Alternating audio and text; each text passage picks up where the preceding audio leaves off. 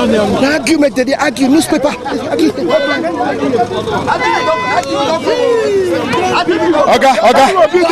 What is the argument? What is the argument? Obi Kwankwaso trigger. What is the problem? We are happy that Obi and Kwankwaso they don't join NDC. That's the argument for now. They think that after they destroy ADC, Obi don't have any place to go. And Kwankwaso, but thank God that now we are seeing that Obi and Kwankwaso have joined NDC. That's our happiness. Now so it just be the moving party. What's the argument? What's the argument? The argument is Obi have left ADC and is going to NDC. I'm forgetting that NDC also have case in the court. What's it? You don't bagger.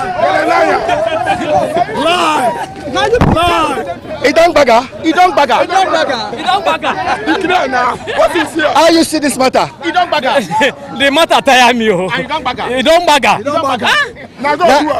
Nigerians with the talk say Obi Kwankwaso and ADC go give these tickets. Now will Nigeria be interested in this combination, in this new party? Yes.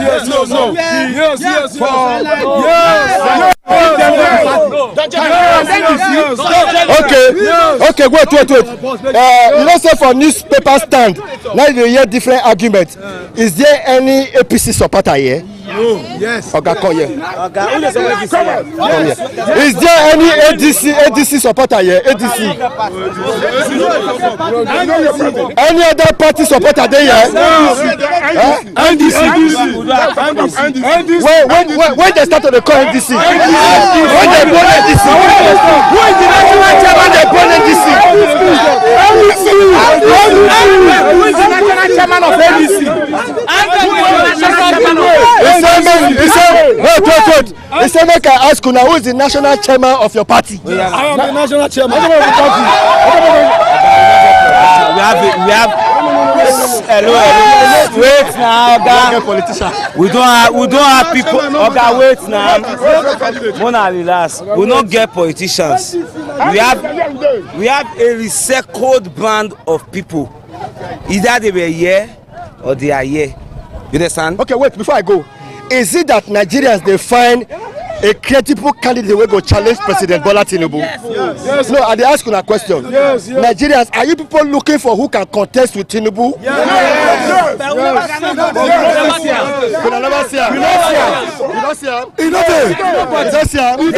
There's nobody that can contest. No, Obi and Kwankwaso. We don't want Kwankwaso. Obi was in Abuja. There is crisis in Abuja. He run away. He went to PDP. There is crisis in PDP. He run away. He went to Labour. There is crisis in Labour. He run away. Now in NDC, there is crisis in NDC. He run away. Then if you give him Nigeria, if there is crisis in Nigeria, he will also run away. That's your own opinion. Yes. That's your own opinion. Yes. That's your own opinion. What part of it we all say? Obi no fit be the whole party. You no fit be the whole party. Yes. Make it just stay one party, no it be the whole party, so that everybody go know say this one na your party. Argument, na so Nigerians dey argue. This is the confusion wey dey don cause everywhere all over Nigeria. You go Lagos dey argue, go Maiduguri dey argue, go Sokoto dey argue, go Abuja dey argue. Na so dey argue. Who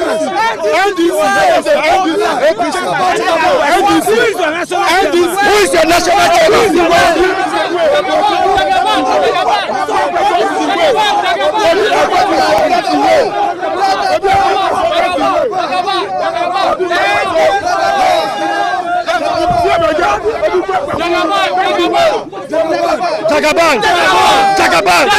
Jagaban. Obi. Jagaban.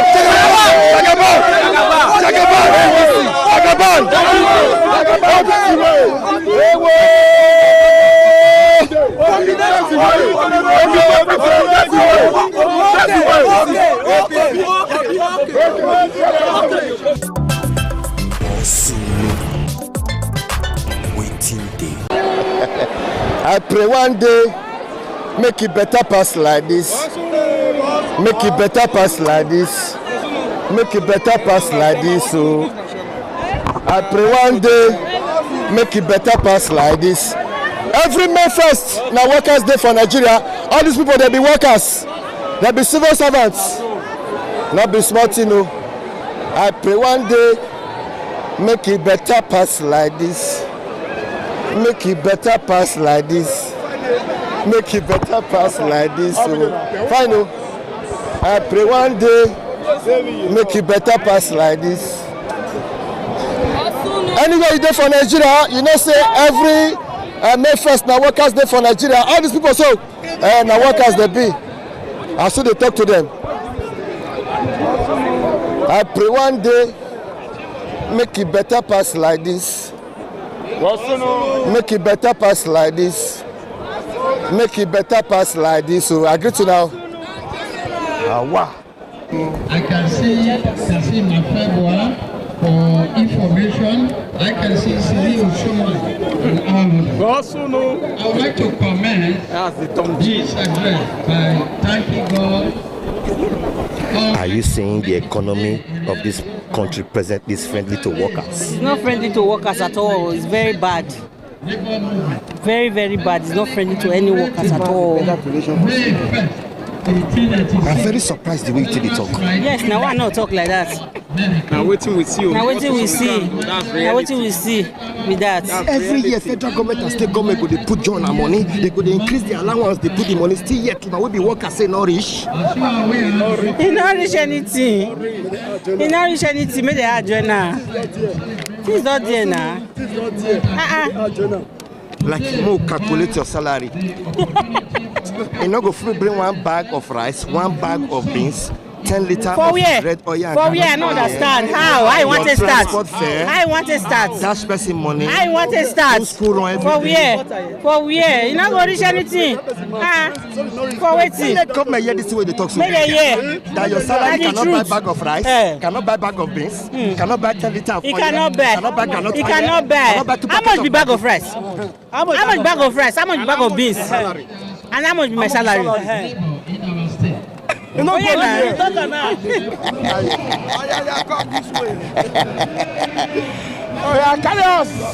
you doing? Good. What will be your message? Nigerian workers are not happy. Make government wake up. Make Nigerian government wake up. They are not helping us. So workers are suffering. Salary cannot look at increase of everything. The salary cannot even cover one day. That's a big problem we have. Let them wake up. Like in just say, look at the pensioner. The so-called PECON where they did. A retirement will go home with less than 50,000 a month. We are begging the government to revise that pension. That is the most important thing we really want. Are you saying the economy, the present economy, is not friendly to Nigeria workers? No, at all. It's not friendly at all. We are facing a lot of problems. It's not the truth. They are not friendly. Look at, just ask everybody outside. There's not. That is not the truth. Look, the present economy situation is not friendly to workers. It's not friendly. Even for the federal to the state, no friendly at all. The government should do something in the first place to making sure they help, the small scale business holders. You understand? And by the time you empower these guys, the society, the economy will improve.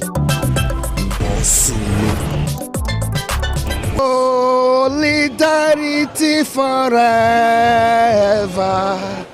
Solidarity forever.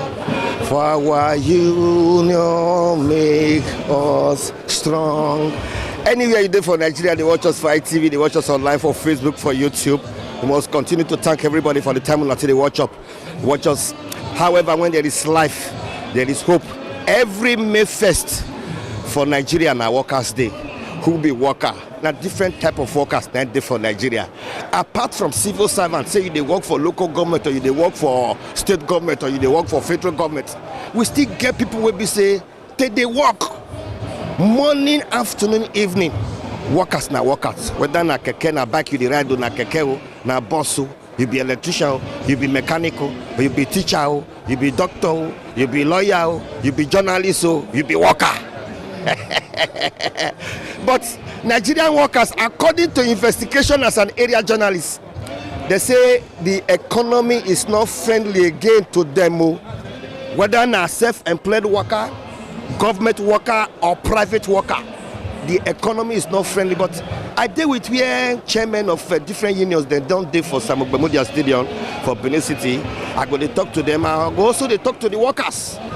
Some workers they talk say make federal governments as a matter of urgency the way it be now, that their month-ending salary cannot take care of them again. Those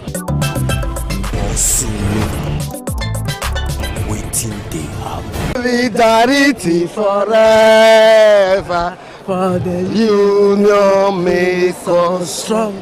No. Hope you don't. Yeah, the rest. No more tell us ourselves the truth. Okay. What the federal government need to do for Nigerian workers? Because Nigerian workers say things are not easy for them. No, for me, Nigeria federal, they need to, I'm not sure say that they feel the pains when lesser, well, I call lesser power or states masses they feel. If they feel them, I sure say therefore find the way when they will take ameliorate pains when people they pass through. People they pass through pains, so cloth na cover body fowl cold they beat am na fed and not let them they see am. Maybe they think say they take they see money, that's why everybody be. That is why they know they feel am, the thing not they reach them. Or if maybe no say their family too they enjoy them. If to say their family still they decide, make that they hear them, they cry.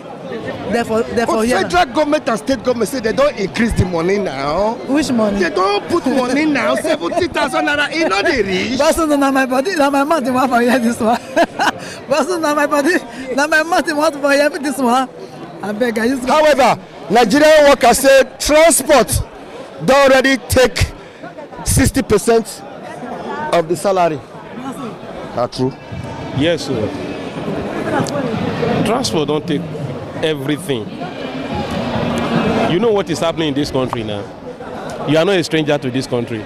Are you a stranger? No, I didn't say Nigeria. So I don't think you are using the same vehicle that is using fuel in this nation. You use vehicle that is using fuel. It appears your vehicle is using water. Okay, I tell you now. Your own vehicle they use water. And they meet with politicians every day. They say una too they complain. Nigerian politicians said Nigerian workers complain too much. Is that so? You are not saying Nigerian workers complain too much. If you check critically, how much are they paying the Nigerian workers? The money that is not even enough to take care of their transport fare for 1 month. That's what you are paying. Then you have your children to take off, rentage, then school fees, then daily feeding. If you check, if you're even paying anybody less than 500,000 naira, the person cannot even cope with what is on ground in this nation. Solidarity forever. But the paper there with you. Okay. Anywhere you did for Nigeria, they watch us. Anywhere you did for Nigeria, they watch us. We must complete. Thank everybody for the time until they watch us. Not be smart, you know. I want to go talk to Nigerian workers. Solidarity forever. For our union make us strong. Wow. Agree to. Ganji! How is everything now? I respect you. Are you sure? You are too much. Is this present economy friendly to Nigerian workers? The Lord is our shepherd. The Lord is our shepherd. I have no statement apart from the Lord is our shepherd. I agree to now. How is everything now? How do you work now? Wait, can sit down. I want to sit down here. Nigerian workers. This is not the only day when Nigerian workers only tell Nigerians their mind. However, I don't talk to some Nigerian workers. Some of them say the present economy is not friendly to them as workers. The take-home pay is not taking home again. Igi motor phone. For salary. Ego wafo. So you are trying to tell me, say, with the present state of the salary, Nigerian workers are not happy? We are not happy. they should increase it to ×2. And Gary would they soak for office now. I tell you now, politicians, I don't go meet them. They say you people are the problem of Nigeria workers. Like seriously. What? How? How? That you people complain too much. Matter. That's what they talk. They say Nigerian workers complain too much. They really talk and say when they carry another person dead body, they know how it be. They collect 1 million, we they collect 100,000. Salary no reach. Omaba see a good guy. He no reach for a fig bomb. When he a double anymore. When they double one. When they double one for us. Double one. I agree to. Okay, what is that? I agree to. How's everything? Nice to see you. As the family, you are a senior citizen. Yes. Are you saying the economy, the present economy, is not friendly to Nigerian workers? Well, it's not friendly. It's not friendly. Even we who are pensioners now, we are still waiting to get our gratuity. Nigerian Union of Pensioners? Yes. They don't pay on a gratuity now. They don't pay on a gratuity now. Ask them. But they receive every month. These are pensioners. And that monthly one. What do you want to make government do? We thank governor for the monthly one. But make it clear our gratuity and other incentive that pensioners are supposed to be getting. Now they go inside fit now. We go fit. Before I let you now go, you know say I don't retire now. Yes. What will be your advice for current Nigerian workers now? Because earlier the better. In the nearest future, you become one of the leaders. So we are praying. Yes. Amen. Those Nigerian workers, what still they work now? What will be your advice for them when we don't retire now? We are praying for everything to change. Change for the good. That's the advice I have for Nigeria. But they know if you can't wait, but they not pay their gratuity. I agree to now. I agree to now. So these are pensioners. Pensioners. Senior citizens. I agree to that. I don't see you for office that day now. Don't general. Pensioner. Daddy. I said, it's not okay that. That's why we are here. After retirement, you are no, they have not paid us our gratuity. After retirement, our gratuity. 14 years now, they are not paid. That's what I'm telling you. We are suffering. After retirement, yeah, 14 years, yeah, you've not received your gratuity. No, that's the reason why we are here. So if you talk and not let these present workers they hear. Why they not? This present civil workers not they hear. They must hear. Then let them tell the governor to pay us all that is our due. Move. That's it. What you do? Receiving 42,000 a month, 42,000 a month, pensioner cannot even buy as a monthly pension. 10,000 naira a month, monthly, as monthly pension. You don't see my hair? So if you talk, cannot let this president. No, they don't. They see. Pensioners in the United States want their pension to be paid, their to be paid from 2014 to 2022. Then 30,000 minimum wage should be paid, should be demonstrated in this state by the government. And they are not giving us 1 billion monthly. Now lie. Now so we won't go there, go talk and now say that lie. Now lie they talk. Now they give us 1 billion. It's a lie. Give them make the right, make the represent. They delete and go they forge their own. They should not lie. All these are pensioners, they don't work. Retire. Don't work, retire. They don't want to pay out. Our problem is gratuity and harmonization. No, they don't give a billion. No, na lie. What about you go gratuity and pay for 20 years? Really go Not be smarting. Nigerian workers.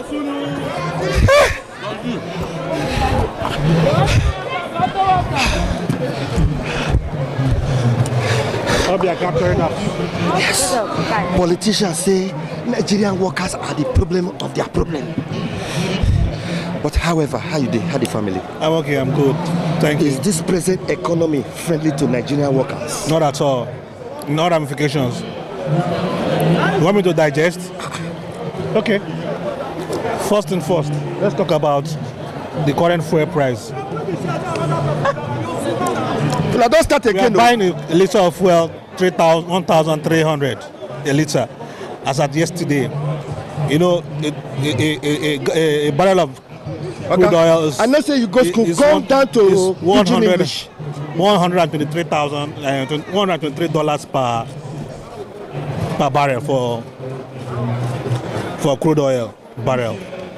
Then we are buying 1 liter of fuel, 1,300. Now Nigeria cost them. You know you're saying America and Iran matter, and I cost the matter. It's a global issue. It's a global issue. But however, it's affecting Nigerian workers. So how do the government come into our aid? That's the question. In other Senate climes, we'll be hearing the government are coming to their aid by subsidizing some stuffs and they even give them soft loan or something. But in our country, in Nigeria here, none of it has been done. They keep promising. The president will give a broadcast, will say, I know you are going through a lot of things. I know it's so hard with you. But how long are we going to be here? We know. He knows, but what plans do you have for the citizens? That's the question.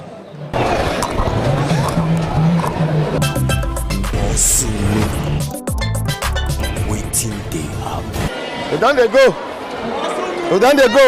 I agree to now fashion design be this. I know.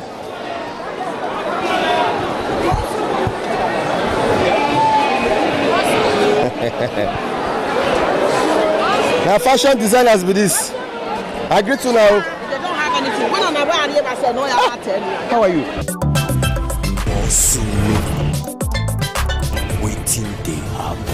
Former NSC chairman.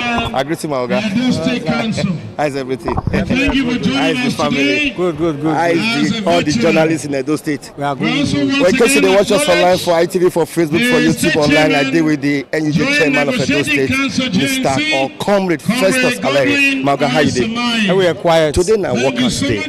And you don't see I'm saying journalists from time to time. Now with the people they come to talk to bring out their advice. I say Workers' Day today, what is your advice and message to journalists? The advice I give say, may they continue to report the truth. Anywhere the thing happen, may they report them. You don't say that they beat us well for some areas, so and a lot of things they happen, but we not let them deter us from doing the right thing. The right thing now, when the situation happen, we will report them. Anywhere it happen, we will report them. We will let the world know. Say something don't happen, and how will they do? So we will continue to do it. So as we celebrate Workers' Day, I to appeal to all the journalists in Edo State to make sure say na only truth they will report. But when they see some, when they say not straight in well, make they balance am. If somebody say this man don't thief my money, go find out from the man. They say you thief money, you do thief money, and that what they call balancing. So that one-sided report, conventional journal, that's journalists when they train, they all the report on. Now this one what they call yellow journalism. Okay. If you see the present time then from now to the end of the year now, yes, now election time now, yes, what will be your advice for TV and radio stations? Especially for the one with your domain for Edo State, because you don't see I'm saying this is not the time where politicians they bring one kind thing or the other. Yeah, that make me notorious now. It gets some jingles when they go bring when we know say they airworthy.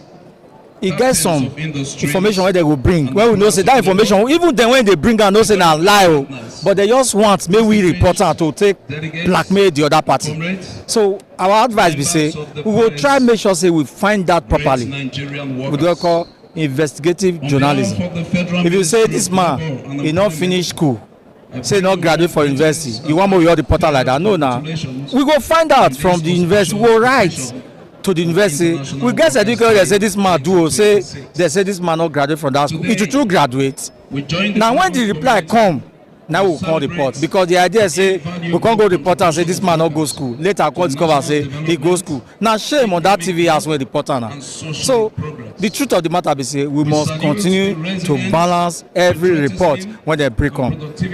Politics don't reach now. Some people will tell you say now lie. Now they take the gain for politics, and they don't feel use us to lie because we must also find out this lie where they give us not true. Festus Aleri, ABS News. Thank you. The rising cost of waiting day happen.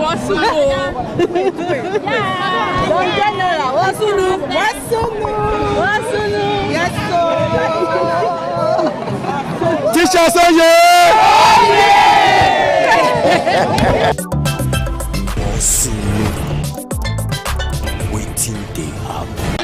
Oga, You are here. I'm here.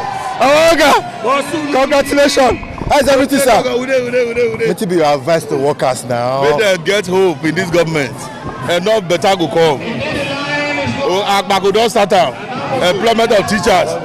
Giving them all the shorokoto inside the civil service. So make them going to pray for the government. Going to support the governor. You as the labor organ for Edo State, are you aware that workers are saying they are not happy? The economy is not friendly? Because that's why we see they cry to the government. If you get injury, where they treat for a very long time, now gradually go to heal. Now gradually go to heal. With this government, we will see future and we will see hope in the future. So we will get patient. We will get patient. We will get patient. We will get hope. I thank you. What will be that your name in case of people don't know? Bernard Joma Negwahide, NLC chairman Edo State. Thank you. Wait.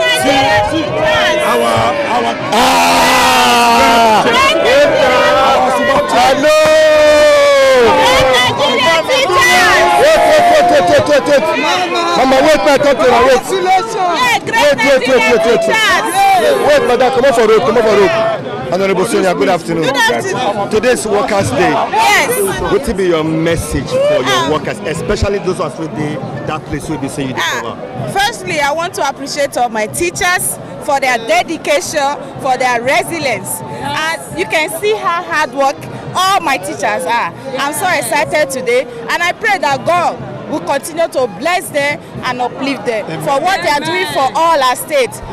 As you can see, the chairman, all of them, everybody are here. I say once again, Happy Workers' Day! Honorable, before I let you go, teachers, more teachers. More teachers. Yes. More teachers. More teachers. Teachers are coming. Teachers are coming. Teachers are coming. Teachers are coming. Teachers are coming. Teachers are coming. Teachers are on the way. Waiting they happen soon. Now waiting they happen. Now waiting they happen. Now waiting they happen. Waiting they happen. ITV, certainly the best.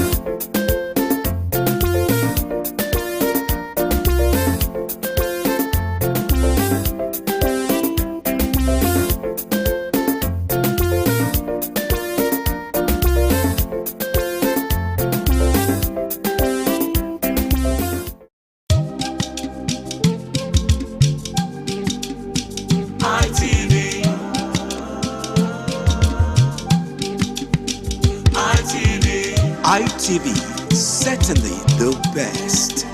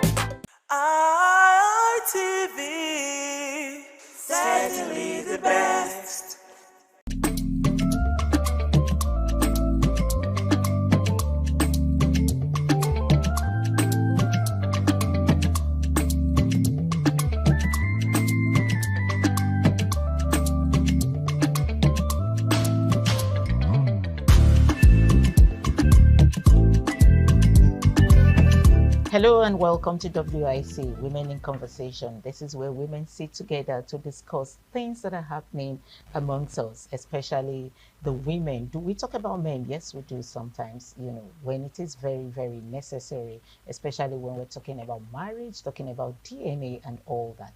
But this is a room for women where we discuss, where we'll laugh, where we'll chit-chat, as you might call it.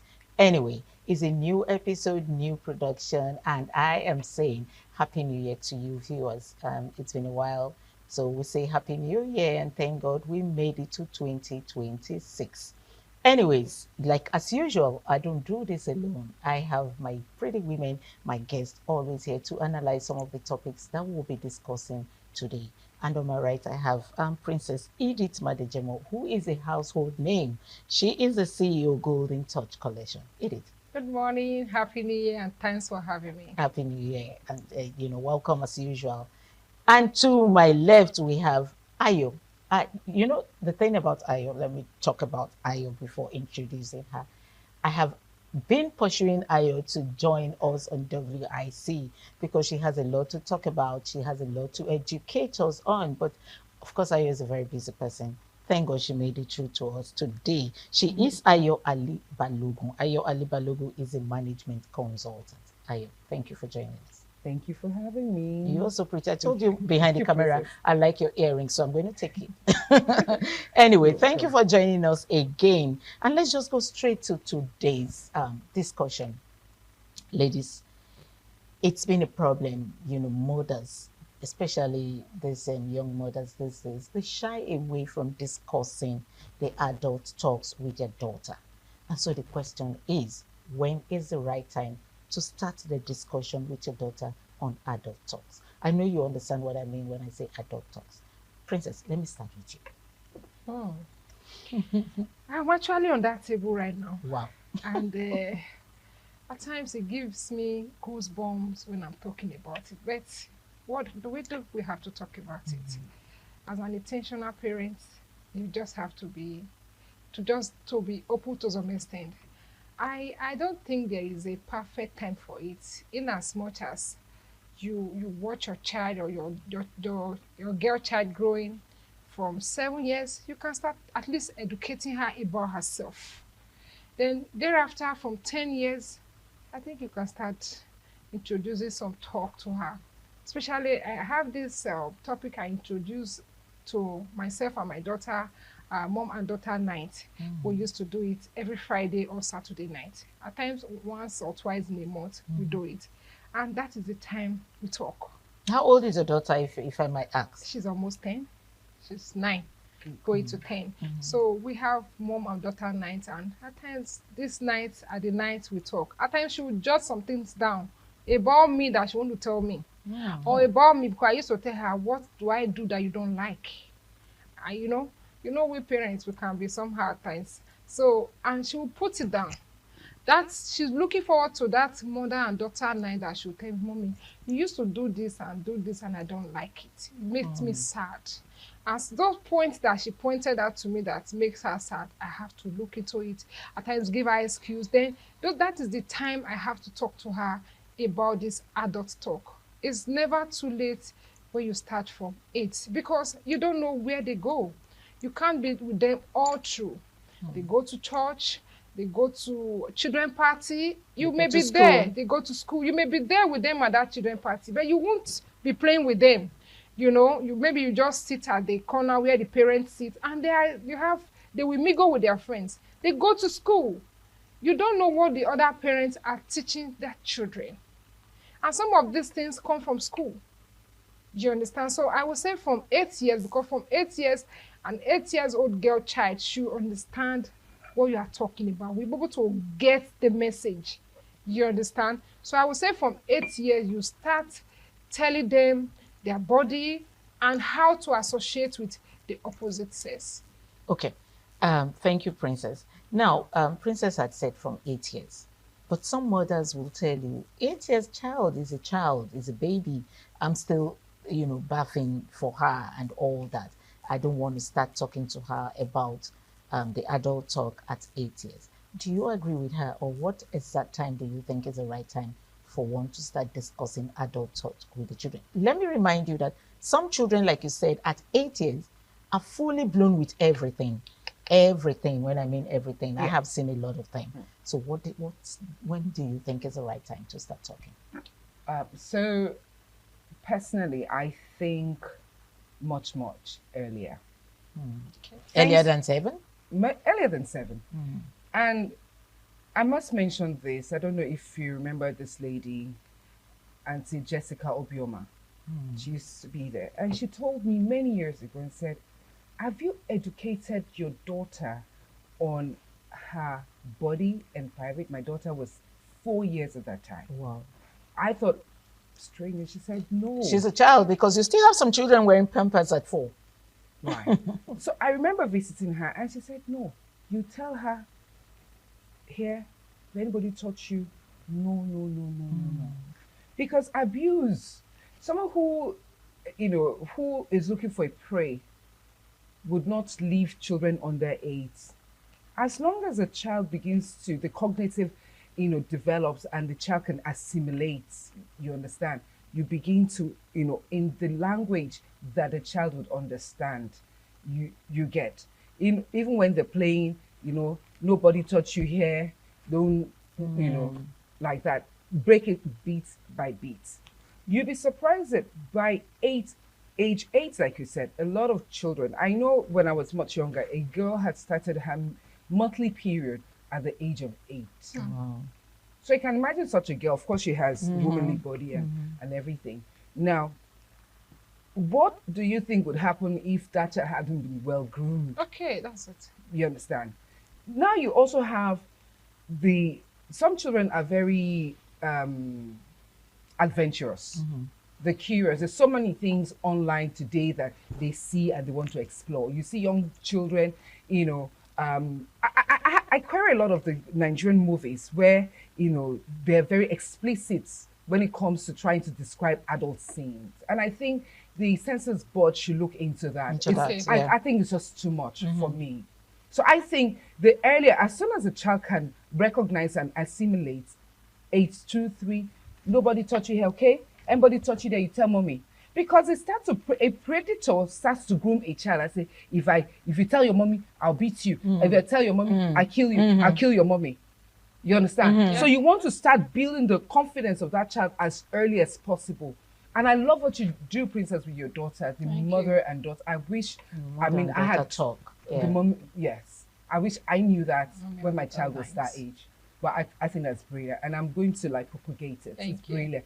And I love the fact that you are encouraging her to pen down her thoughts about your actions. You, yeah.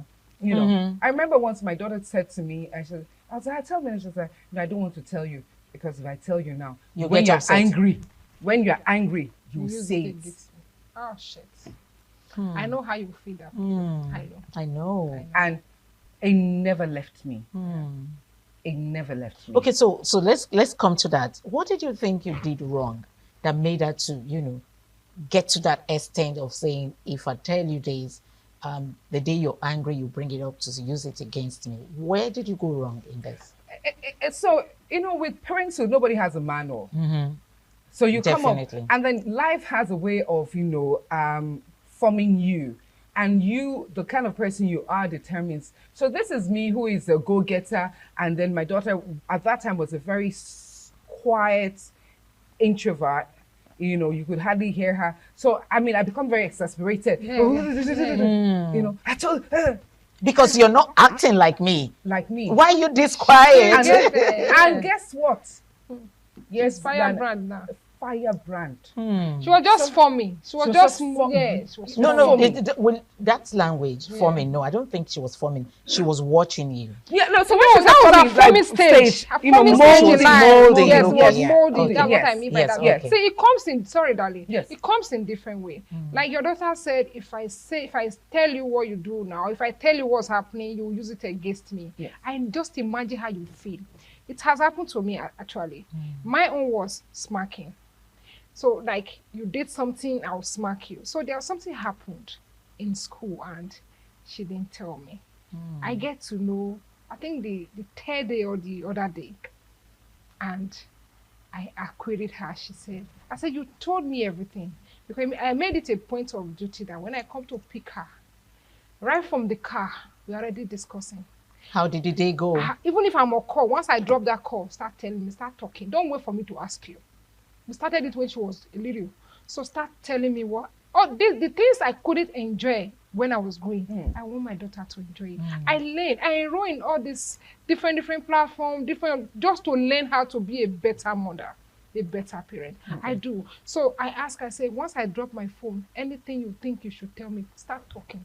Don't wait for me anymore to start asking you. So I got to know 3 days after, and I asked her, why didn't you tell me? She was mute.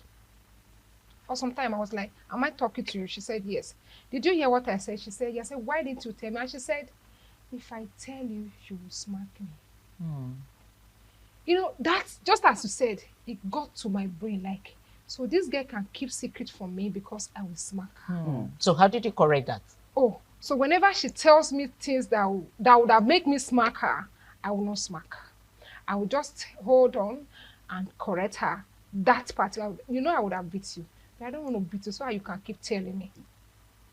Okay. Are you getting me? So because of, after that scenario, such a thing never happened. Ayo, I have had a young lady who came to meet me and said to me, I like the relationship you have with your daughter. I have just one daughter. I have the relationship you have with your daughter, but I do not have that relationship with my daughter. My daughter was actually very grown as at the time she was talking to me about it, but her daughter was about 7 or 9, so she doesn't have that relationship that her daughter prefers to go talk to her dad. And then most times when her daughter wants to use her undies or, you know, zipper, she goes meet her dad. Daddy, do my zipper for me. Where do you think that mother went wrong for the daughter to have stayed away from her and rather talk with the father? All right, so a lot of women, you know, query, oh, my children prefer the father, or that this. I don't say anything wrong. I don't say anything wrong with that. And I think, you know, the father also has a right to enjoy special bond with the daughter and with the son. So, you know, we can't tell, even as adults, we don't choose who to love or who we fall in love with romantically. And now when it comes to bonding, you know, there's this special thing that it just happens. I don't think your mother went wrong, and I don't think she should beat herself over it. She should leverage on the father and daughter relationship to get, you know, her own space, which is, you know, complements that relationship, encourage the relationship, and the girl will begin to trust her enough to say, oh, mommy's chill with this, and bring her in. I want to have her as the third man in that relationship instead of trying to, you know, form her own and by breaking it. I don't think so. I think the father has a right to have a special bond with his daughter, and I don't think the mother went wrong. And she should just leverage on the special father and daughter relationship, which I love, you know, and promote it, encourage them, and they would naturally drag her along. I think. Fantastic. They would naturally drag her. I just hope she's listening, because she was very worried. She came and then she was complaining, my daughter doesn't have this bond you have with your daughter. But I built that bond with my daughter. It's not a one-day thing. It wasn't a one-day thing. Absolutely. Just like she said, I started this mother-daughter talk. I made her to know that she has to tell me everything. She's free to discuss anything with me. And then we became very close, you know. In fact, don't worry. You see the two of us, you think we're friends. Yeah, she's very grown now. Anyway, let's go on a short break. We will be right back to continue this discussion. It's WIC.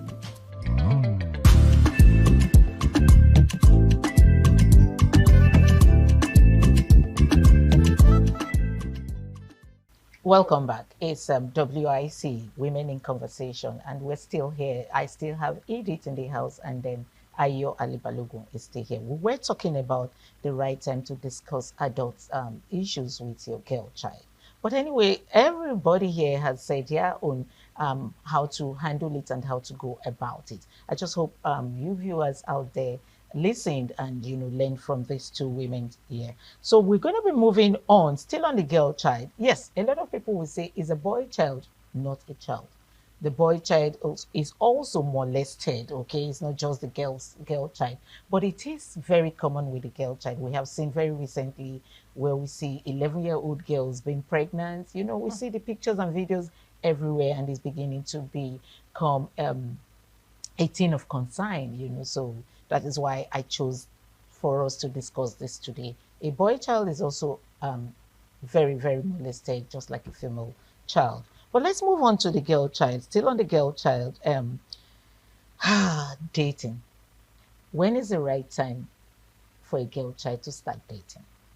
Right. Sorry. So before I go into that, permit me, I'm also very passionate about the boy child. The boy child, any child, male or female, is vulnerable. Very, very. And must be educated. You have, boys child sodomized by older caregivers or people around, or also explored to adults things by the older female caregiver. So it is important, whether you have a girl child or boy child, to educate them on how to keep their private.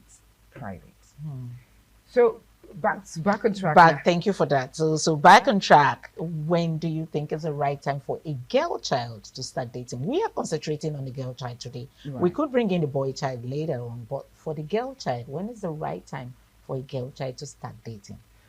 Romantically. Now, so when you say dating, I found that in recent times that, I think our generation would say dating is, immediately you're kissing, you're going to bed and all of that. But apparently, when you say dating, it's just you're going out for drinks, you're going out for movies. Then from the dating stage, you have the talking stage, and then so there are different stages according to the millennials and the Gen Zs. So now, for the girl child, any child, especially female, who is smart enough to get into the adult space, that is the university, is open to and susceptible to things like that. Now, you can imagine a girl child, so this child goes to university at the age of 16 or 17. I think there was a law. I don't know if they reversed it now that the girl, you can't get into university in Nigeria until you're 7 age. Yeah. That law just started last year, sometimes last year. 3 years ago. Was it 2 or 3 years ago? Yes, I think yes, maybe to 2024 or early 2025. So, but if a girl child is old enough to get into university, smart enough to get into university, and finds a guy that she finds, to be honest, all of us at some point when we were in secondary school had crush on one person or the other. Sure. But in the university, you can encourage, because most, and from experience, I'll tell you that it's actually better for them to begin to have an open mind about having, healthy relationship, not amorous relationship with opposite sex, not that early. So when we say dating, are we talking about just going on, my friend is visiting me and the works? I think 8, 16, as long as you're in the university, I'm cool with that. But even if you're in the secondary school and, they do the dating, but they won't call it dating, they call it hangout. So we need to define clearly what we mean by dating. And that is why I said dating romantically, not the hangouts.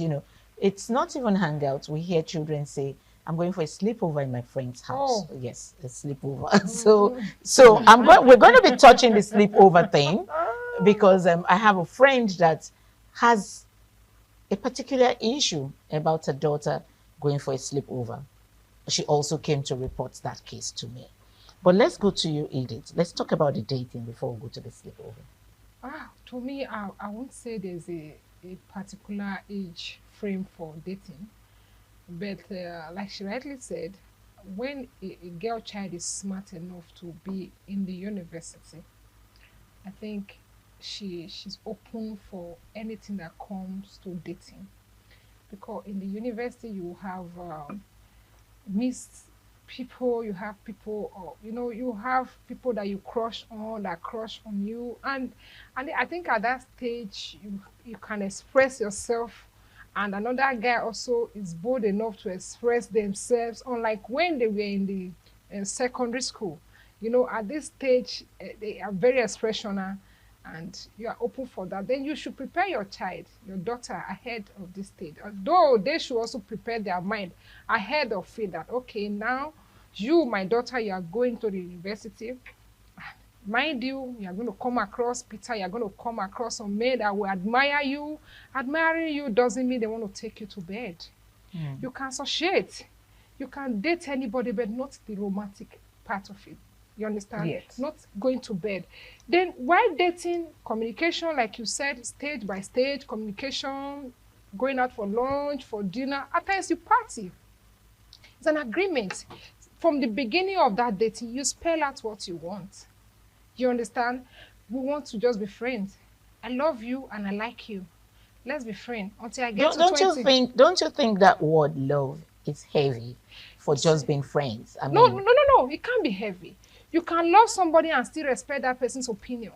No, but that's actually what love is. Love is respect. So I love you and I want to date you. You can accept to date the person. I'm not going to bed. I'm not romantically entangled. And that's where... Are you getting it? Then you can be there for each other. You can have lunch together. You can go to party together. And you can still remain clean. Until the time that appointed time that you said, okay, you can just reach an agreement like, I want to be 20. I want to get to 21. I want to do it when I'm a graduate. Okay. We'll come to that. Yes, let's go to you. It brings us back to those adult education you've been giving your child. Thank you.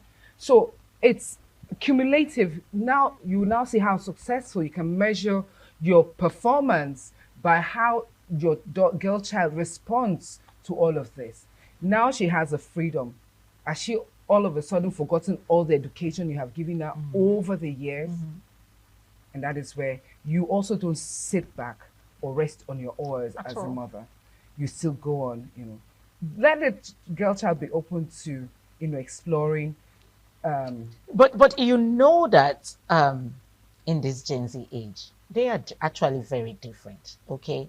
Back when they get to school, all the children are coming from different homes, different upbringings, different background. What you told your daughter is not what I probably would have told my daughter. Do you know there's some parents, there's some mothers who would say, if you meet a senator, that will spoil you. Go ahead to do that. Oh, you have parents that can encourage their children to do all sorts. Yes, that's what I'm saying. So how do you maintain that that's good upbringing, that's good conversation you have had with your daughter before going to the uni? How do you continue to maintain that so she doesn't get to be lured by a child coming from a different background? Constant talking. I would say, like she said, you don't relax. Like you've done your part, and the rest is left for her to decide. You still keep talking. Keep still talking, and once in a while, talk to her, call her. You can bump into her. I like to do that once in a while. Just go to school unannounced, and you know where your child is. Like all the teaching all along, she has to put them to practice. If you have been teaching her from the age of 9, 10, and now she's free. There are some children that are free. When they see freedom, it look as if you'll be caging them. They will just go haywire. But there are some children, even when they have that freedom, they will still be able to maintain that, character that they brought from the house. Like, okay, this is what my mom said I shouldn't do. I shouldn't be found in this company. I shouldn't be found in this company. But mind you, evil communication corrupts good manners. It does happen. It does. So that's what I'm saying. How do you curb that? Even when you give them all the home training, all the training that you think you should give your child or your daughter, when they go out there, they do something else. Some children are actually two-faced. I'm sorry to say, some children are two-faced. They come home, they are very innocent. They are very innocent. They are very decent. They are very calm and reserved. If you see them out there, if you have a picture of how your daughter behaved out there, you will be able to. Let's take it from Edith contain saying it. some children are two-faced. How do you identify a child that is two-faced? So, by and large, all of these things, the adult talks you have with your child, it's not just the adult talk you have with your child. You have other talks too. What is your value as a woman? Are you able to communicate your value as a woman to your husband, to your daughter, to your son? What is the value as a family?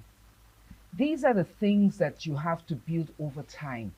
This family should be known to be a family of peace and integrity, accountability. It's not a function of somebody knocks and, who is that? Tell them that I'm not in the house. Tell them I'm not in the house. It's the landlord has come to go. Your child passing the learn message. not just by what you say, but by what you do. So when they now have the freedom, because over the years you have exemplified true leadership, the type of leadership that you would want to see in your child. Parents get asked, would you want your child to act the way you have acted in certain situations? Oh, okay. They keep mute. They keep mute. So it borders on values. Okay. We said- are going to be rounding off this episode. Just 1 minute, one word, not 1 minute, one word to mothers out there. Train up a child in a way that he will grow. That when he grows, he will not depart from it. Ayo. As a mother and as a caregiver, love. And be free to express love. Let I love you not be a once in a while thing. You may not have the opportunity tomorrow to say I love you. Wow. We've come to the end of this episode. Actually, Edith said train up a child properly. Let me, brief it there. And Ayo says love. Learn how to love and let the love not be a one-day thing. Continuously. That's what he wants there. Keep telling your daughter, I love you. Even your boy child, I love you at every minute. Anyway, it's been an amazing time out with these women. Thank you so much, Edith, for coming. And thank you, Ayo, for being here today. And it is a wrap here from us here on WIC. We'll see you next time.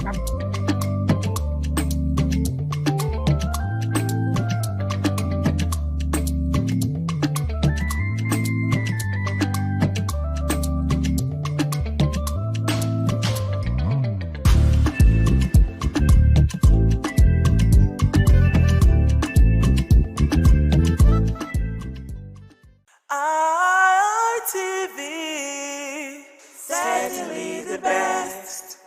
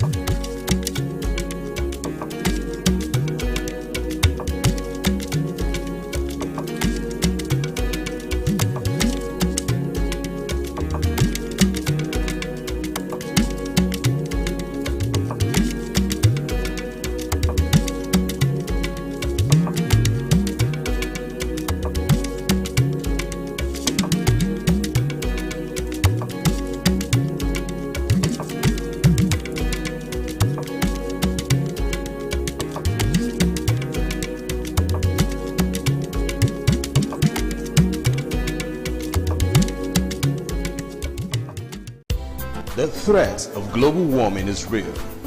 You have seen the destruction of lives and property as a result of incessant flooding. Make the environment a conducive place for all to live in. Stop polluting the environment. Protect the environment today. This message is brought to you courtesy Independent Television and Radio.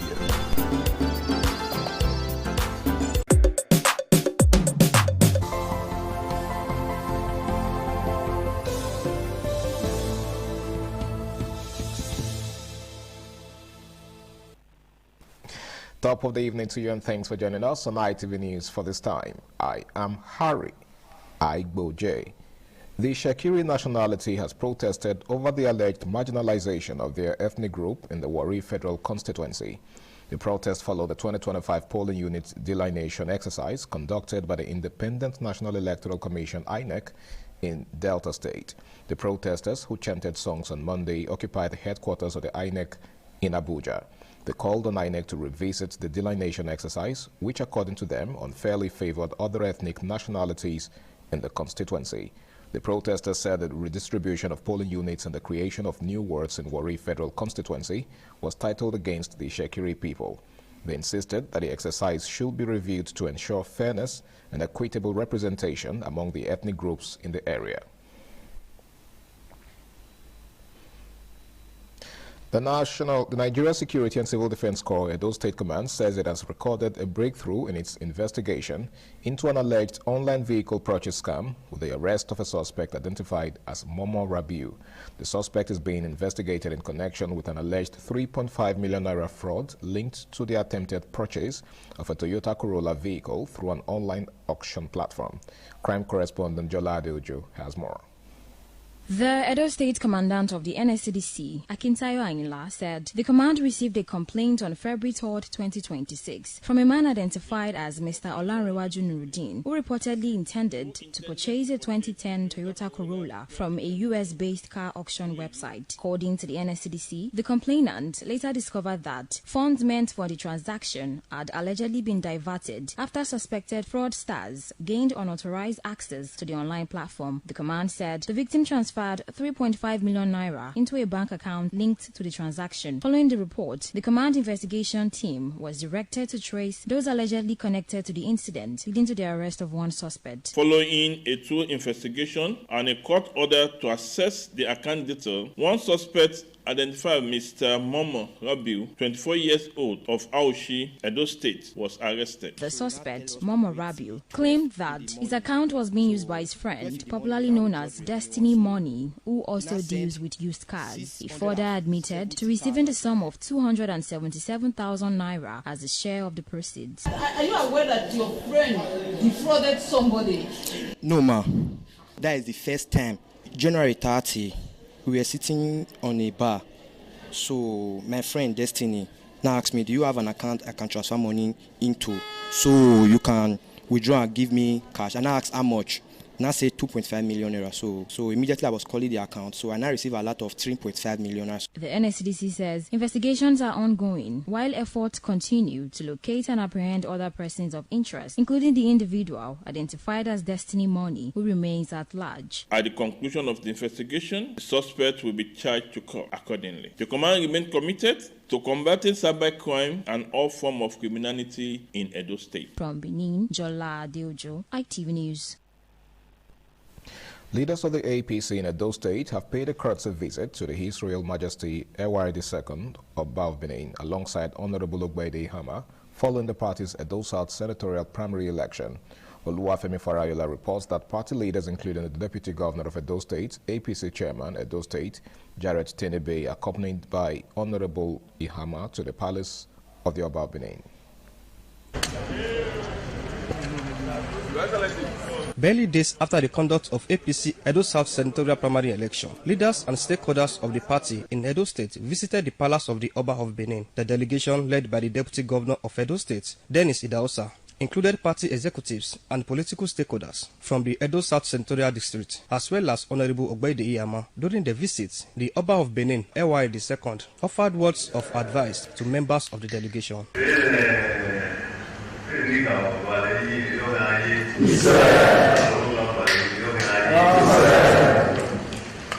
In his remarks, Honorable Ogbede Iyama expressed appreciation to the Oba of Benin for receiving the delegation and stated that he remains grateful for the support shown to him by party members and stakeholders during the primary process. The chairman of the All Progressive Congress in Edo State described the meeting as a demonstration of the party's respect for the Benin monarch. The APC expressed satisfaction with the visit to the palace of the Oba of Benin. Oluwafemi Fadayola, ITV News.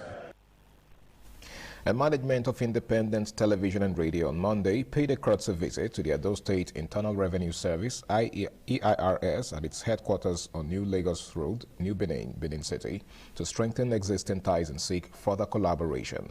The visit, led by the Managing Director of ITV and Radio, Engineer Elvis Obaseki, focused on promoting synergy in the area of the state's new tax reforms and revenue drive. Patience Usaragiwa has details.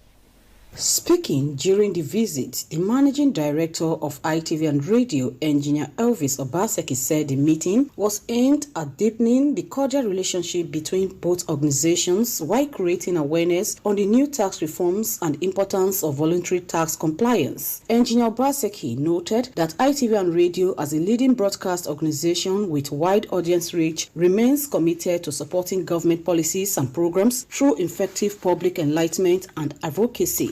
We are in a system where the average Nigerian citizen seeks taxation and citizen is a crime. Because we are in a place where people see being taxed as if it's a punishment.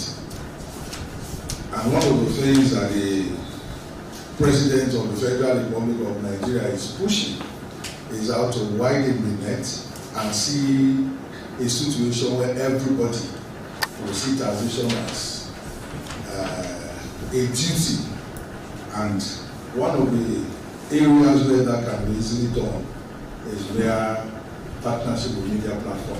Responding, the Executive Chairman of the Edo State Internal Revenue Service, Mr. John Osireme Odion, appreciated the management of ITV and Radio for the visit, describing the media as a vital partner in tax education and public sensitization. Mr. Odion stressed the need for sustained public enlightenment to enable taxpayers better understanding the benefits of the new tax regime and its contribution to infrastructural and economic development in the state. He also expressed concern over the activities of illegal tax collectors and assured that the agency is intensifying efforts to curb such practices and ensure a seamless and transparent tax collection process. We have this tax culture. We don't have that tax culture. We have a lot of programs we are doing. One of the things we are doing now is automation. We want to automate the tax system of the state. Automation, be it formal and informal sector.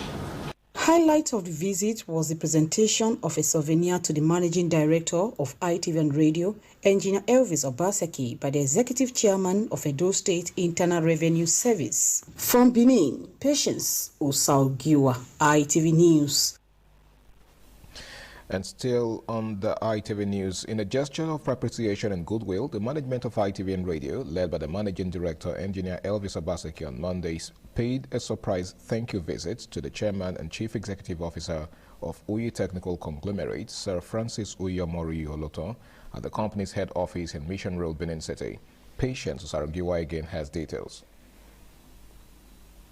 The Managing Director of ITV and Radio, Engineer Elvis Obaseki, said the management deemed it necessary to formally appreciate Sir Francis Uyomori Oloton for his unwavering support, partnership and consistent patronage of ITV and Radio over the years. Engineer Obaseki noted that Sir Oloton's goodwill and commitment have contributed significantly to the growth, progress and stability of the broadcast organization. He described the relationship between ITV and Radio and Uyi Technical Conglomerate as one built on mutual respect, trust and shared vision for development. Coming in here is primarily to appreciate your support to the ITV and Radio project. Responding, the chairman and chief executive officer of Uyi Technical Conglomerate, Sir Francis Uyi Omoyi Oloton, expressed appreciation to the management of ITV and Radio for the thoughtful visit, describing the gesture as a great honor. He also expressed profound gratitude to the founder of the station and Esama of Benin, Sir Chief Dr. Gabriel Osawa Igbinedion, for his continuous support, guidance, and fatherly role in his life. Sir Oloton reaffirmed his commitment to sustaining his partnership with ITV and Radio. I'm also a family of ITV. Of course, sir. All those praises, all those emphasis you are laying on me, come from my own father, Chief Esama. I met him as a father, but he now accepts me as a son. I have a lot of relationship from ITV, from even the driver. Relationship I've already built with ITV. I'm telling you today, tomorrow may God keep us alive. Continuity. The visit also featured prayers and thanksgiving by the ITV and Radio management, appreciating God for his blessings upon the life and the business of Sir Francis Uyi Omoyi Oloton.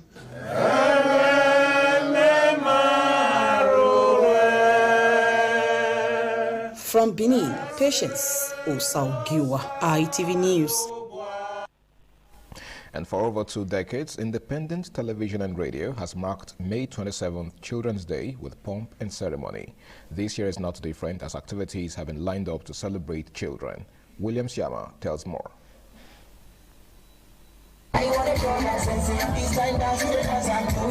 The Children's Day show, tagged Children Peperepe, which is put together to entertain children, will feature match pass competition, cultural dance competition, words formation competition, dancing competition, among others, with fantastic prizes to be won. In line with the objective of this year's theme, Future Now, promoting inclusion for every Nigerian child, ITV and Radio is partnering with Great Clarity Eye Care Foundation for free eye screening for all children and attendees. It is hoped parents, guardians, heads of schools, and orphanages will take advantage of this opportunity for the children to derive the benefits inherent in the program.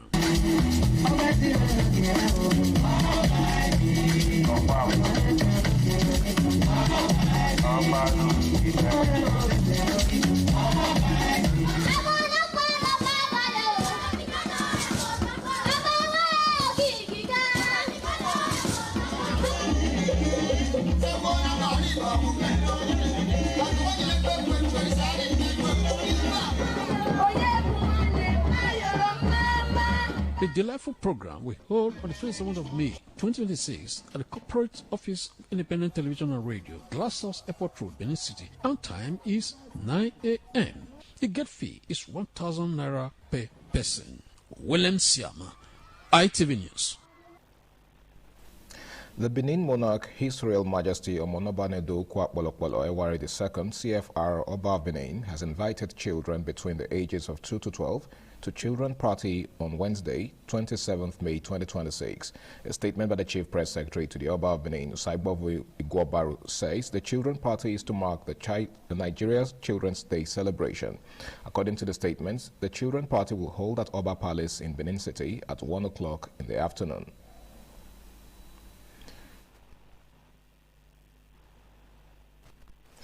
And moving on, traders who deal in sale of ram and intended customer have expressed concern over the high cost of rams ahead of this year's Eid al-Kabir celebration. Prices of the animals have increased compared to previous years, with traders attributing the hike to high costs of transportation, feeding and insecurity affecting supply. Jolade Ojo again has more. Barely 2 days to the 2026 Eid al-Kabir celebrations, ram sellers have lamented low patronage as prices of rams hit the rooftop. Slaughtering rams during Eid al-Kabir, also known as the Feast of Sacrifice in Islam, symbolizes obedience, faith, and submission to the will of Allah. The act is rooted in the story of Prophet Ibrahim, who was willing to sacrifice his son in obedience to God's command before Allah provided a ram as a substitute. Since then, Muslims who are financially buoyant are encouraged to slaughter a ram as an act of worship and charity. However, with the current inflation and rising cost of living, many Muslims find it difficult to afford rams rams this year. A visit to various ram markets in Benin City revealed that the prices of rams have increased compared to previous years, with medium-sized rams selling between 250,000 naira and 800,000 naira, while bigger sizes now cost above 1 million naira. Ram dealers blame the hike on rising transportation costs, insecurity along northern supply routes. The way people are buying the ram now is not like before. Before, somebody would buy like 3 ram, 4 ram at once. But now, maybe if it's too much, you will buy like 1. Salah period, the challenge will be here, we know easy because major problem now like this now transportation. And now Nigeria now the economy guy be money no do people hand. Cannot take it this year to compare any year that we know because this year you look at nobody inside Dubai, nobody they buy. Ram now from 200, 250, you get 350, 700, that's 850. You get to 1 million now. Some customers now enjoy their credit money in day. Customers said the prevailing economic hardship has made it difficult to observe the Eid-el-Kabir celebrations. Last year better pass this year.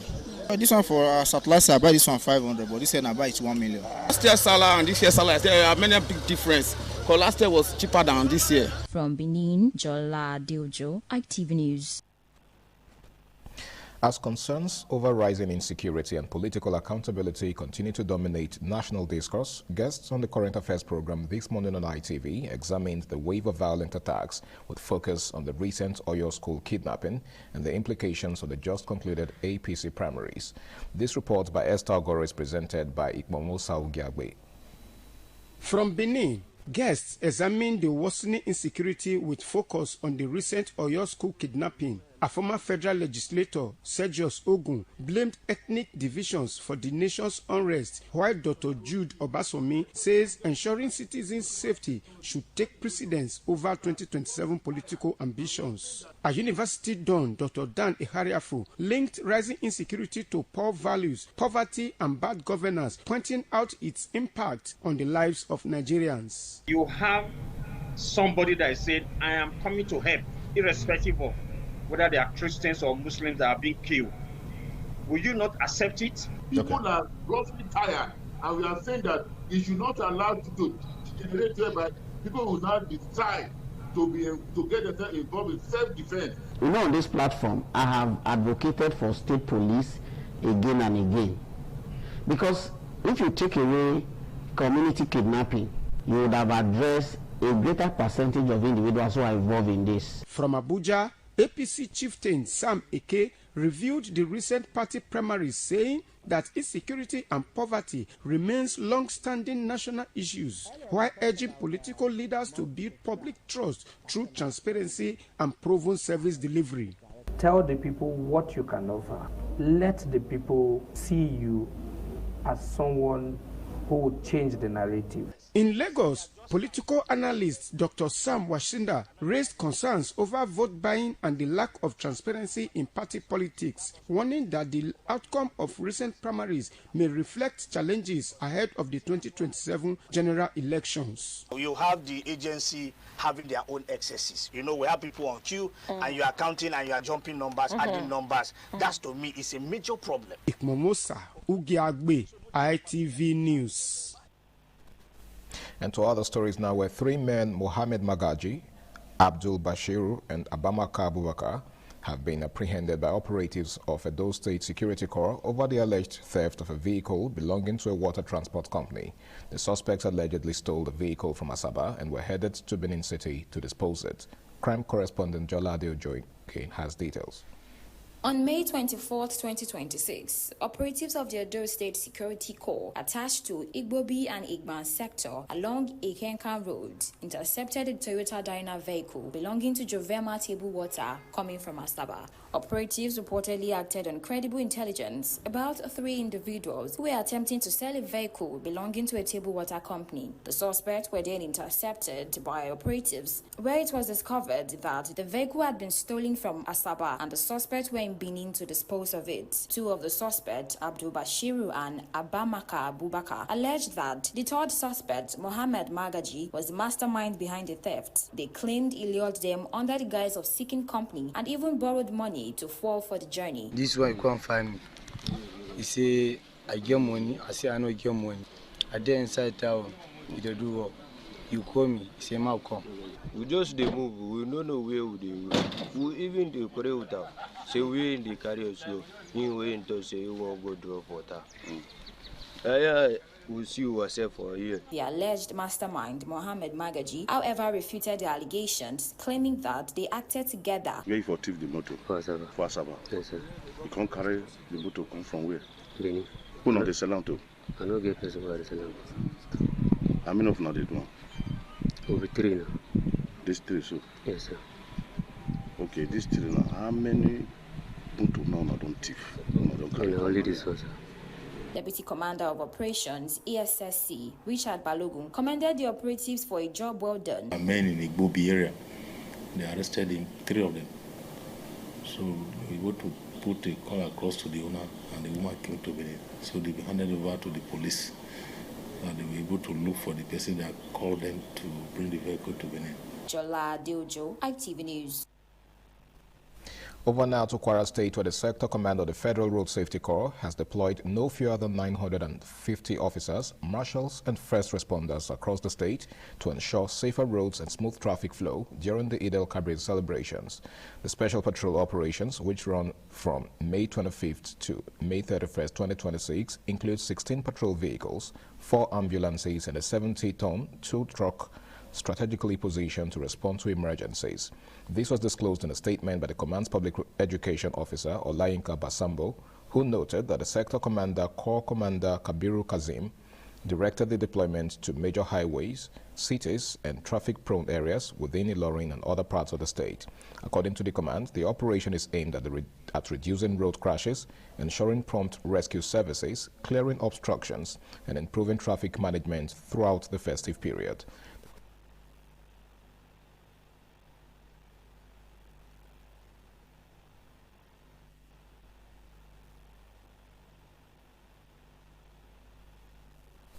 And that does it on ITV News for this time. Many thanks for watching. I am Harry Igboje. Good night.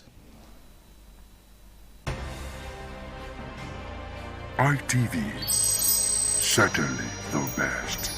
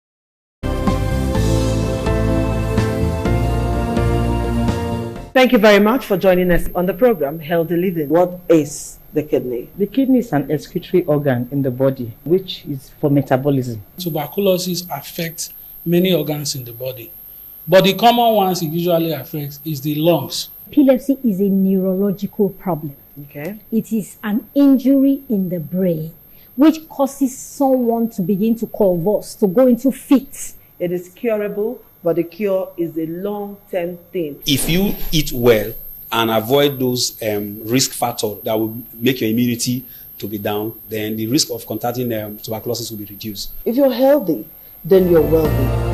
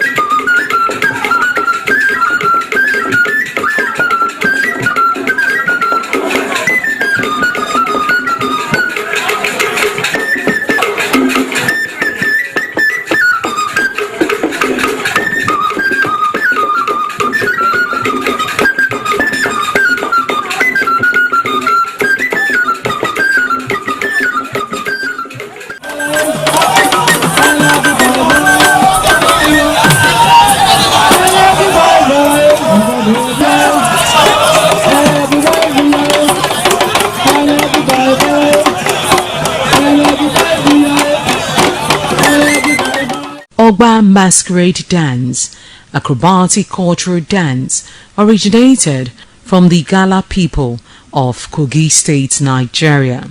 Historically, this masquerade dance is used during the rites of passage, as the masquerade display its energetic dance, which is deeply tied to ancestral veneration and serves as a vibrant expression of religious cultural heritage.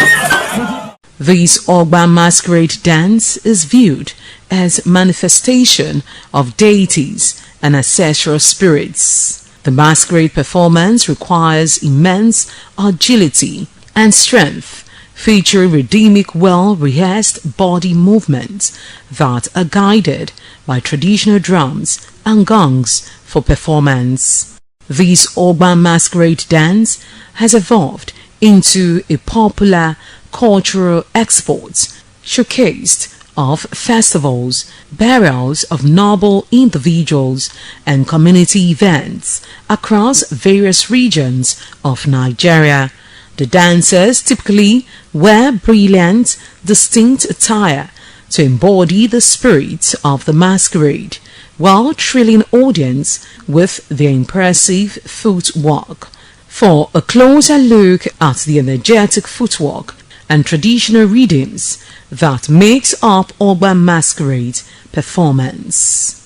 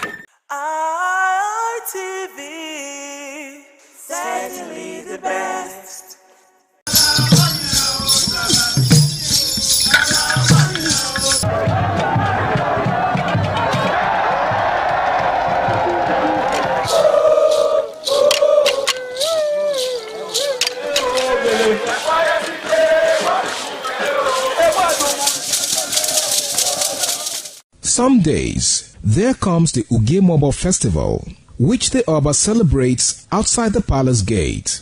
A pavilion is built of red cloth where rites are performed to drive away all evil spirits still unsatisfied by the year's sacrifices. The Emobo Festival is to commemorate an event in Benin history which dates back to 1504 AD.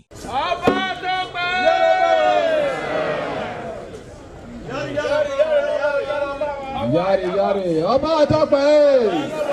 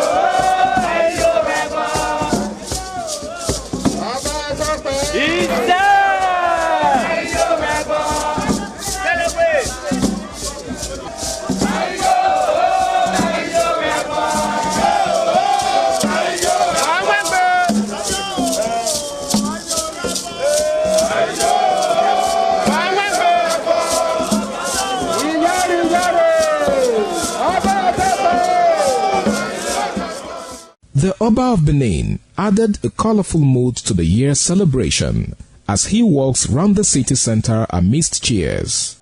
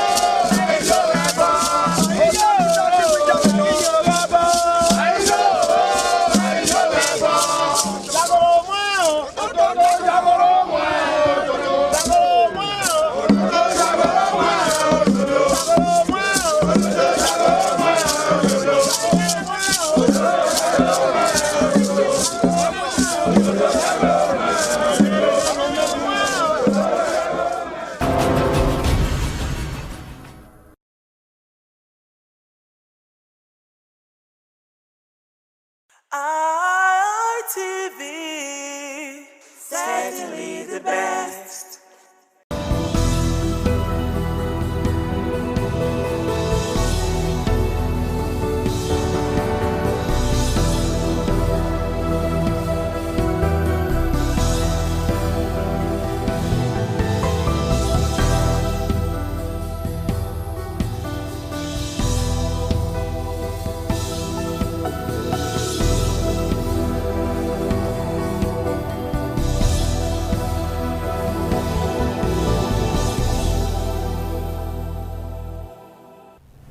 Good morning, esteemed viewers. Good morning, Nigeria, and welcome to This Morning on ITV TMI, right here on Independent Television. Of course, as you know, we take the next 3 hours to talk about the consequential conversations that are shaping our social, our political landscape here in Nigeria and even globally. We have a whole lot to talk about, different developments, and we're bringing you several perspectives on those conversations.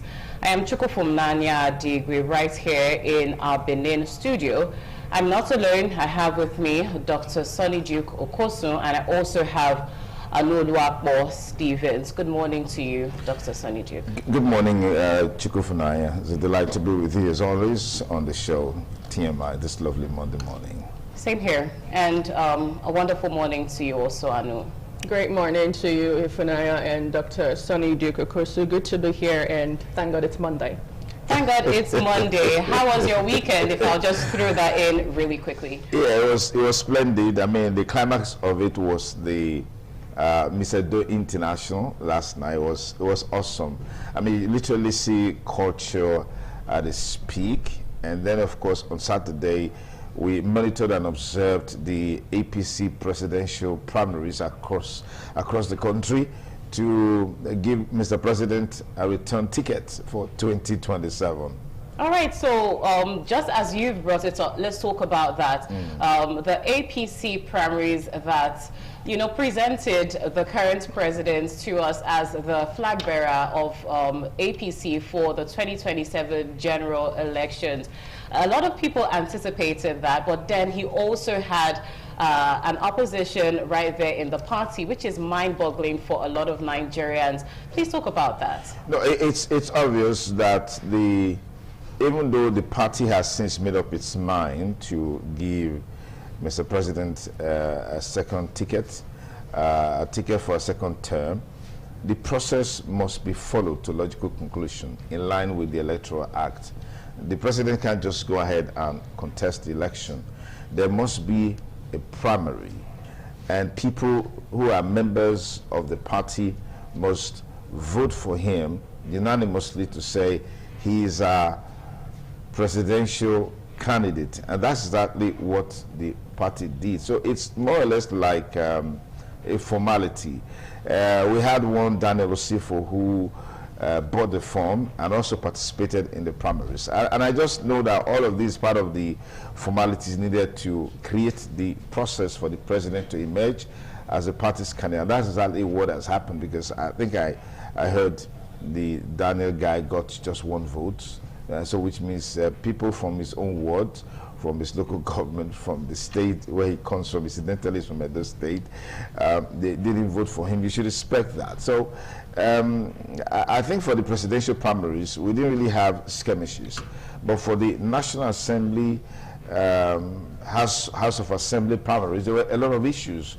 Issues of imposition, issues of violence and attack, issues of intimidation, and instances where you have in a particular senatorial district, you have 3 aspirants, all right? There's one that is anointed. Everybody queues behind that particular one. Others come and cast their vote. They are told, is either you're on this line or nothing. And when you see that under that circumstance, if you're not careful, it may degenerate to violence, what do? You just take a leave. But they go ahead and announce it. But I can tell you for sure, with what we've seen over the years, it's not yet over with the primaries until perhaps the headquarters HQ of the party now gives a final report on who is actually the candidate for each of the constituencies where these primaries took place. All right, thank you so much. And just before I do introduce you to our anchor in Abuja, who is right now standing by, 10.99 million votes and to win, secure the presidential ticket for the APC won by our president. What's your take? Well, that really is a huge number of figure, but I don't think it's shocking to a lot of Nigerians because what we expected to happen eventually happened. I think it would have been a different scenario if another person actually claimed the ticket for the APC. Interestingly, we saw an unknown person, Stanley Osifo, who apparently is from Edo State, clinching over 16,000 votes on that day. And also to put it out there that on that particular day, we had over 11 million accredited registered members of the APC right there at the event. So it really wasn't shocking enough. And yesterday we also did hear in the news that the president has gotten the certificate of return to run. Now what this means is that he is going to be flying, of course he did fly the party's flag yesterday, but he's going to be flying the party's flag for the presidential election come 2027. Well, generally one would have expected that with the president and a person of his stature, he would have, gone for consensus. But shockingly, we saw direct primaries happen over the weekend with a lot of persons asking question, was it a show of solidarity or perhaps a show of power, or to show that maybe, just maybe, the APC can put their, house together to have a wonderful primaries election. And just to also say that it's the season of primaries because today the ADC would be having their own party primaries with the likes of Rotimi Amechi, Yahatu, and of course the big man right there standing, Atiku Abubakar, all vying in for the same position. So we expect a lot more drama, controversies, and so much more to happen today. Thank you so much, Anu. And like I did say before, our anchor in Abuja is standing by where all of this happened, the seat of power. The primary election actually took place at the Bola Ahmed Tinubu Square right there in Abuja. Charity Tanko, good morning to you. How is Abuja, and can we have your take on this? Good morning, and thank you very much. Well, you have all said most of the things because this is the season of primaries, and the ADC is expected to make a decision today. As for President Bola Tinubu emerging the APC presidential candidate, it is not a surprise to any Nigerian.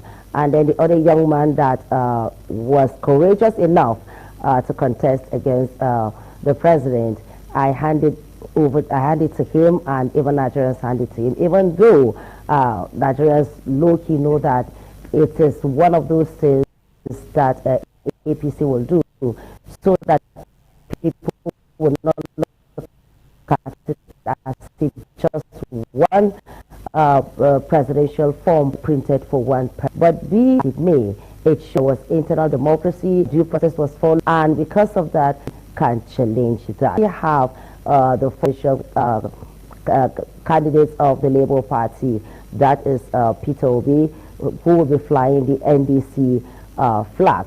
After today, we'll be able to know who is going to be flying the ADC flag, because it is very important to know for that that person, and all hands on deck and fingers are crossed because people are already speculating that is going to be one man, and we all know who. So by and large, for the presidential primaries for the APC, it was an event. It was not. There were no so much problems and all of that. But we all know what went down for the governorship primaries, the House of Representatives primaries, and all of that, where there are candidates, the ones who lost are still crying foul, with some threatening to leave the party, join other parties, and ahead of the 2027 general elections. Very insightful disposition there. Now, over in Lagos, we have Patricia Gabriels standing by. Good morning, Pat. How are you? How is Lagos? And what's your take on this conversation? Good morning, Chukwufunanya. Lagos is beautiful. It's an exciting new week. It's my birthday week, so I am very excited. Anyway, let's talk about Bola Ahmed Tinubu clinching the APC 2027 presidential ticket with nearly 11 million votes. It's not surprising to Nigerians, of course, with this. And we saw how the governors were trying to outshine each other to be the one that gave more votes from their state to the presidency. So we weren't surprised about it. We were expecting to have him clinch the ticket. But like you all said out there, that man from Edo State that had the boldness to contest the primaries with the president, I think we say kudos to him, because that's what actually politics is all about. It's not just for one person. Everybody that wants to try will try out, and if you win, great to you. And so the president has clinched the ticket for the APC 2027 presidential election. It's not new to most Nigerians, or it's not surprising to most Nigerians. We all knew he was going to clinch the ticket. And then later today, we're going to be seeing the ADC pulling it out for who will have the ticket for the presidential election come 2027. We're all looking forward to having the result pour into the studios later on today. Chukwufunanya. We are hopeful to see how this turns out. Now, that's for what is most consequential in the political scene. Talking socially, Nigeria's social landscape. On social media, there is a lot of rancor about a certain police officer. He's actually Edo-born.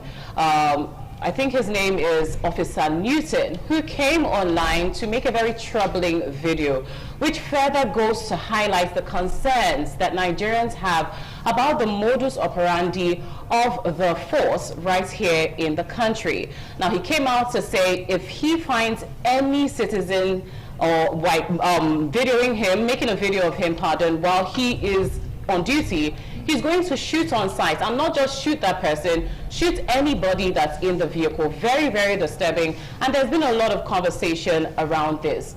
Let's talk about this. It's quite disturbing, and I think that's one of the most careless, irresponsible behavior from an officer. And to even think that after he's done that, he came back a few days later to start making a video to apologize, shows the level of irresponsibility that he displayed. Considering the fact that that video started trending, just on after we had that incident in Warri, where a young man was alleged to have been apprehended with a parcel containing a pistol from a delivery, and then the officer in that area command in Warri brought out a gun. He cracked it the first time, he didn't respond, took out the magazine, cracked it again, and then shot him right. In fact, I would say he executed him right there, right? And we're just getting to, I would say recover, because we can never recover from that. There are still people, when they watch that video, they still find it difficult to believe such a thing will happen. And it's barely a month. Yeah. And then this other guy just came out to say, look, he was so bold. I just hope the authorities would deal decisively with that, officer. And we even though we know that things are not really the way they ought to be with the police, in terms of welfare and all of that. But for someone to have the courage, the boldness, the temerity to make such a video is a height of irresponsibility, and it shouldn't be condoned at all. Definitely a very callous move on the part of that officer, Anu, our TMI Socials anchor. You do know a lot about this story, and hopefully the perspectives that are surrounding it, the takes of netizens. Can we have that? Okay, well, it's actually through the whole of social media, into a buzz when a lot of persons were just trying to recover from what happened in Delta State with Mena Ogidi, of which we haven't even gotten, information about what has gone on so far with ASP Nuhu. And now we are seeing ASP Isokpe right here in Edo State, have similar thoughts. Well, a lot of things to talk about, but I want to talk about the root cause, because oftentimes when we get to hear a conversation like this, we only talk about the main situation and just have him thrown out of the system. But if you also watch the video, which I had a clip of, you would see where he showed bodies, his mark, where he was showing gunshots and bullets that were still in his body. That he has to, right? Scars of it, that he's trying to, he has to do surgery to get them out, and he hasn't done that. Just as you said, Dr. Sonny Duke, about the welfare situation in Nigeria, and with the police force, it is total sham. But then again, does it justify the action? Does it justify the careless and reckless statement that that man actually spelled out? No, it doesn't. Gone are the days where you hear the police is your friend. Is the police truly your friend in this situation? So apparently he was trying to air his view about a recent directive from IGP Tunji Disu, who has been doing the Lord's work as regards swift response within the police force, where he said, we as citizens have the right to film any erring officer. I mean, there are situations when a lot of Nigerians on social media would see a particular man doing the Lord's work, doing something good, and have them videoed and put on social media, and then we hail them. So this particular guy said, what are you going to do? If you do it, we're going to shoot you. And it's actually got a lot of Nigerians talking. But then again, shout out to the Anambra State Police Command for the swift response of arresting him. And let's just hope that the mental health procedure being carried out, just as the IGP said, will be followed to the latter. And I also feel that all police officers should go on drug test, mental health, evaluation, and have every now and then orientation and reorientation and training of how things should be done in handling citizens moving forward. Well, many thanks, Anu, for your disposition there. Like we did promise you just when we kickstarted this program, fresh perspectives to the conversations that are shaping our political and social landscape. There's still more to come. Up next is our newspaper review segment. Our reviewer is already on ground, the HOD of Mass Communications Department, Dr. Dan Ekeraifu. Stay with us.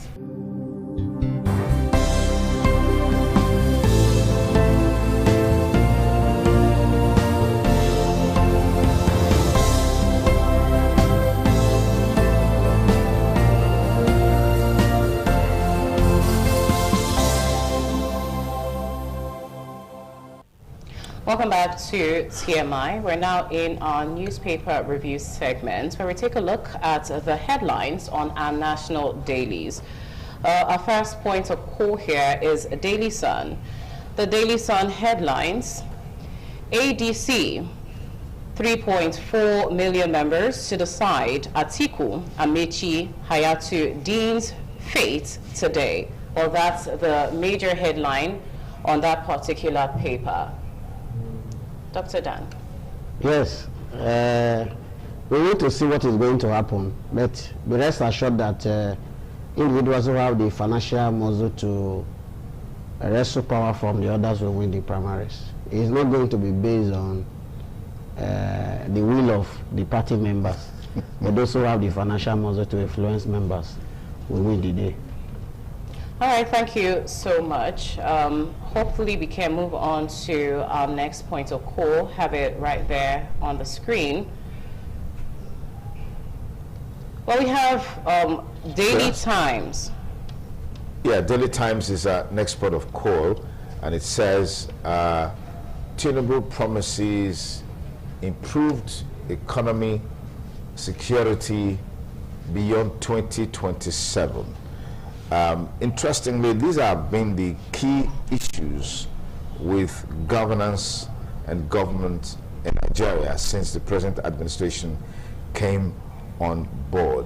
And I saw a video over the weekend with a political leader in the north, a chieftain of the APC, Garius Gololo, threatening fire and brimstone that the north will not make the mistake of 2023. Dr. Dan, give us your perspective on this. And against the background that Hope Uzodinma said, well, with the votes that they garnered in the APC primaries, only APC alone can even give the president his second term.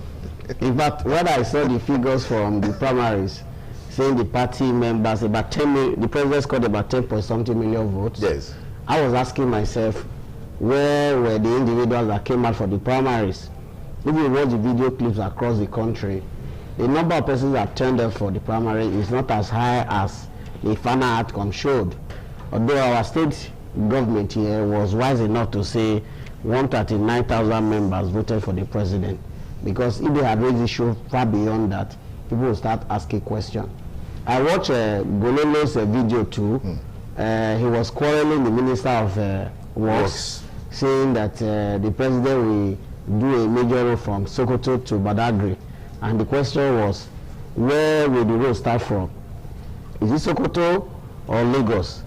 But by and large, the three basic issues the president raised as his anchor for beyond 2027, he still anchored on what he said in 2023, security, economy for Nigerians.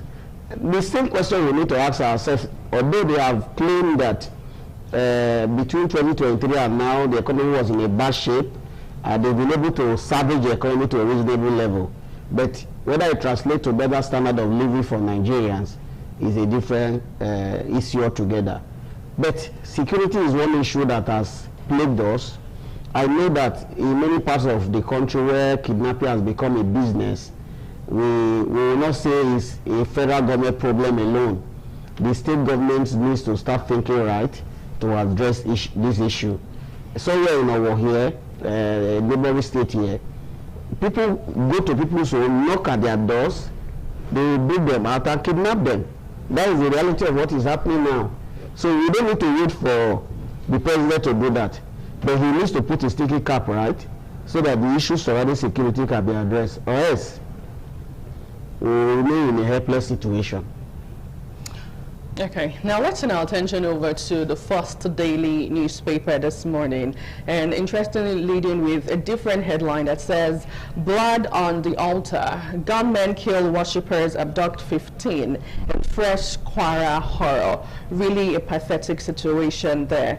Tinubu clinches APC presidential ticket, receives certificate of return. We saw that happen yesterday.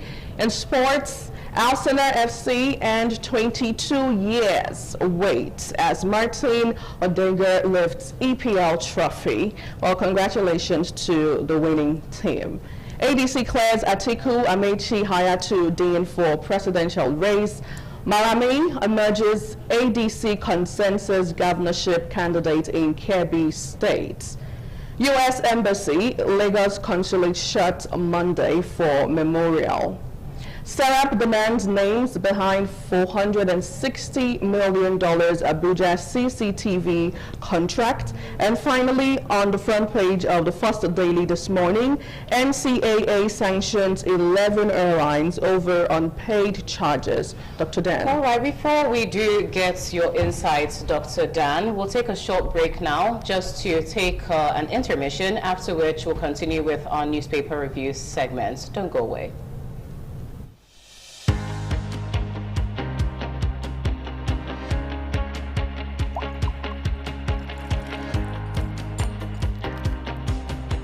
Cadbury 3-in-1 hot chocolate, the treat you deserve.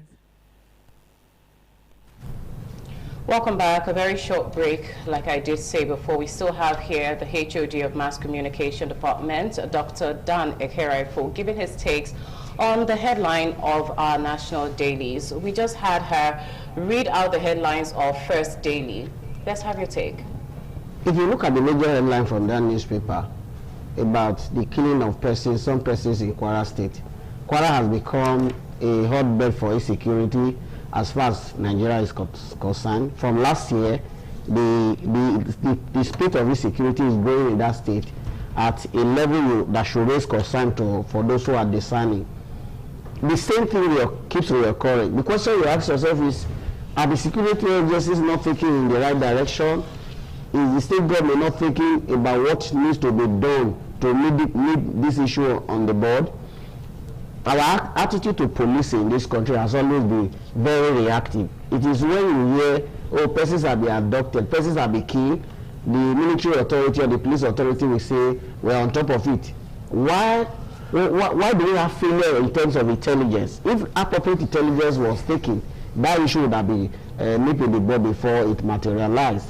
But this is Nigeria, where it is when people are killed that will start lamenting over what needed to be done. We pray for the repose of the souls of the individuals who lost their life and the consolation their families need. Nevertheless, government needs to walk the talk. Sometimes when I wake up, I see headlines like this. I keep asking myself, are we making progress? Is there hope for this country with where we are going? Because if we don't start thinking right by addressing these issues, it's going to get worse. If it's not already getting worse, because I can imagine that bandits will be demanding 1 billion naira and a certain number of motorcycles and all of that. Apparently, those resources are going into rearming, and then, of course, the motorcycles will be deployed for their logistics. It's crazy. And you wonder, if you look at what's happening on social media, this cash, they display it, they sleep on top, they dance on top, they eat on top, and do all sort of things on top of this money.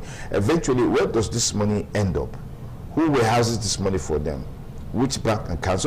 So many questions that needs to be asked to address this issue. But let's look at what we have on the Daily Trust newspaper.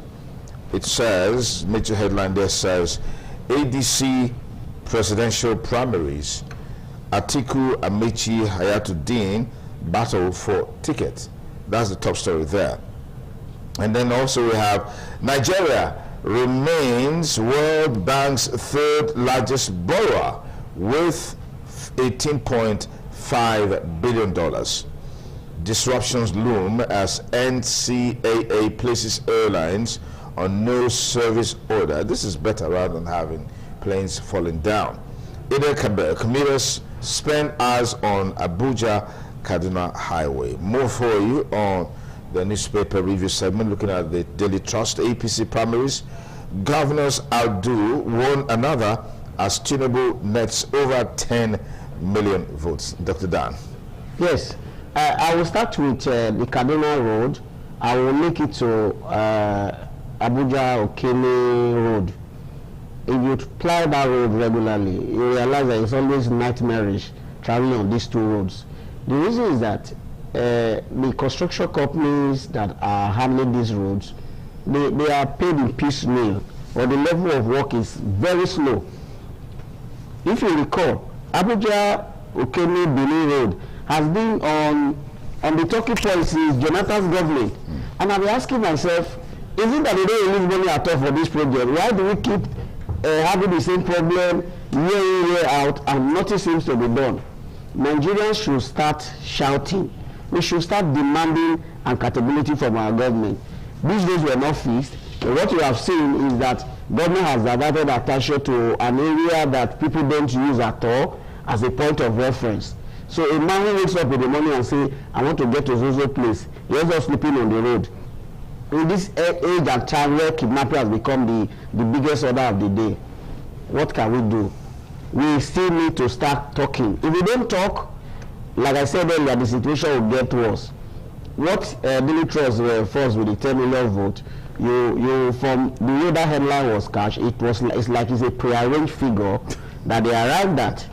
Because if governors are fighting to say my state will produce 400,000 votes, when the actual members of the party that turned up for such primary was not up to that, it means they worked from the answer to the question. Thank you so much for those insights, Dr. Dan. We'll move over now to the Punch newspaper. A major headline there says, APC primaries, Tinubu polls 10.9 million votes to clinch presidential tickets. That story is on page 7. Also on the Punch newspaper, on the 2027 race still, the ADC picks Tinubu's challenger today. Atiku, Amaechi, Hayatuddin fight for party's presidential flag. And that's on page 2, still on party politics as it goes to the 2027 general elections. What I will say with reference to these headline is that if you look down south, the number of candidates arguing for presidential position seems to be increasing. If Atiku picks the ticket and the North is able to unite against unite around Atiku, we may have a very strong issue in the coming elections. The reason is that down south, former President Jonathan is on the race. The idea is that he's going to gain out the vote from the south-south. If Obi has been picked as a candidate for NDC, the southeast will support Peter Obi. So the southwest will support the president. The fight will not be for the north. And the north has the highest level of voting population in this country. So if the candidate comes from the north, we are going to have a very serious issue in the coming election, because it will not be easy for any of these candidates from the south to win the election on a very clean slate if they don't have a united front before the elections. Okay, Adu, what you got? The Daily Independent, leading with a different headline. It says economic reforms alone won't spark private sector growth. That's the major headline. Outrage grows in Nigeria over surgent digital transfer challenges on page 7. And also finally, Tinubu pledges to deepen economic reform, strengthen security. Dr. Dan, which of the stories you want to react to? I will talk on the issue of economic reforms. In Nigeria here, our talk is always with reference to what the president is doing. We are not asking questions about what the state governors are doing. The type of policy the state governors initiate will trickle down to having the type of economic impact you expect to see if we are to grow. Most of the time, Nigerians blame the president, but the subnational governments who want to contribute to the process, we are not asking questions about what they do with the resources available to them. So, if your state cannot provide light, that is not the problem of the president, because the Electricity Act provides that state governors can generate their own electricity. How many months or years will it take to generate power plants that can bring light to a state? So if a state has good electricity and people, cottage industries are set up, the economic level of such a state will grow. But where the reverse is the case, we keep waiting for the federal government to do that. Our march towards progress will not get the desired result. Okay, let's take a look at our last paper for review before we go into a major conversation today on the show. We'll look at the New Telegraph. It says, Nigeria at high risk of Ebola importation. NDC warns. Activates emergency response teams. And the writer there says Sanwo-Olu triggers surveillance response. You find that story on page 3 and 5 of the New Telegraph. 2027 presidency, Tinubu polls 10,999,967 votes, accepts APC's nomination. Those are the top stories from the New Telegraph. Dr. Dan. Our attitude to health emergency has remained the same. We are always reactive. Ebola was here sometimes in 2014, 2019, 2020 we had COVID. The same protocol that we ought to follow are applied in both viruses. So what we need to do is to quickly put machinery in motion. People should start washing their hands. Those basic health protocols we observed during COVID and Ebola in the past, NBC should start rolling out basic sensitization so that people can prepare well ahead of it. With the growing level of poverty, where people gather in large numbers in places to seek for their daily bread, I pray we don't experience outbreak of Ebola or any of these viral diseases again. If we do, the death rate will be higher. So NBC and the State Ministry of Health, they should start sensitizing people about this now, so that we can prepare well ahead of time. Because if there is adequate preparation, if it eventually happens, we'll be able to manage it. Well, with that comment, we've come to the end of the newspaper review segment here on TMI. Many thanks, Dr. Dan, for your invaluable comments this morning. Thank you for having me. All right, up next is the major conversation right here, the discussion segment anchored by Dr. Sonny Duke Okosun. It promises to be a lot to unpack, a robust segment. Stay with us.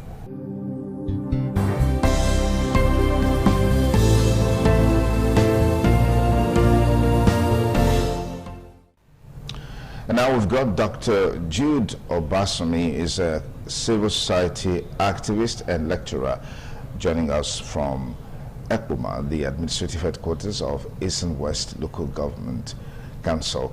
Dr. Obasumi, many thanks for joining us on TMI on the ITV network. All right, good morning, Dr. Bosman. Good morning, our viewers. Fantastic. I saw a post you made yesterday, and that struck me so much. It borders on the semi-complicity of the authorities in charge, particularly as it borders on some of the happenings in the country that have continued to occur like they're more or less like a recurring decimal. We're talking about the insecurity situation in your state. Pupils were kidnapped, teachers kidnapped, one of them killed, was buried last weekend. I saw a post just a few days ago of bandits demanding 1 billion naira and motorcycles, and even the kidnappers in your state are also making demands. And these things just go on unabated, and it looks like there's no end in sight. Give me your take on your philosophy around semi-complicity about the authorities in charge and why these things have festered for so long. All right, and thank you very much. It's a pleasure to know that I'm going to be interacting with somebody I respect so well, former rep member Sergi Sogo. Good morning, sir. Okay, I'm not sure he's joined us now, but I'm sure he will join us any moment from now. Please go ahead. I will also have the HOD Mass Communication, Dr. Dan Ekara, is an associate professor of mass communication, also joining us. Dr. Dan, many thanks again. Thank you for having me. All right, so Dr. Jude, let's get you tee off on the conversation. Before now, we thought that this issue of kidnapping, banditry, were more or less synonymous to those in the Niger Delta region. That was in the early 2000s. But thereafter, it now migrated to the north, where we now saw this issue of kidnapping, people now agitating for what was not even clear to them. And some of us now said that something was wrong fundamentally in the way things were being done in the country. I recall when it started in Niger Delta, it was seen that more or less they were demanding for improvements, their living conditions, the activity of your air companies that were no longer favorable, trying to see how they can increase the local content in terms of employment, in terms of deployment of the resources to support those in Niger Delta. But thereafter, we now had this issue of kidnapping in the north that led to excessive banditry, people leaving their homes. And I started asking myself, what must be wrong? Something must be wrong somewhere. But realized that it has now become an enterprise. Some years ago, I wrote a paper where I titled it Kidnapping and Emerging Enterprise in Nigeria. The enterprise is no longer emerging. The enterprise has come to stay. That is why you can say that in our country today, people will just come out from nowhere and go and kidnap human beings, fellow human beings, and begin to demand for ransom. And what do we get at the end of the government? We always tell us that we are on top of the situation. We are deploying drones, we are deploying army officers, we are deploying police, we are deploying everything that you can deploy. But what comes out? There is no week in Nigeria that is not hear that people are kidnapped, ransoms are paid, and we have the so-called N9 and other unit of identification put in place by this government and previous government to see how they can track all of us. The question is, what is going on? So yesterday I just concluded that there's no way the federal government, and I'm saying unequivocally, that the federal government can tell us that they're not aware of these kidnappers. Because they don't make some good sense. It's not the only country that we have experienced kidnapping or banditry. There was a time we had a terrible case in Colombia where the warlords, the narcotic, we had what was called narcotic terrorism, where those who were involved in dealing on substance were even influencing those who emerged as governors, mayors in Colombia. But the government came in and took a decisive action and was able to reorganize the system. And today, the level of narcotic terrorism in Colombia has reduced. But in the case of Nigeria, we bring to a different dimension, different strategies used by these kidnappers to capture people. Even if in your own house you have a poultry made up of 100 fowls and somebody comes to steal just 10, before they will leave the house and go outside, people will hear. But this time around, the rate at which this kidnapping is done is so scientific. They just come in, capture the people, they run into the bushes, and at the end of the day, they begin to communicate and demand for ransom. We have several agencies in Nigeria, but it looks as if they have been overwhelmed by the activities of these people. And for me personally, I'm saying that enough is enough. We cannot be talking about 2027 when the people are not safe. Not at all. People are no longer free to go out. People are scared. The economy, is collapsing gradually. I will claim that we are doing well. We are not doing well. So for me, in Nigerian state, our leaders must come to explain to us what is happening. Our President Tinubu cannot tell us that he does not know what is going on. He keeps on changing service chiefs regularly. What happened? You cannot put, new wine on an old skin. That is why we are not getting it right. We talk about technology. What is going on? People are grossly tired, and we are saying that it should not allow to generate whereby people will now decide to get themselves involved in self-defense. And if that starts, a high level of anarchy will come up, and the so-called 2027 election that they are really running up and down for may not even take place. All right. Thank you, Dr. Jude Obasame. Let's bring Right Honorable Sergius Ogun into this conversation. Share with me what you feel about the variation in perspectives from the North and the South as it relates to this issue of insecurity. While people in the North are a bit sympathetic, some, elites, some highly placed individuals are sympathetic to these bandits and terrorists. But down South, we can't say, that sympathy is also there. But you may also have those who believe in their causes, and then, of course, in the sense, are sympathetic. Is this the biggest challenge in fighting insecurity? Absolutely. Well, thank you for having me. The biggest challenge is, I think, the cultural and religious divide in this country. I remember when Trump came out and said that he was going to, if they don't stop killing Christians, he's going to come to Nigeria with gun ablaze and all that. And most of my colleagues in the North, or former colleagues rather, I saw their response as if it's a Christian-Muslim thing.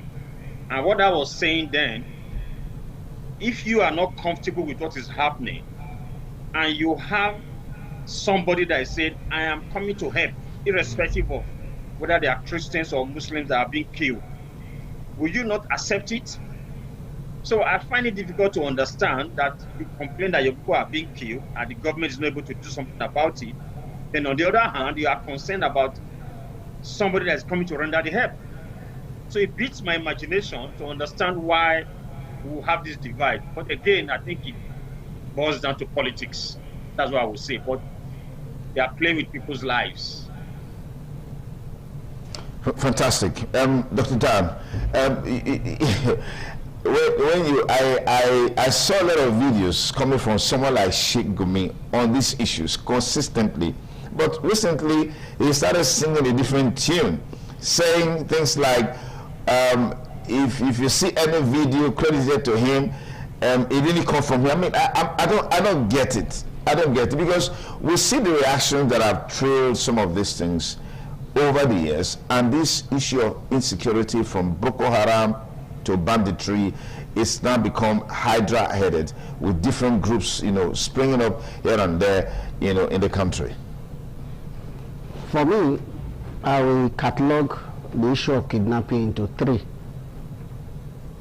I will say we have neighborhood kidnapping, we have organized kidnapping like what you see in the North. The other type of kidnapping are the ones that the state sponsor. I say this with every sense of responsibility. Sometimes you hear a high-profile political individual is kidnapped. You'll be asking, the type of weapons that were deployed to carry out such exercise without any interference from the police. You find that more in the down south here. But up north, where the likes of Sheikh Gumi deny that some of those videos, it is the fear that because of the presence of the American security forces in Nigeria, he can become a target. That is one of the reasons why he's expressing such fear. If you watch the way the American security agencies have reacted, it's always a case of individuals who are no supporters of terrorists. American government does not waste time in eliminating such individuals. So that fear is why he is denouncing some of those videos and tacit support for kidnapping. The general fear we have raised about these issues, they are not insurmountable. I was in a mechanic workshop. I was discussing with my mechanic, and somebody said, how much does a carpenter has? A carpenter in the area was called for a job, and when he was going there, he was kidnapped, and they demanded 5 million from him. And how much does he make a day? But some people feel, oh, he gets work regularly, and so he should have money. So he should have money. So you start asking yourself, what has gone wrong?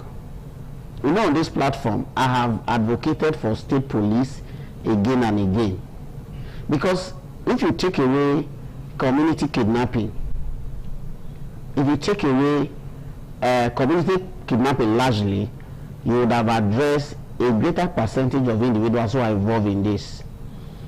The ones that are more organized, like the banditry, you cannot deploy technology, high security network to address that. And because the government has not done anything, we keep hearing the same thing and again. Some other young boys who don't have anything to do, they now say that this is a big business. My PhD student was telling me that somewhere in Owo, as a family member organized a kidnapping of a high-profile individual, and they transferred the 20 million to his account. It has been a subject of family dispute now, because somebody in the family has money. He felt that is the only way he can get money out of him, and so they kidnapped him. So that is the issue. We need to address things about values, the poverty level. Just like Dr. Basami said, why have we allowed to become an enterprise where people see it as a business they must do to survive? Okay. It's a question all of us will have to answer. All right.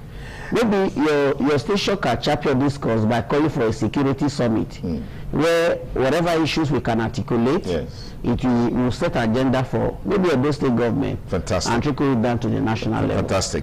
Dr. Jude, talk to me about your perspectives on intelligence gathering, which is a major pillar in dealing with the issue of insecurity. I'm always enthused by the Israeli Mossad, the American CIA, even though they've been accused of some of the worst humanitarian activities, you know, across the world. But you look at the painstaking activities they carry out. They track a particular terrorist or militant for 6 years, for 10 years, deploy all that is needed to achieve that. And in the country, we have so many security agencies whose primary responsibility is for the protection of lives and property. But the rate at which some of these guys operate is as though we don't have these guys in existence, whether it's the DSS, whether it's the police, whether it's the NIA, you just name it. The list is endless. And when you start getting some feedbacks from every operation, that it was coordinated, there were informants, some were involved in surveillance, and then frequent communication. In fact, sometimes when you see some of these videos of bandits in the forest dancing and pepper souping over the monies that they have gotten from their victims, they are with walkie-talkies and stuff like that, you know. So which means there's a level of technological involvement, not a level of serious technological involvement in all of these operations. So what is your take on our response as government, as institutions, saddled with these responsibilities? All right, thank you very much. You see, you cannot fight this type of war, so to say, with local technology or with guns. When somebody is holding AK-47 and submachine guns, you are going there with your gun that will take you almost 3 minutes for you to reload. At the moment now, you're also saying what might call technology-enabled kidnapping, terrorism, and what have you. And in our country, Nigeria, we have, just mention the names. You have, within the police, you have their Department for Intelligence. Within the Army, you have their Department for Intelligence. In the Custom, just mention them. You have specialized units that are trained and are enabled to ensure that there is proper intelligence gathering. And we also have statutory organizations like the DSS, there's one they call that DIO, I can't remember, and several others that are in place. The question is, what is happening? Today they will tell us that we've been able to get social equipment that will enable us to be able to track kidnappers. And at the end of the day, nothing comes out. This goes to show that the rate at which we gather our own information might be crude. It may not be a Gen Z strategy of gathering information. And again, let us note this. The security agencies that are going to gather information alone cannot do it. You need to have the people to provide the required information that you can gather. But in this country where we are now, there's a major disconnect. People cannot innocently go to the police station or go and meet any intelligence officer to say, sir, I discovered Mr. A and Mr. B doing this. Please take action. Before you leave there and get to your house, something else might happen to you. If care is not taken, those guys you reported to the agency might be the one to call you. We learned that you went to go and report. So this kind of shows that the technical architecture is very, very faulty. It can be infiltrated. That is why there's no secret at all within the system. I see no reason why people will use their phones, even if it's the digital phone they use, but it can be tracked. Many times we have this question, how come you cannot track? Most of them explain to us that if, for example, they make a phone call in Epoma now, and you track that location in Epoma, God forbid they will not come in Jesus' name. The next thing now, they will now move to a place like Irua or Urobi or even to Ubiaja to go and make the next call. So you cannot track. You cannot track them again. The question is, don't they have a web that can easily track where these calls are emanating from and know how to deploy the nearest officer to go and track those kind of persons or information? It's not there. So you can see that even within the system, the level of confidence of these officers in working is not there at all. Many times you see some of them, kudos to some of them, that take this job to be serious. They will make some beautiful arrests, clean arrests. They will now say that, sorry, we received an order from above saying that the officer, the person, the culprit to be released. And you have no other option than to release such a person. So you can see that if you actually want these institutions to work, they must be given the requisite freedom for them to actually use those knowledge that they have gathered. I keep asking myself, how come Nigerian soldiers, police, and what have you, we leave the country, go to Liberia, go to other parts of the world, and they go there to excel? They use, they use our men, they use the technology. What is going on that in our own country, we are good at excelling outside, then within, we cannot achieve, what we need. But I want to restate it, not until we begin to have various cells, security cells, intelligence cells, at community level that is synchronized to another hall that will be able to track information. Nothing will go on. You have any time in the state whereby I think it was the previous government that they said they had a security hall in GRA, that whatever is happening across the state, they will know. The question is what has happened. So we should not begin to go by the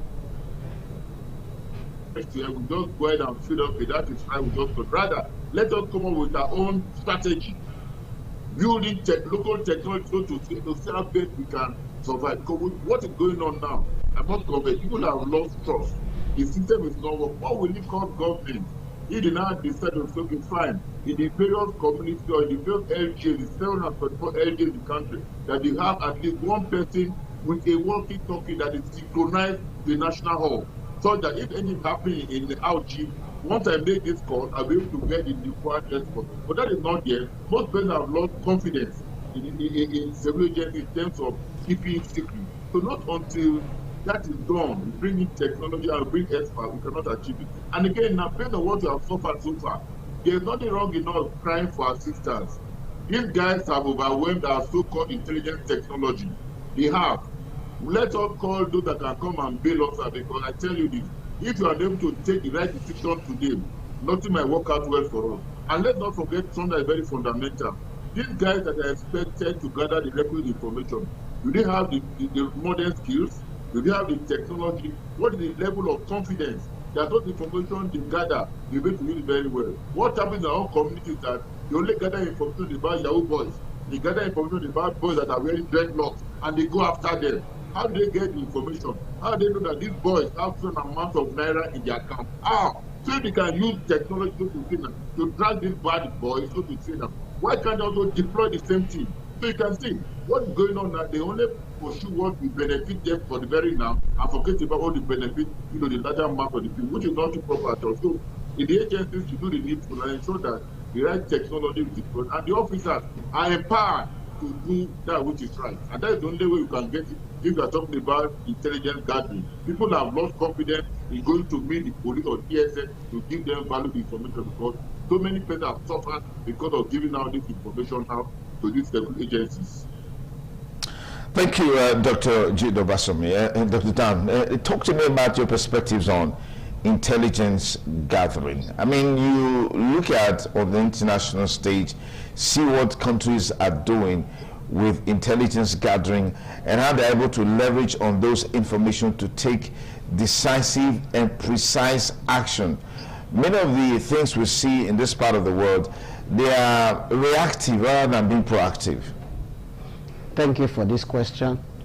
I want you to know that every state command has a technology that monitors call. Every state command? Yes. Every state police command? Every state police command has it. A technology that can track phone calls. Every state command has it. The question is, the CP in charge, has it deployed men and women who can do re-monitoring when cases are reported? That is a question we should be asking. If we have our CP phones, there are features in our phone. If you switch them on, they can use Google tracking to get where you are. I don't think it's a lack of technology. We've not built the right synergy to address the issue of insecurity. Intelligence is there, but what is the level of motivation? One of the security agencies, there is this feeling that politicians are taking more than enough. So why should he kill himself? People fail to realize that there is breakdown of values as far as this country is concerned. There is this craze for material wealth. People are no longer concerned about integrity. Get what you can get now that you are in office. And because these things are in place, what you now find is that a man who is saddled with a responsibility is thinking about what he can get now rather than what can serve the common good. That is a challenge. So for me, I will not say intelligence is not there. Well, it will be at a low pace. Or even the security agencies themselves, they've not galvanized the people to volunteer information, either creating platforms where people can just drop information without disclosing their names. This is where we are. So what do we need to do? Somebody needs to bear the card. The way out of it, Edo State government in the past, the last administration had what they call a command and control center, where a mapping was done around the city center and the major roads leading to the city. I don't know what has happened to that center now. The only state in Nigeria that has provided a prototype where there's a geo-mapping of the entire state is Enugu State. Even the military authorities have visited Enugu State to understudy what the state government has done. Why are other states not taking in that direction? So if you have a geo-mapping of our state, where if there's a call, you can say this person is in so-so forest, is a so-so place. You cannot deploy your security agencies to act. We are talking here at the level of those to manage the process. What is going on? Although they will tell you security is not what you present as a public discourse, that is more of a strategy. I think they are doing more of talking than walking. Because if they are walking, the situation will not degenerate to the level we are. So the way out of it is that all of us, we need to start shouting. Sometimes I tell myself, those who have money, if you are a very rich man, you'll be afraid to go to your village. We are not pushing ourselves to the level where you stay in your house. You cannot go out because of the fear of being kidnapped. Since all of us are now living in fear, both the security agencies, traditional rulers, we need to come to a point where we say enough is enough. You have seen in this country where a man who has 15 security personnel around him, young men came against such individuals, and so many persons lost their life. If that can happen to such individuals, it's usually that you're having one policeman or two that can stand the forces of these individuals. So, for me, technology is not the problem. It is the political will to address this issue that is the problem.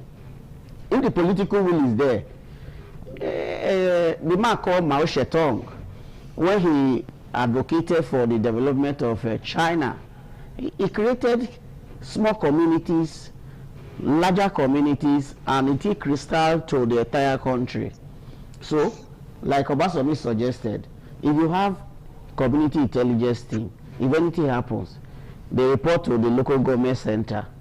And the local government center sends a message to the either senatorial or area command center. There will be swift response from the community, from the local government, from the area command. They can meet that issue immediately. But the will is not there. Some people will be thinking, if you create them, are you not going to fund them? Where is the money? So, but if we are to do political rally, we can release 500 million for that rally to settle some persons, but we cannot protect the larger lives. Are we thinking right? Something should be wrong with us as a people, because the very things that ought to make us humans, we are running away from those things. You cannot freely walk at night. You cannot say you are driving home because of the fear of the unknown. We were not like this before. Yeah. So we need to sit down. That political will is what we need. And we don't know who will talk to who to make this work, because they are hearing us. We talk about insecurity on different media platforms every day. But nothing seems to be working. Nobody is responding. If the generals are sitting now, you hear all the data they are going to give you. We are tired of seeing data. We want to see action. If a young man who is involved in kidnapping is arrested, what do we normally do? Do we take them to court and allow the justice process take its course on time? So these are things that can crystallize the whole process. So we are not doing that. Until we start doing these things, we cannot change anything. Okay. If you just join us, it's still TMI on the ITV network. We'll take a short break.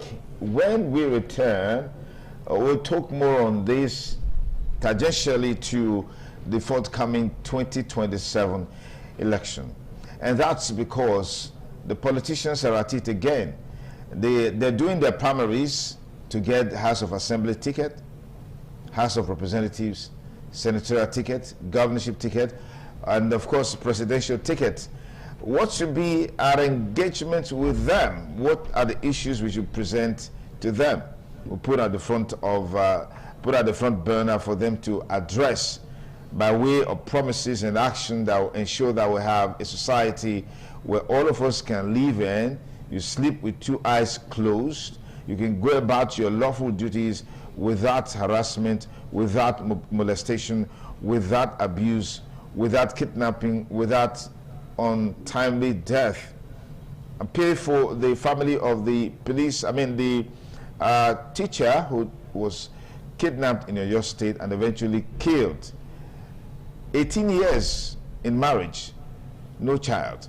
So it's gone. That generation, to a large extent, it's gone because there's nobody to keep his legacy. Quite sad. We'll take a break. We'll be back with you. Stay TMI on the ITV network. Stay tuned.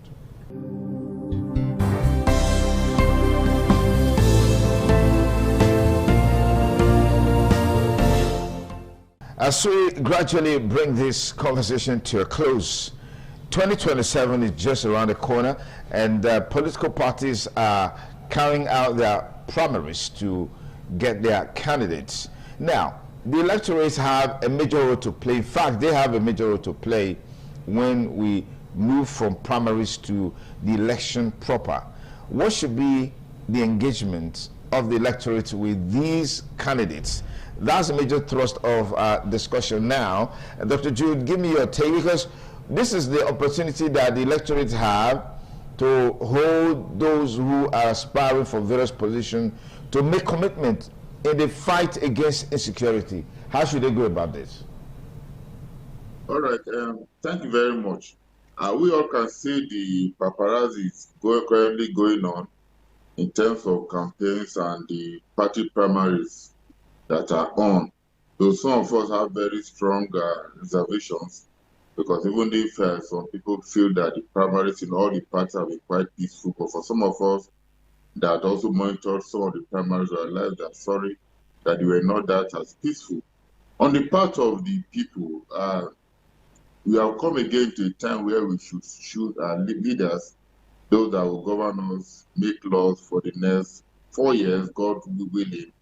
But the question is, most of us have, with due respect to all of us, have lost confidence in the system. You see, in 2023, there was a voter apathy to the tune of 21.7%, according to Yaga Africa and the Nigeria Civil Society Situation Room. For this particular election coming up in 2027, we might even see increased apathy on the part of the voters. But the question I'm going to ask ourselves, how many of us actually influence the process of voting? On the day of election, some of that credible individuals and persons that have a particular an history that they can leverage on. But we see on that day of election, everybody say, I beg, I go collect my 4,000 naira. Let me go and collect my 10,000. Without actually engaging the people, engaging these guys that are going to be elected. So for me, people should be able to look at those that can provide us with security, those that can help us to provide us with good roads, healthcare, and empowerment of our younger person. Not a case whereby somebody has gone to the university, maybe after having a master's degree in engineering, you are now empowering the guy with an Okada, a machine, that you have empowered that guy. You have not done that, but rather you have gone ahead to further impoverish that person. So these are some of the issues that we can begin to engage these guys on. But however, the issue of security is very germane, because if you have a peaceful environment, that is when entrepreneurs will come to investors will come to our country. Small scale businesses will also thrive. Those that have hotels, nightclubs, small cottage industry will be able to do something. When you have good security, that is when those educational system can function very well. It's on record when we had some issues in Ekpom about a month ago. The university was almost closed down. People ran out of the community just because of this issue of insecurity, the reckless kidnapping that was trending as at that time. So we can also engage them on how they can have long-term plans, and that is where the Nigerian state is failing. Because we hear of the American dream. Any government that comes to America, president comes to America, we all talk about the American dream.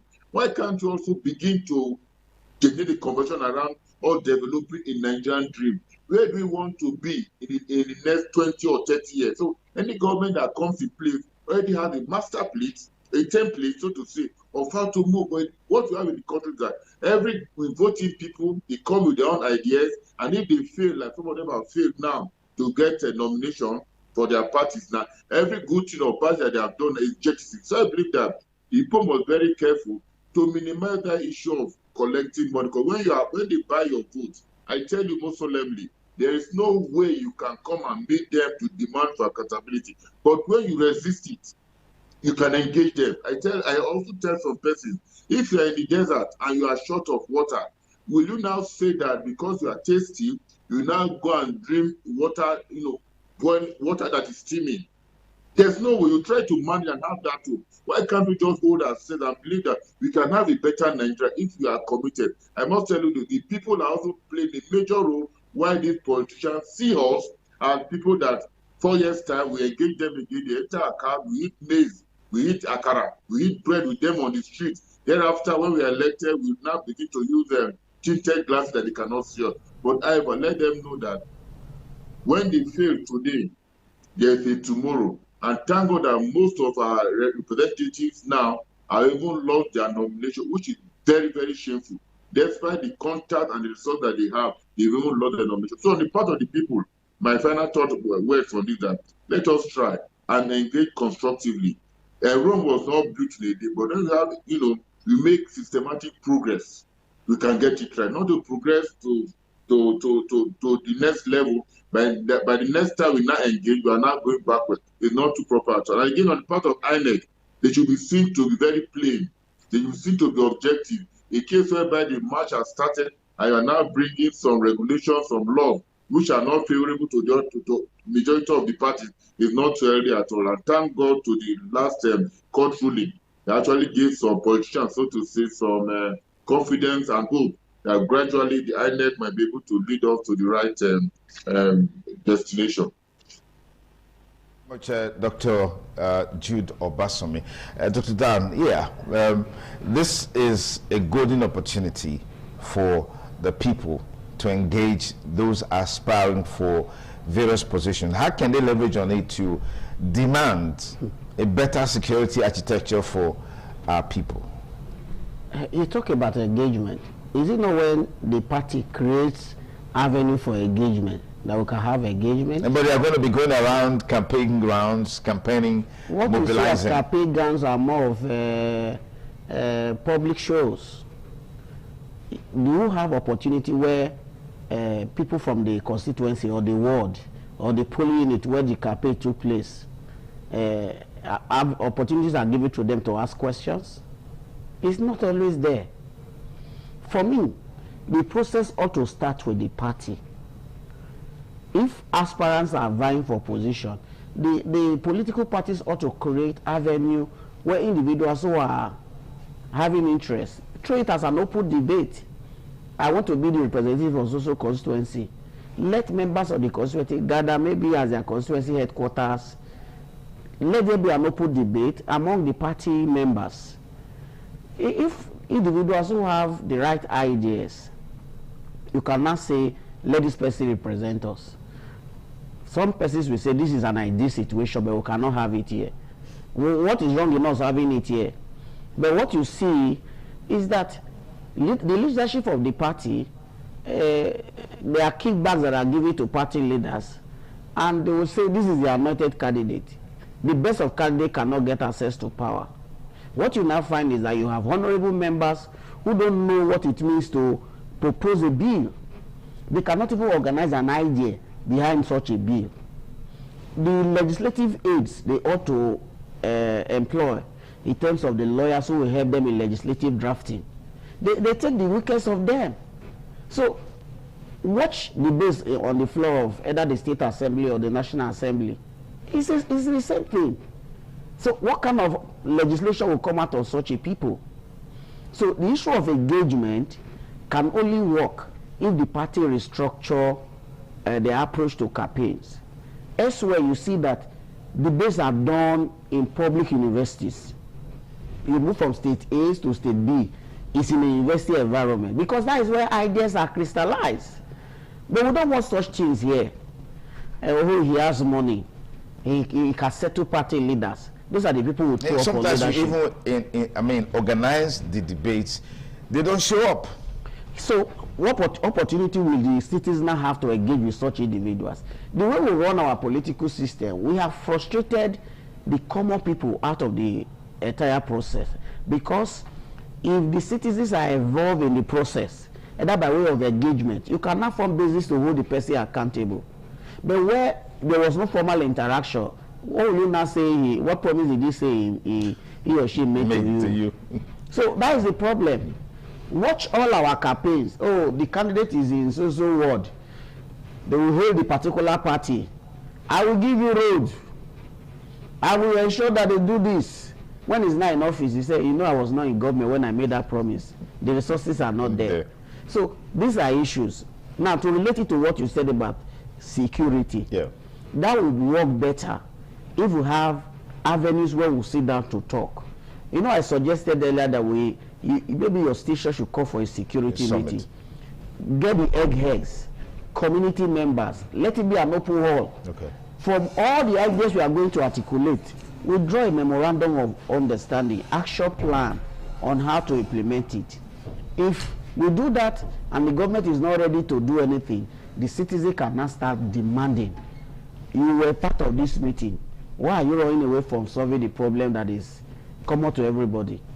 Poverty is coming very hard on us because the farmers cannot go to farm. Even if they are farmed, they are kidnapped. So if people cannot farm and take care of themselves, well, how do you expect them to live? I just pray that those in government will put on their thinking cap and allow their sense of humanity come back to life. Fantastic conversation, I must say. I'm not trying to praise myself, but appreciating our panelists on this discussion on looking at the issue of frequency of violent attacks across the country, and the level of response by government, and what government can do, what politicians can do, and what even the people can do to address this issue. If we must move forward as a people, security has to be something that we've got to have a collaborative effort, a synergy of ideas. All hands must be on deck. And someone will ask, do we even have the deck for the hands to be on? It's a question and an answer segment for another day. But as it is today, things are not the way they ought to be in terms of insecurity, and it's affecting governance, it's affecting livelihood. Well, now you probably cannot even talk to the politicians about it because they're all focused on 2027, right from the president to House of Assembly candidates. And that seems to be a huge concern for most people. But we're hoping that government will match words with action. We want to see how funding for security is being spent, how our governors spending their security votes, President spending his security votes, local government council chairman spending his security votes, so we'll have a new lease of life. Again, our heart goes out to the family of the slain teacher in Oyo State who was buried over the weekend. Stay TMI on the ITV network. We'll be taking you to Abuja studio where Charity is on standby. Charity, good to have you on the show. As always, a lovely conversation we're expecting on the primaries that has taken place so far. We're looking at the elections and then, of course, security. There's a huge relationship between them. I mean, politics and security. And I've heard people say over time that part of the reason why we're where we are with our insecurity challenge, or challenges if you like, is the lack of political will. And I'm wondering, the issue of security or insecurity, isn't that something that we should have the utmost political will directed at just to ensure that we can solve it? Because with the insecurity problem, farmers can't go to farm, so food production is lowering every day, hunger is looming. Without proper security situation in the country, governance can't take place, development can't take place, and this is the sad reality of where we are. Charity, over to you. Take it off from there.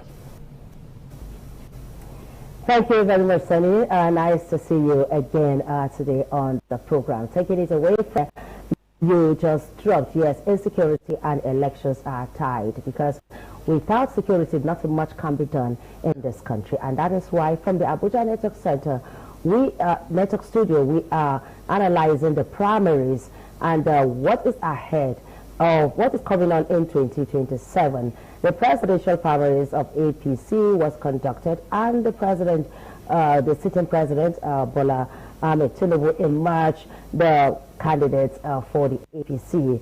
And then there was this young man that summoned the courage to contest against him. We are talking about Stanley Osifo. So Nigerians will give it to him. At this vis-a-vis the gubernatorial primaries that held, as well as the senatorial primaries that held, where we saw people who are supposed to be giants dropped because of these primaries. To discuss this in the studio, I have no other person than an APC chieftain who is also a political analyst, Sam Eke. You're welcome. Good morning, Good morning. So let's take a look. Let's look at the bigger picture with what transpired at the presidential APC with the president in candidate the party 27 election.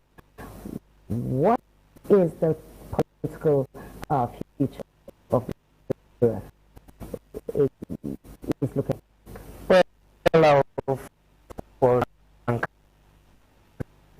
the president, the president for emergence of at the same time members in the process as in their various federal constituencies, National Assembly, senators, and like the carrying for the election.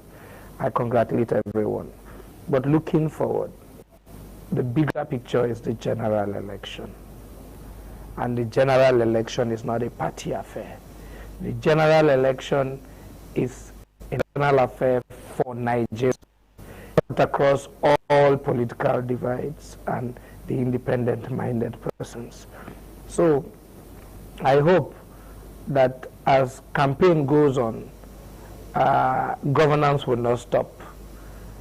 Policies and programs of governance will run concurrently with campaigns in various agencies and parastatals, states, local government, and all tiers of government. I hope all this will run together currently, because election will come and go, governance will remain. From now till the end of this administration, the first tenure of this administration will be May 29, 2027. So 1 year and 1 year for campaign going together. Okay, the primaries, aside the presidential primaries, the senatorial primaries, and House of Representatives primaries, plus gubernatorial primaries. Let's look at the National Assembly primaries, where incumbents actually lost. In fact, a National Assembly for 27 years got voted out. So is that a democracy? Well, for the first time, I will tell anybody who wants to hear, the APC haven't something right no other political party has done. How so? That thing is having a register, party register of members, and those members are the owners of the party. They came out in mass, voted for the candidates of their choice in the primaries, and the candidates of their choice are the ones flying the party, that will fly the party's flag. First of all, you might be in the National Assembly. If your people don't want you again, the party faithfuls don't want you again, they vote you out. There's nothing you can do about it. What has happened is the will of the people holding sway, the will of the people having its way, the will of the people in the party has decided that, oh, Mr. A, you will not go, Mr. B, you will go. That is where the narrative has changed. It's no longer an accusation of delegates where some people will be induced. You can't induce everybody in the party. So now party faithfuls are owners of the process. It's no longer a clique of persons. So if you see any man or woman who has not come back, any former this, former that, who has a sense of democracy to party faithfuls in his constituency or in his state. Are you sure? Because I know someone who actually delivered, and yet he wasn't returned. Please, can you mention? As a first-time, I was first-time House of Reps member in Nasarawa. Hold on. To you, you believe he has delivered. Maybe in his constituency, they have the zoning formula. Okay. And maybe this zone will go for one term, the other zone will go, the other one. There are areas like that. And in the party, agreements must be followed. And if you don't agree to follow it, the people are now owning the process. They will come out and vote. Let's look at, you talked about this particular, the direct primaries. Yeah. Is the best, if I must coach you, according to you, and that not everybody can be induced.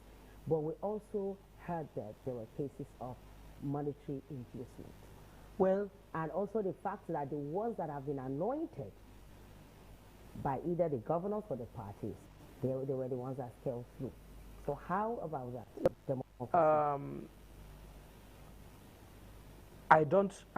I participated in the process, and nobody induced me with a dime.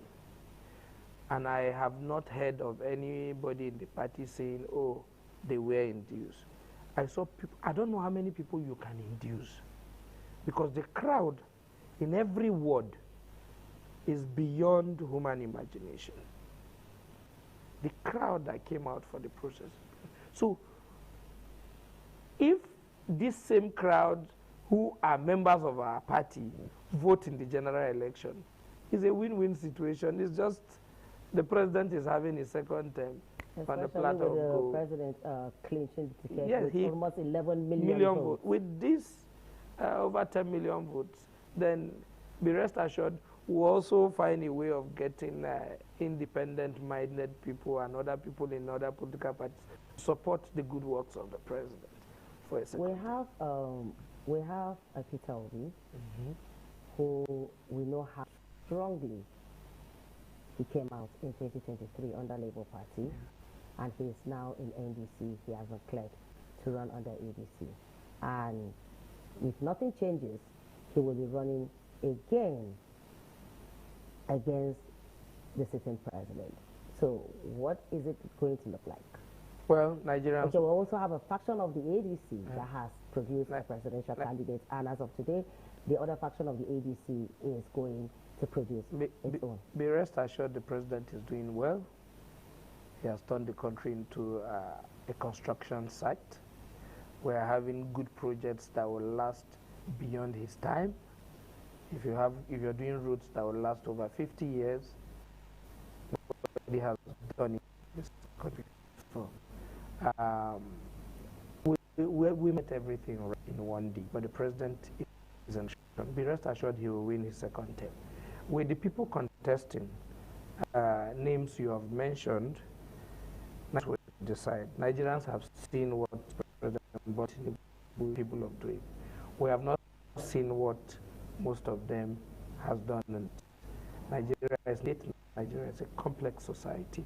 It's not like a state, a small state, like one Kaduna state, or Nigeria in a larger form is beyond that. And the president have been able to navigate, manage the process, and is taking Nigeria to a prosperous nation. So they will contest. Nigerians will decide. And I tell you, Nigerians will decide on the APC and President Bola Ahmed Tinubu. Now that you mentioned the president's scorecard, he has done well in terms of construction. According to you, Nigeria is national side. But what happens to the increased rate of unemployment, increased rate of insecurity? Isn't that, should that not be the main focus? Because according to the Constitution of the Federal Republic of Nigeria, it says that security is the primary responsibility of government. So what say you? Well, anytime we talk about security, I'll first thank the armed forces, and at the same time sympathize with them, and at the same time support them in doing a good job. Security has gone so bad before now, but I can tell you the government is collaborating with a lot of international persons to make sure we curb this completely. You can hear of ISIS leader in somewhere in the northeast. He has been brought down with, and you can, on daily routine, the military has made sure that they are wiping out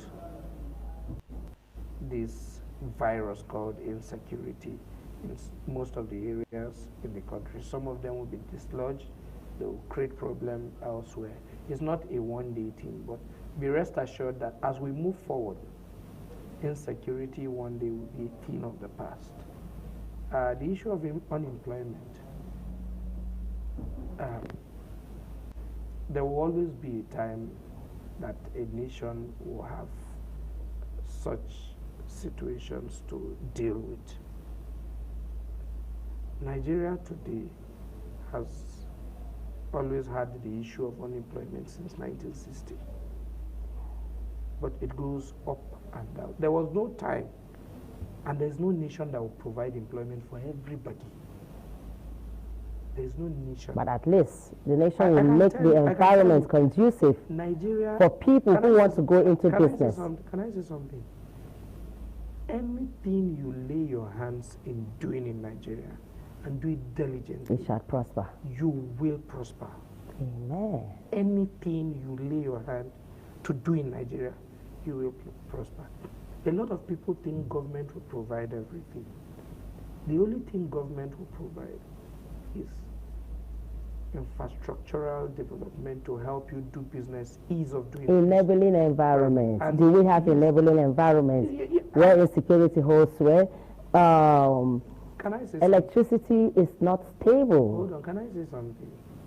Technology is taking over. Of course. The globe. Yeah. Electricity we talk about. A lot of people now go and get solar, and which is no longer cheap. And they do their business. It's just that the demand is high.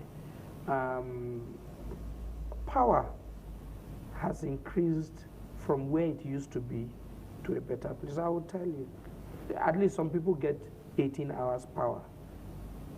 There was a time you stay 2 weeks, you don't see light.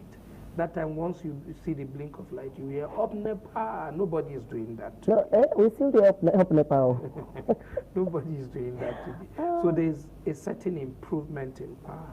But I can tell you, once you are ready and you're diligent in what you do, whether you provide services or you trade in this country, you would definitely grow. It's a gradual thing, but you will grow and you will prosper. No matter what, we have land, they have the occasion. People should just, everybody wants to do a white collar job. And that's why you talk of unemployment. Why not go into small scale businesses, have small machines that can produce 1 or 2, and see if you won't be better off in the environment you see yourself. Your words Nigerians are watching and Nigerians are listening. Now to the primaries, Chieftain. With the way we had that, those who, there are people who lost, who are threatening to challenge the process or to leave the party. How is that going to work for APC? Well, I'll stop anybody from the process because it's an act of democracy. You're not with something, there are entities, you can find a way of addressing the issue. That you use the party mechanism, or you have an issue we call it pre-election. So it's there to challenge the process. The ones who want to leave the party, well, I would advise them to stay and build the process. If they need a change in the process, they should remain there and fix it, not jumping from one party to the other. It doesn't go well politically for them. Earlier you talked about a multitude crowd that came out during the primaries, the direct primaries. So it is funny, but also it's concerns, because there are videos now viral on social media where we saw a certain type of counting where we saw a certain type of counting that goes from 1, 2, 3, 10, 20, 50, 100. In fact, a particular person on Twitter, he was 15 on the queue, and he was counted as 50. And he said, I am 15. The person counter said, no, you are 15. So what do you say to that? Well, I cannot defend something I don't know. I didn't see, I was not there, I didn't participate. But there are possibilities that those videos I did, the man was counting and then the video and it no human participated in that. It is. Let's put Candid for the what I was process which everything one political party who have done party primaries and it's everywhere and people participated, people menting, people. There's none. You know, room police who you just adopted, they have done this while the register. Why is the people in the register not participating in the process? What's the fear? The process APC today is with the people, the members of the party. Let's adopt it. And even from the where they allege that there was no primaries and yet results were declared. For instance, a place like Igabi in Kaduna State, it was alleged that there was no election and then the winner was declared for House of Reps. I don't think there was no election. Election held in every... Sure. Yes. There are it may be one where you have... I've seen a local government with 18 wards and maybe 17 wards had their process and one ward had an issue with the process. You can't say the election they didn't hold. But did you see the video in Kaduna where there were people protesting, say, there was no election? Sometimes, do you know the attitude of politicians? Sometimes when I feel I'm losing in the process, I would tell people, go and protest Baiza. That multitude of people will come and protest Baiza. Some people, because they know they cannot win the person who is contesting with them. So sometimes don't just believe what people do. It's a premeditated activity. Videos. Okay, so let me come back to the presidential election, where that young man, Stanley Osifo, I congratulate him once again. Contested against President Bola Tinubu. I admire his courage, but the news out there says otherwise. It says that was just a staged performance to make it look like the candidates that emerged had competition. Well, how do you say to that? Well, what I will say is, if it is stage managed, anybody can go and stage manage his own, let's see. But I will congratulate the man for having the courage. He actually purchased the phone. He did. If he didn't, he won't be on the ballot in the party. He won't participate in the process. I'll congratulate Mr. Sifo. You didn't get it today, you might get it tomorrow. It's his first time of running for president. Such encouragement. I would want him to try again some other time. He might be lucky. The party have seen that he's not just a pullover. He had over 10,000 votes. 16,000 plus. So, to tell you, some persons in the party still believe in him. Yeah. Some persons in the party still believe in him. So we have to congratulate him for taking the bold step. Is it easy to buy 100 million naira? That is why I'm asking. So if he actually... that's to tell you that he believed in the. He may get a refund though. From who? He has participated in the process. He would have gotten a refund by keeping his money. He knows he cannot. Are you sure they're not going to give him his money like? From where? It's a party affair.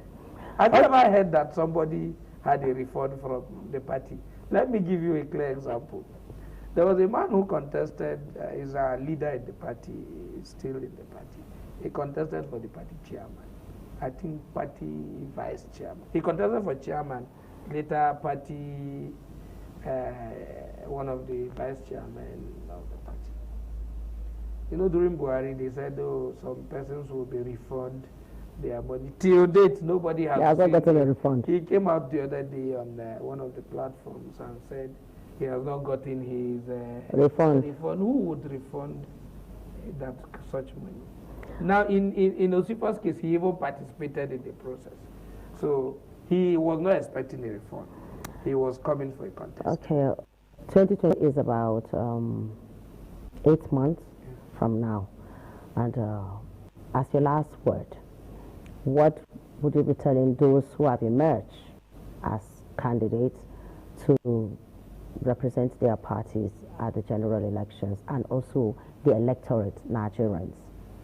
Well, first of all, as election draws near, I urge every candidate of the APC first, go to the people, sell yourself, tell the people what you can offer, let the people see you as someone who will change the narrative.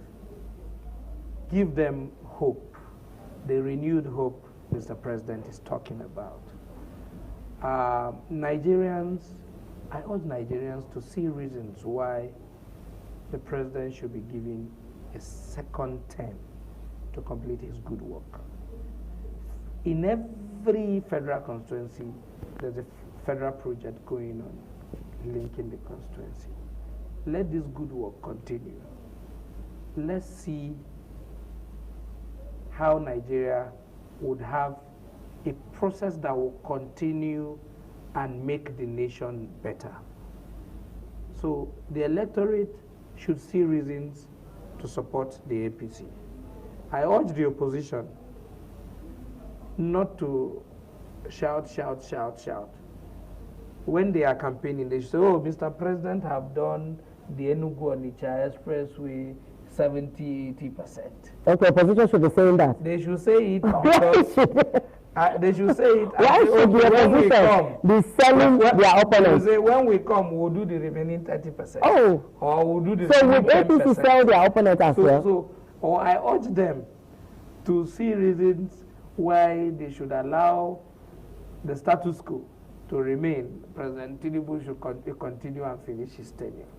Thank you very much. Nigerians, we want to thank Nigerians for coming out in mass, members of the party. They came out in mass, they voted, they supported the party, and we saw a seamless process in all states, constituencies, wards in the country. Thank you very much. As already been part of info have on the primaries of the APC. As we look forward to other parties to do their own primaries, especially ADC, the other side of ADC that is going to take its decision.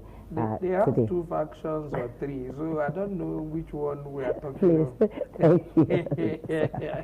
So in the Gospel of Sam Ike, APC chieftain and a political analyst, candidates go out there, sell yourself to Nigerians, tell them what you can do, what you can really do, not what you cannot do. Don't sell them promises that you will not, that you are not ready to fulfill. And as for the electorate, get your PVC and vote your choice. Do not allow yourself to be induced. Be prepared for that, so that as 2027 comes closer, let us see a process that will say that Nigeria has finally gotten to that stage where elections will hold, where elections will hold free, fair, and they will be credible. That's about the time we have from Abuja Network Studio. Now I'll be handing you over to Lagos Network Studio for the continuation of the program.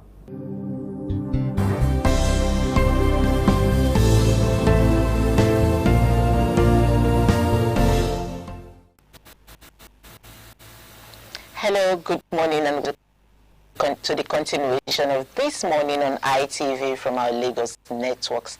I am Patrick Muke. It's a rainy and a cool. We're looking at overhauling the just concluded APC primaries in Nigeria. We're going to be taking a look at how the primaries went down, starting from the House of Assembly, Senate, and the presidency.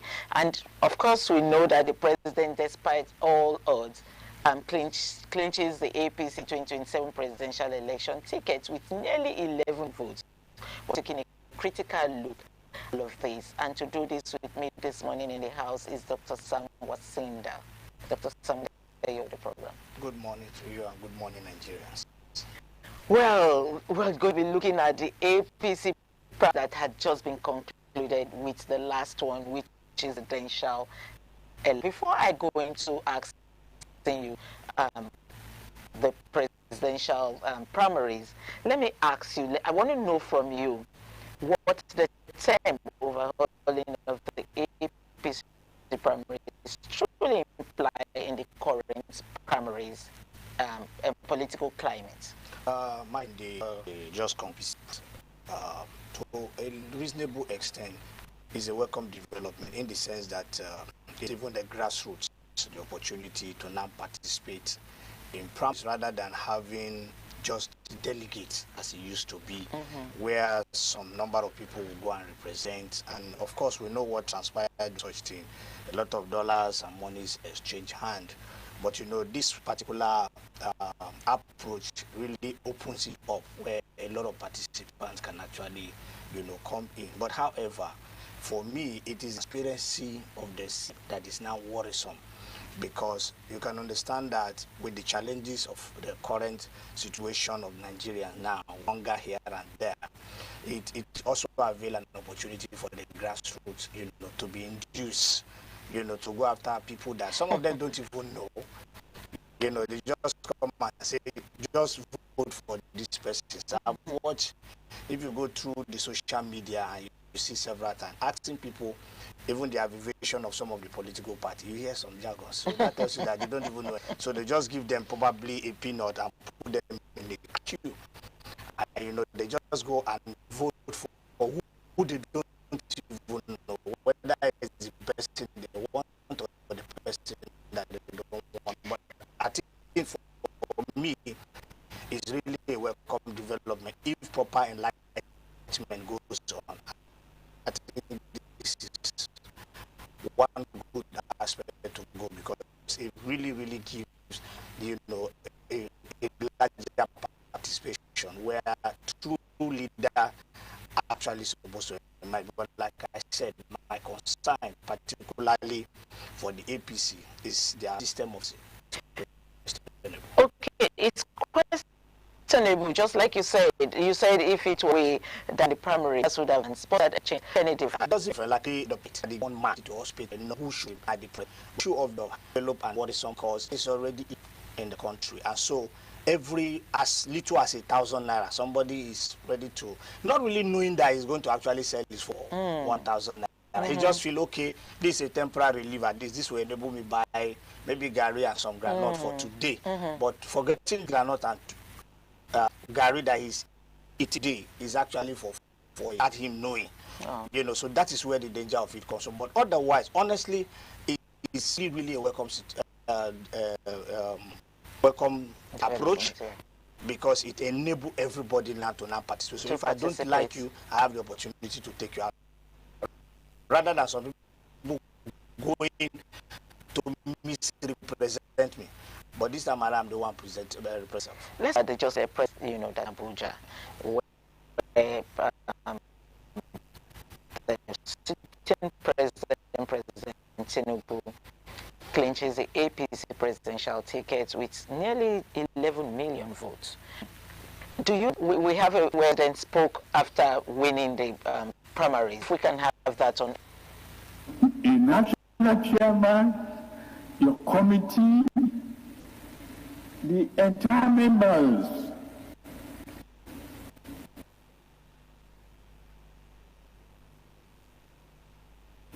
of the electoral process committee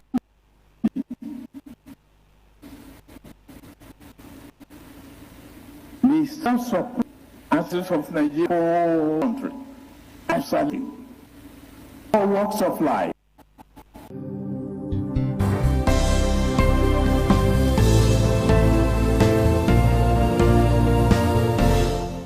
And you said you are hungry.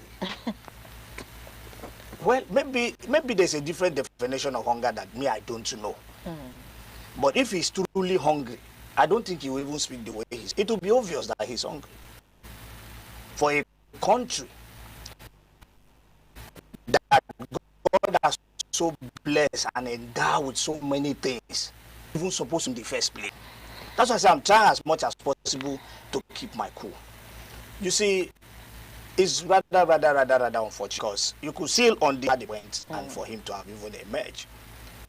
It was after the primary itself, I got to understand that he has an opponent. All the while, I never knew. Maybe some people knew there was an opponent. Me, I never had that there was until when, you know, the process was going on. We saw somebody has 16,500. One chieftaincy, Stanley Osi from Edo State. Yes. 16 in the nationwide. That's to tell you how the game was actually played. And for me, it's a clear template that they are trying to show us how 2027 most likely look like. So I was going to come there. That does this primaries with APC reflect on how 2027 will go? Oh yes, they are just trying to do more or less like Riazas, trying to test run how look like, you know. So I'm not even surprised at the figure of nearly 11 million, because of course if you see how the counting process, you know, if this is how counting is done in this country, I think in the light of finance, that would have made a whole lot of sense, because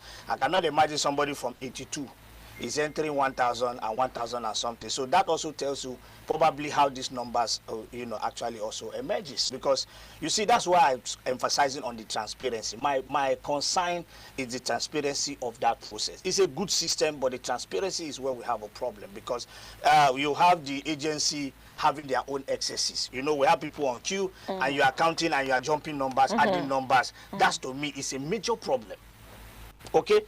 So that probably that is how it also emerged, because we've seen it before in the other primaries before. So they were all built up to this particular, you know, area. So for me, Nigerians should really buckle up and ready for whatever is coming. You know, so that's why I'm going to ask you what major controversies emerged from the just concluded APC primaries. You have just talked about and pointed out about how it was counted from 10 to 100, from 100 to 1,000. Were there other major controversies apart from counting? There were several controversy, because if you listen to somebody like Desmond Elliot, when he was mentioning about how we're not allowed, those are the to see, you know, he had out because he had major votes because of where he was coming from. A lot has happened. We've seen people come and they're addressing press.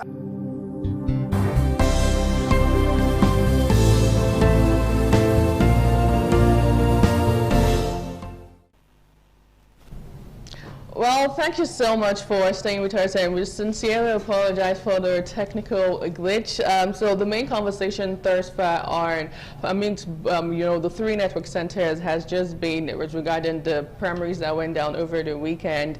And as you are aware, just in case you don't know, we had it on our newspaper review timing where we said that the ADC would be having their own primaries kickstarting today, with the 3 big men right now, you know, in the front of a lot of Nigerians with the ADC. We have Atiku Abubakar, we have Rotimi Amaechi, and we have Yahaya too. And a lot of questions really on the front burner at this point. But just to also take you back, that over the weekend we saw a faction from the ADC presenting a sole candidate for the ADC in the person of Dumebi Kachiku.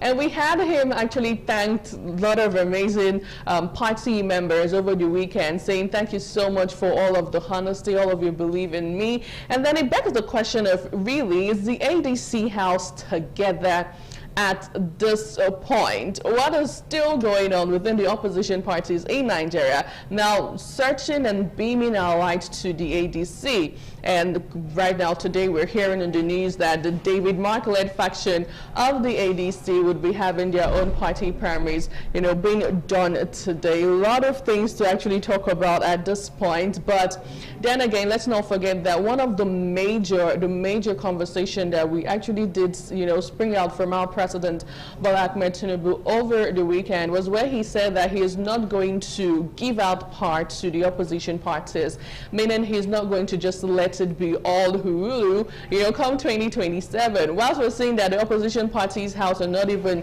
you know, they're not having their access together at this point, and then we're now seeing, you know, the ADC and the president saying we're going to fight it down up until the letter. Well, we can only wait for all of the outcome of this. Now, still staying back with the APC, over the weekend and also the previous weekend, where we saw the party primaries being done for House of Representatives and also Senate, the Senate seat as well. Some of the major things that characterized the party primaries was controversies. We had controversies. We had persons, so many aggrieved members at this point, who are looking forward to the nearest possible way of, you know, gaining power or recovering power come 2027. It's a whole interesting game ahead, I really must say, but we can only wait and, you know, look out for the outcome from the different political parties.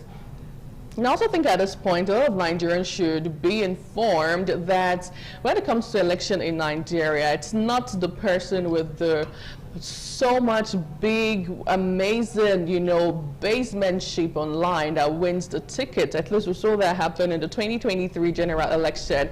So now is the time for you to be part of the process in whatever possible way that you can. Ensure that your PVC, you have actually gotten it, and you're going to come out on that day to cast your vote, because we do not want a situation of after we have another person or in the next 4 years, we are still complaining about the same things that we complain about over time. And then what are these things? Electricity, insecurity, the list actually is endless. The education sector is still there. Food, inflation. This morning we saw a shocking news on the front page of the Daily Trust newspaper, where it did state that Nigeria remains World Bank third largest borrower with 18.5 trillion naira.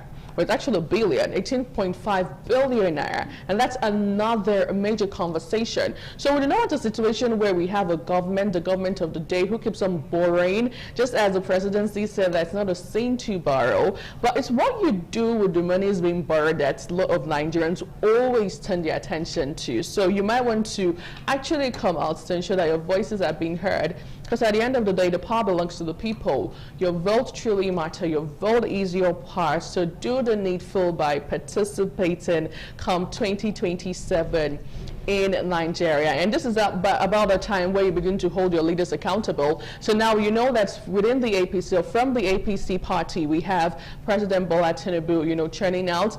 The ADC, we don't know if we're going to have like 2 presidential aspirants coming out from Dumebi Kachiku.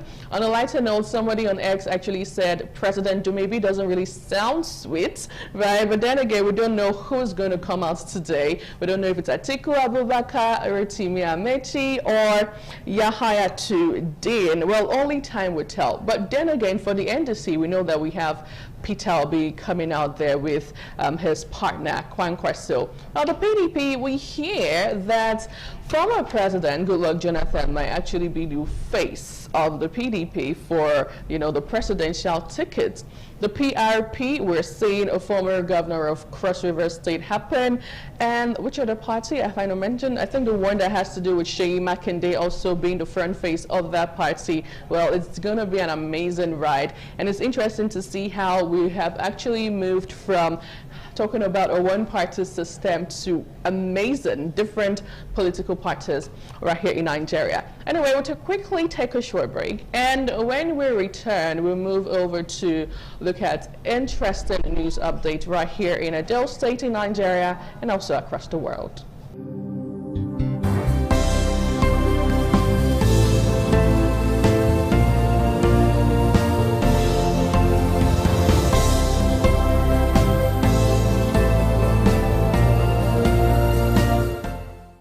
Good morning. This is TMI Socials. Welcome on board. I am Nuoluwa Stevens. I better still call me a social media butterfly. Well, it's no longer news that Arsenal, after 22 years, won the title of the Premier League when Manchester City drew 1-1 at Bournemouth, followed by a 2-1 win over Crystal Palace on the final day. Now, tell you what, in Kenya, supporters shut down Nairobi's CBD, Westland and Pipeline Estate with chant and flair, earning special TV coverage from TV stations right there. Also in Uganda, we saw parades in Jinja and Kampala with fans marching behind mock trophies. Down here in Nigeria, supporters bought a cow, painted it red with the club logo and tied it up amid market bustle, sharing a video that drew laughs from fans and rivals alike. Anyway, let's have a feel of how it went down on socials.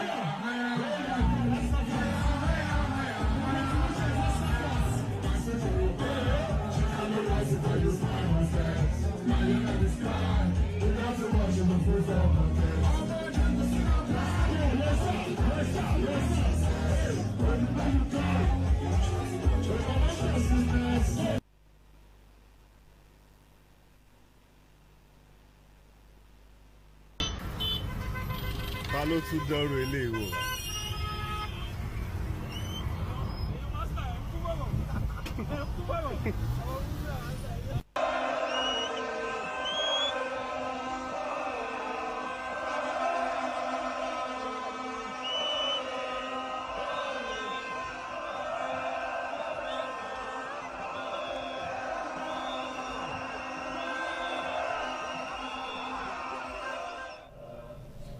Well, the celebration is actually contagious. I mean, let's just hope that on Saturday, Arsenal is going to win against PSG to clinch the Champions League tickets or title. That would be like double celebration in a row. Anyway, we're looking forward to that. Can we have 2 reactions on this interesting, wonderful, amazing piece? This user wrote, "We deserve it. We have paid our dues for heartbreak. Oh my God. We are the Premier League champions. We are going to win the Champions League. They got to believe us now." Absolutely. Let's see how that goes. Now, finally, this one says, "1 down, 1 to go. Really written for you."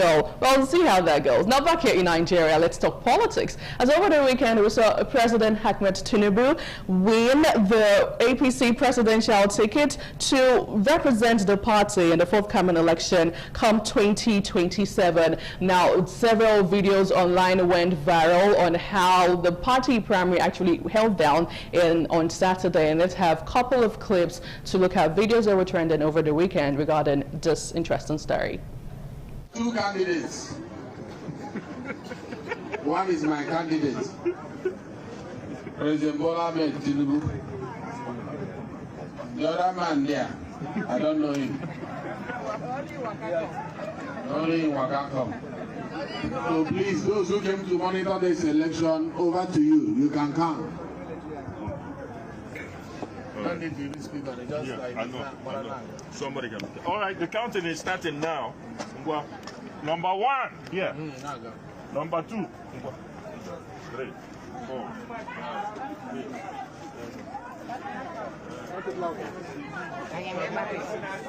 Speak up, please. 90. 92. 95.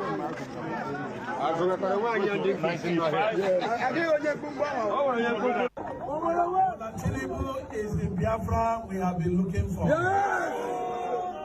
A man who has integrated the entire Southeast. Yes, sir. A man who has given us juicy appointments. Yes, sir. A man who has given us very important infrastructure. That's true. Bola.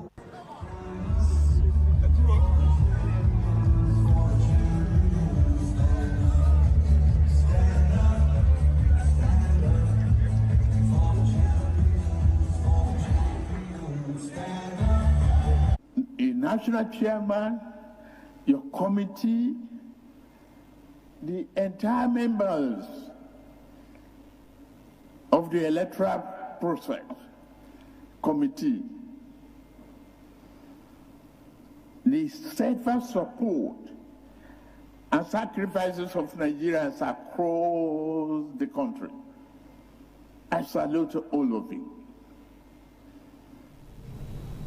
Well, did you see that moment when Stanley Osife went to shake the president and say congratulations? A lot of persons had different thoughts and reactions regarding it. But let's have your tweet and see what you have been saying on socials. This user says, "This is shameful and quite disgusting. This is not politics. It's even more shameful that the deputy speaker was present and that such a thing was happening. But then the real question is why? Why are they jumping from 11 to 1,000? I guess we all know the answer. And this is how they have been winning elections in Nigeria." Or he's asking the question, well, I don't know. Well, this one says, "Crazy thing is he did win a landslide. Laugh out loud. Nigerians don't understand change doesn't come by tweeting, ranting, and Twitter banter. Change happens when real intent. If you want change in Nigeria, you must step out from your comfort tweeting zone and hold INEC accountable if anything goes south." Now, finally, on X, this user says, okay, I think that's all we have on that one. Now, in a rather sad development coming out from Imo State, fresh details have emerged in the shocking killing of a nursing student in Imo State after a suspect allegedly confessed to participating in the attack that claimed the life of a young woman identified as Wendy. Well, Wendy, a student of the College of Nursing, was said to have been found dead inside her off-campus apartment under gruesome circumstances, sending shocking wave through community, school community and beyond. We actually heard on social media that a group of guys who were asking her out and she refused did the act. They not only killed her, but they also raped her before killing her. Now let's take a look at the video that went viral from one of the killers.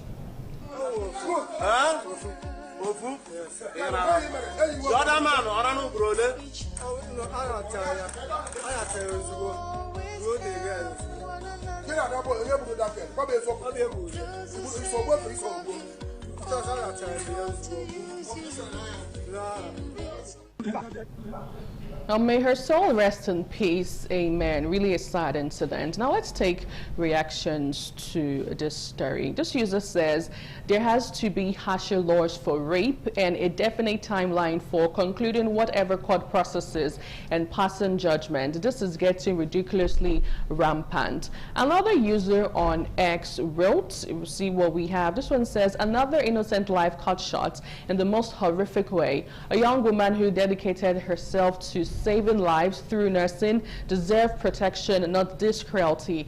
May Wendy Achumba get justice, and may those responsible face the full weight of the law. Well, as we get to wrap up to my socials, let's get to the story from the African Democratic Congress. Interestingly, we see a faction led by its 2023 presidential candidate Dumebi Kachiku. He has picked, he has been picked as the sole presidential candidate ahead of the 2027 general elections. Now, this happened over the weekend on Sunday in Abuja. Let's take a listen to his speech. We arrive at a consensus candidate, and I want to present to you formally the candidate for the ADC for 2027 presidential election come 2027. As our presenter candidate, not nobody, but His Excellency, the father of this party, the leader of this party, the man who has made us to be here. I am very sure when we were talking in a meeting with him, he made comment and he said, no, God forbid. I am very sure with the way Nigeria is radiating, we know that we are going to present or produce the president-elect of this country come 2027. So I present to you warmly and heartily, Honorable Chief Dumebi Kachiku as the candidate for ADC presidential election called 2027. A click is of trouble in paradise, because tell me which party primaries from the ADC will be holding on today. Let's see tweets on this story. Wonder if we're going to have two presidential aspirants from the ADC. This one says, be like ADC go produce two presidential candidates. A very good strategy to win. Kachiku will hold down the south, while Atiku will hold down the north. ADC wins. Okay, well, finally, this user says, let's see another tweet. Okay, that's all we have. There's one part where one user actually said, President Dumebi doesn't even sound sweet. So tell me which name actually sounds sweeter for you. But anyway, that's how we get to wrap up TMI Social this morning. Big shout out to you for being part of the show. I am Nuoluwa Stevens. From all of us on This Morning on ITV, please stay safe. We'll see you again tomorrow. Goodbye.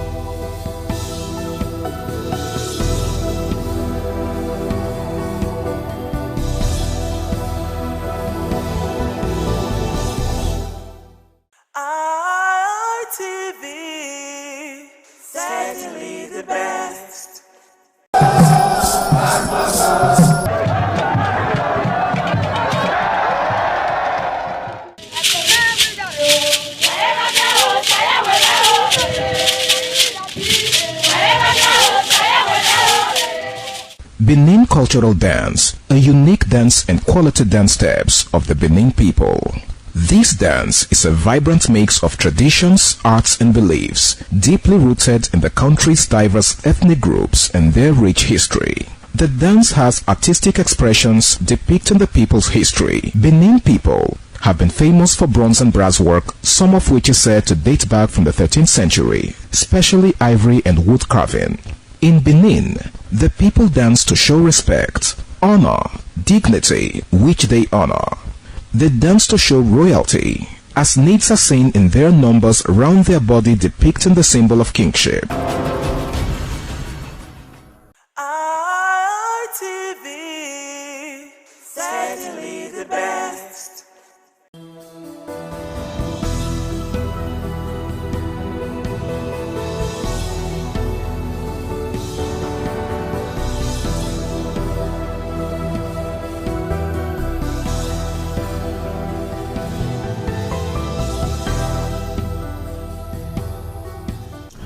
Most obliged to have you join us on the program Politics Today on Independent Television and Radio. Our sincere apologies bringing you the show behind time due to some unforeseen circumstances. As they say, man proposes but God disposes. But we're here now, that's all that matters. Thank you for your patience. Let's look at some of the trending stories. Saturday's presidential primaries of the ruling All Progressives Congress APC will hold simultaneously across all 8,809 wards in the country as the party moves to pick the 2027 presidential candidate. Well, I'm sure you already know who that will be.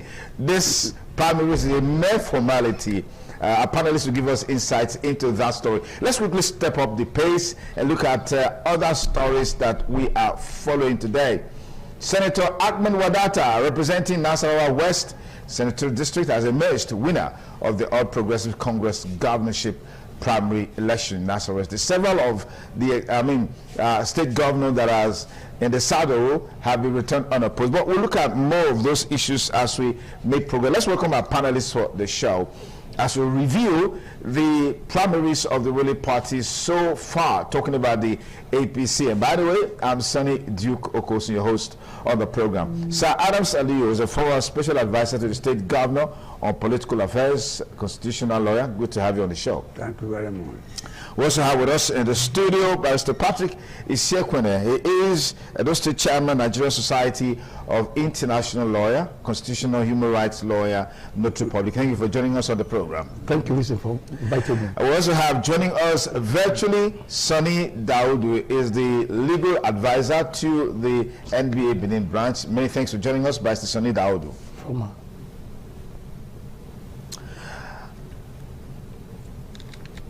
Okay, thank you, Sonny Daudu, for joining us. And of course, we expect Chief Daniel Matthew Akwamoka, who is joining us from the UK. Chief, thank you for joining us on the program. It's a privilege. Thank you for having me. Really appreciate it. Fantastic. Let's begin from here in the studio. The APC's primaries are ongoing. Today is a presidential primary, and I said it's a mere formality, but it's in line with the constitutional provision, the Electoral Act, that the primary must take place. Otherwise, perhaps they would have just said, Mr. President, have the tickets. Adams, let me give us a take on this. I mean, you've been covering things like this over the years, working with Daily Times and all of that. Yes. What's different about this one, or what are the similarities? Well, the similarity is that it is almost a fait accompli, because all the governors who are seeking the election, they all got their tickets. This was even in line with what the late Aneni postulated, that people should be given second time. For the presidential primaries today in the APC, it's a done deal, because one person trying to buy from and contest knows it's a lost battle, but he will be compensated long ago. Then the idea of consensus, I've always had my feelings about this.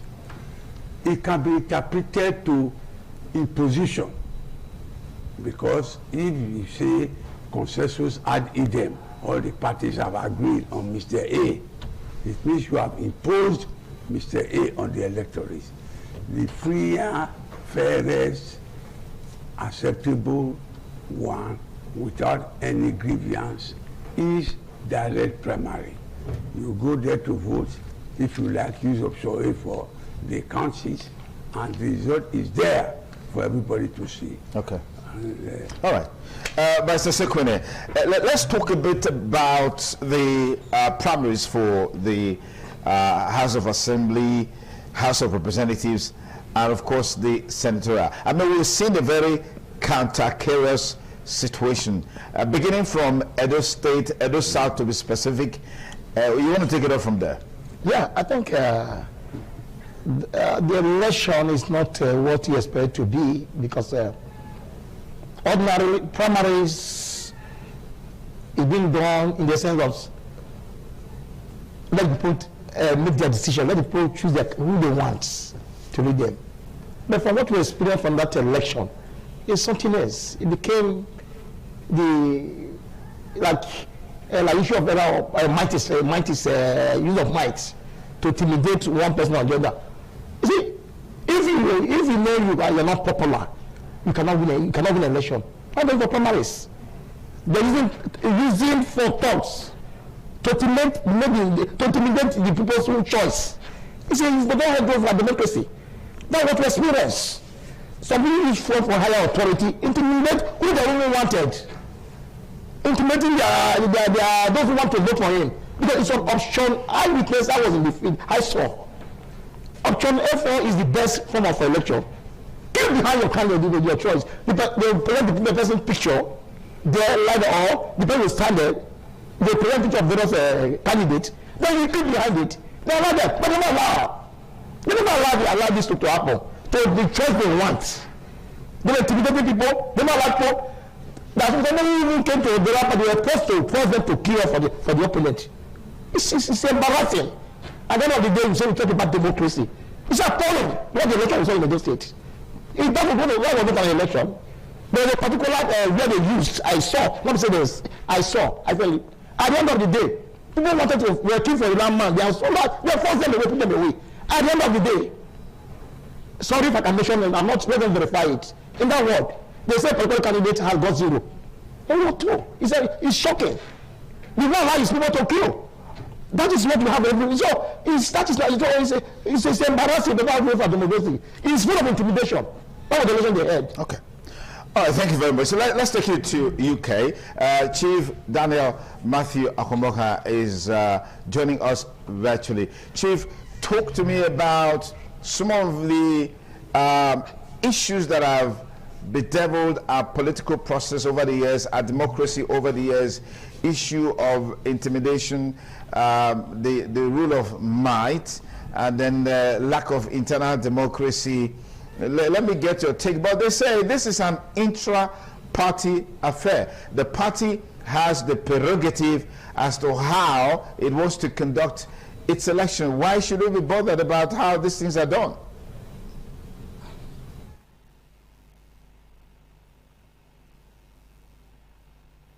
Chief, it's like you muted your mic. If you can unmute your mic, we can barely hear you.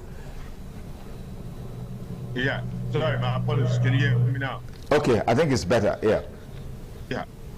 Inter-party affairs is an affair that concerns everybody, regardless if we belong to that party or not. Because if the inter-party affairs are not kosher, let me use or are not democratic, we end up going to produce some kind of leaders that will be porous to the society and become, how do I call it, an enemy of the state, but rather a friend to a special interest or special group.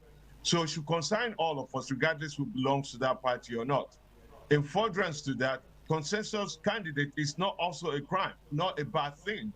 It means that we come together to say for the better good greater good of the party and as well as the society, that we consensuously agree that this person will be a better person to run or to represent our interest, our group, our community. So in that context, it makes sense. However, what we witness in Nigeria in terms of inter-party affairs or this kind of consensus affairs is that very few people are imposing candidates on the larger people, are imposing people that will serve their personal interest, not the interest of the greater good of the society, that will benefit or protect their personal. And that should be much more worrisome than anything else. And that does not mean because somebody is imposed on the society, then we in the society, we in the community should go along. Let's take the Edo South scenario. If people felt that the candidate from the APC perspective, I'm not an APC, I'm just speaking in general political analytical terms. If people felt that the candidate that emerged was imposed on them, they have the right to vote. They don't have to follow that same decision. They don't have to abide by it. They have the right to vote. There's a sitting candidate, there's a sitting senator already there, there's other party. You can show your protest. You can show your dismay or disapproval by voting for somebody else. If you feel your party have cheated you away from the candidate you want, you have your final say to vote for who you support. They cannot control you or force you to vote for somebody a very few of the very few impose on you. So that is what democracy is about. And that is what the opponent of whoever they felt is being imposed on the other party to campaign about. At least you are voting for me because you chose me. I wasn't imposed on you. I wasn't chosen by the few. I wasn't rigged into getting this ticket. Instead, I campaigned. I won the ticket of my party by the majority people of my party. And I thought, I'm asking you, even though you're in a different party, to support me because I intend to represent the interest of majority of everyone, not the few, not the elites, and not the party controller, but rather than the people. That is the beauty of democracy. Okay. All right, thank you, Chief. I know that those who ask questions about which faction are you aligned to, faction A or faction B. Anyway, that's on the lighter side. Barrister Sani Daudu, we've seen this over time in terms of the democratic experiences that we've had over the years, which is the issue of the power of incumbency having its way irrespective of who is involved. That was very, very rampant in this primary so far. In Delta State, the contestation for Delta South, I can't remember, between Senator Ifeanyi Okowa and the incumbent Senator Ned Nwoko is still raging, with Senator Ned's lawyer saying that they reject in entirety the results of the primaries. I mean, if you watch that, primaries online, you will see the long queues of Senator Ifeanyi Okowa, and then, of course, no one in the queue for Senator Ned Nwoko. And then you also have this counting pattern. I've never seen that kind of mathematics in my entire life. From number 1, you go to number 1,000 to 10,000. Maybe you have seen it. Give us a research into this, Barrister Daudu. Well, thank you for having me. I'm grateful for this opportunity to able to, of course, draw analysis of these primary elections recently just being conducted and still ongoing for the presidential elections. Let me first of all just look at the question as it were from Delta State. The politics that played out in Delta State between former Okowa governor and now Ned Nwoko is politics of party supremacy. The reason is clear that Okowa possibly have the backing of the city governor and the city government of Delta State. The reason is not far-fetched. The current governor, Oburiwori, was the speaker to Okowa while Okowa was governor. And that relationship, again, produced the governor himself.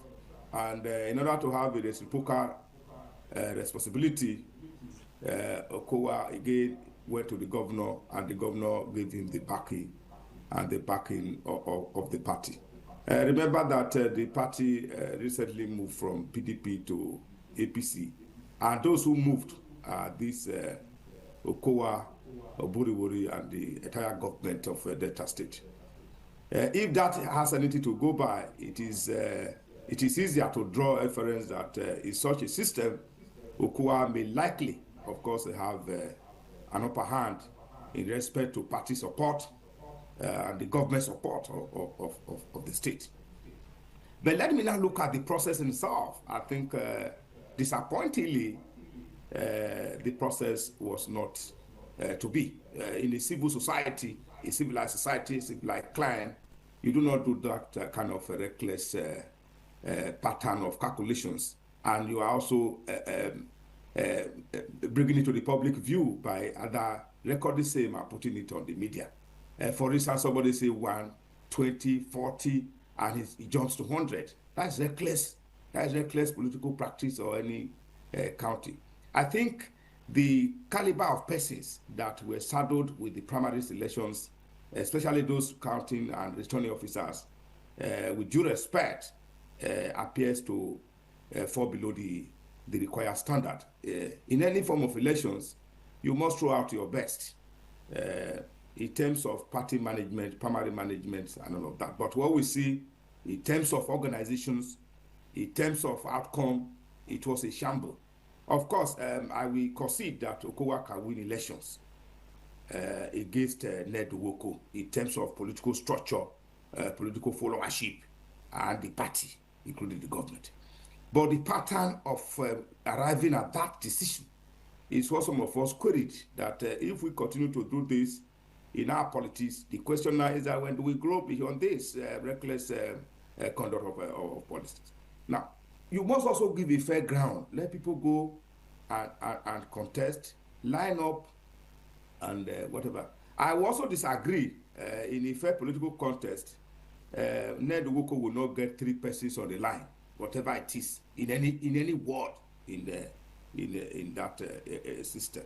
But where there are coercion, when there are coercion, there is a force, and sometimes they say the leaders say go this way, and all of that, all this play out. I think these are some of the issues that we must eternally address as petty men and women, so that at the end of the day, the common man will see that, of course, we have done the politics, we have played the politics to the best interest of the people, and even the blind man will see that, yes, of course, fairness, justice, and the principles of regularities and all of that were followed in the discharge of the party duties and responsibility to the people.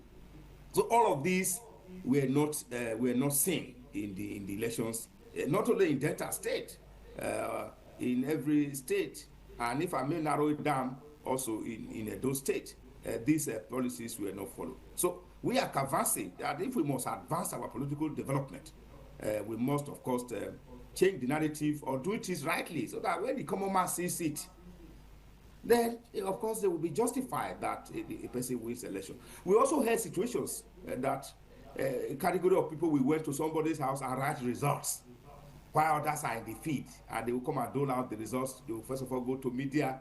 Somebody has been declared winner. All of these are not supposed to be. In 2026, in 21st century, no. It shouldn't be in our political development. We should be able to advance our politics. Okay. We should be able to move from the era of seemingly or coordinated political practices to a seamless practice of political development. We're looking forward to that happening, Brother Sonny Daudu. But we'll just continue with our conversation. We saw the judgment by a Federal High Court in Abuja on Thursday that INEC went beyond its powers to fix 10th of May deadline for political parties to submit their membership register and data as a precondition to participate in the election. I know that that issue was a very, very thorny one, and the Youth Party went to the court to challenge it, and of course they got a ruling in their favor. What does this mean for political parties as we move closer to 2027? The ADC Publicity Secretary Bolaji Abdullahi said yesterday that with this judgment, they expect to see more inflows, more defections into the ADC. How is that going to turn out? We'll find out when we return after this break. It's still Politics Today on independent television and radio. Please stay.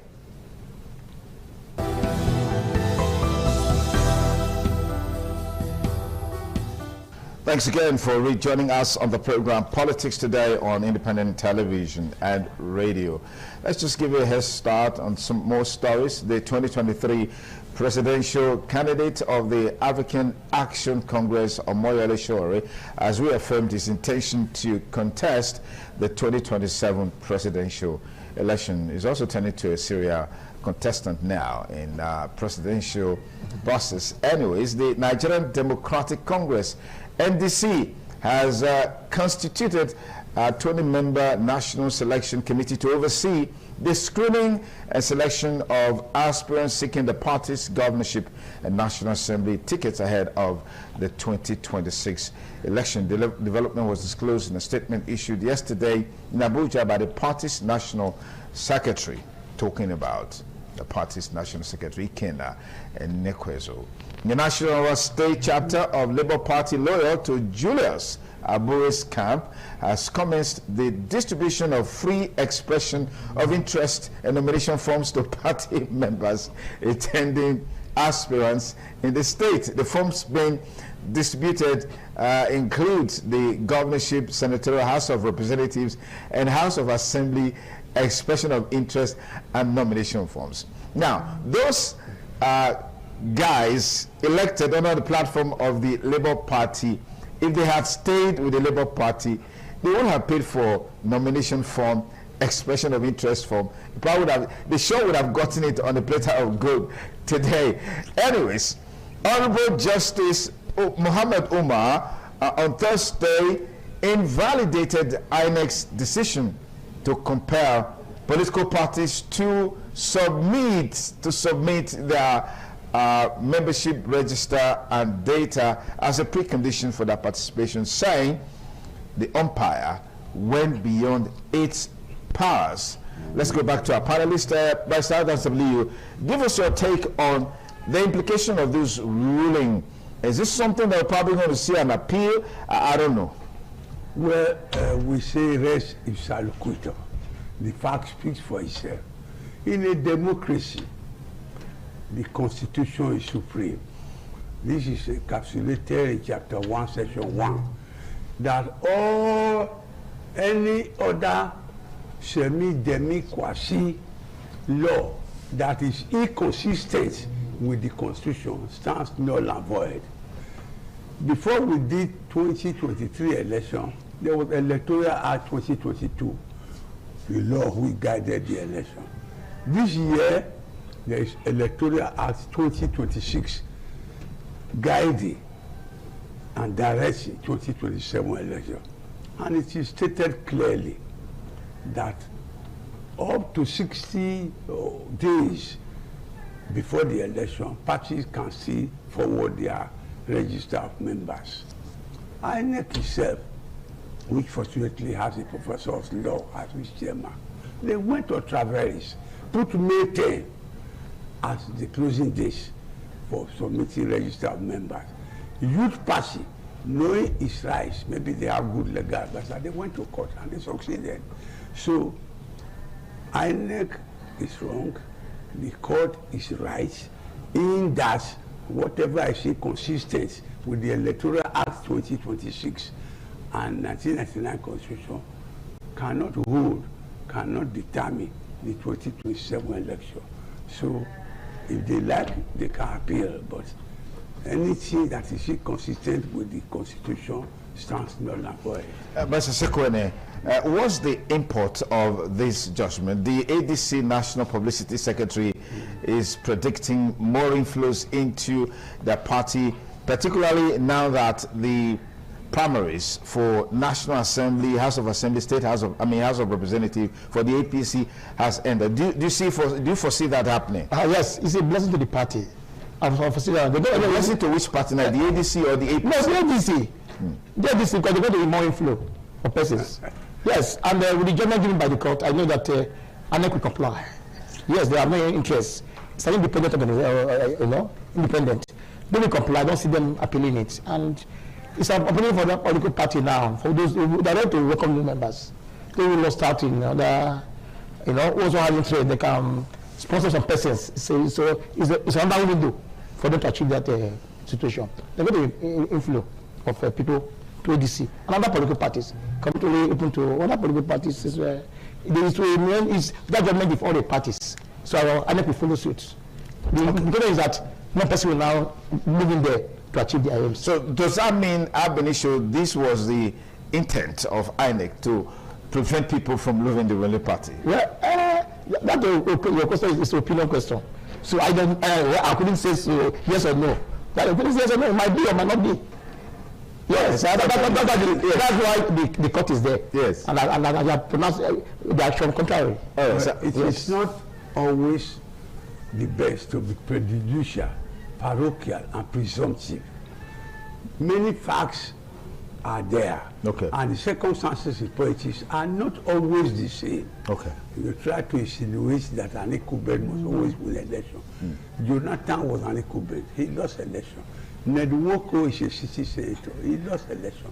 Even here in Benin, an outgoing governor had a stood as a candidate. That candidate lost the election. So the circumstances differ. Okay, all right. Let's meet our global panelist, Chief Daniel Matthew Akwamokan. It's good to have you stay with us on the program Politics Today. We're talking about the recent development with the 10th of May deadline, which INEC had set and is now being invalidated by INEC. What's the import of this for the 2027, in your opinion? It's a great input, and I have 4 points I want to clarify. First of all, I'm not a lawyer, but I want to say this, that the 60 days before election launch is a porous and lack critical thinking behind it, simply because for this simple 4 points. Number one, INEC have no business in the internal data of membership of a party. They should solely focus on registered voters. Registered voters who are registered to vote an election is the basis of which INEC conduct the election, not at the totality of members of a party. Simply because a member, not every member of a party are registered voters. So collecting that data is a waste. It's a waste of resources and waste of INEC time. It's a waste to have a data of somebody who's not even registered to vote that belongs to a party. And another thing is that even if a person is registered a member of a party, there's no guarantee that come election time, that person will vote on behalf or for that party candidate. That person who is registered as an APC or registered as a NDC, PDP, or even Labour, will come election time, will vote for a Labour candidate. So what is the purpose? A bit of a network glitch there. We just hope that we can reconnect with Chief Daniel Matthew Akwamokan joining us from the UK, so we can anchor that perspective that he's sharing with us. Okay, so Chief, I think you're back. Go ahead, please. Yes, as I was saying, that the law that requires INEC to collect 60 days the membership information before election is porous, and it lacks critical thinking, simply because that not all registered members of a party will vote for the candidate of that party come election time. And INEC business should solely focus on registered voters. Registered voters are registered on INEC with INEC, and that is the limit of their power should be.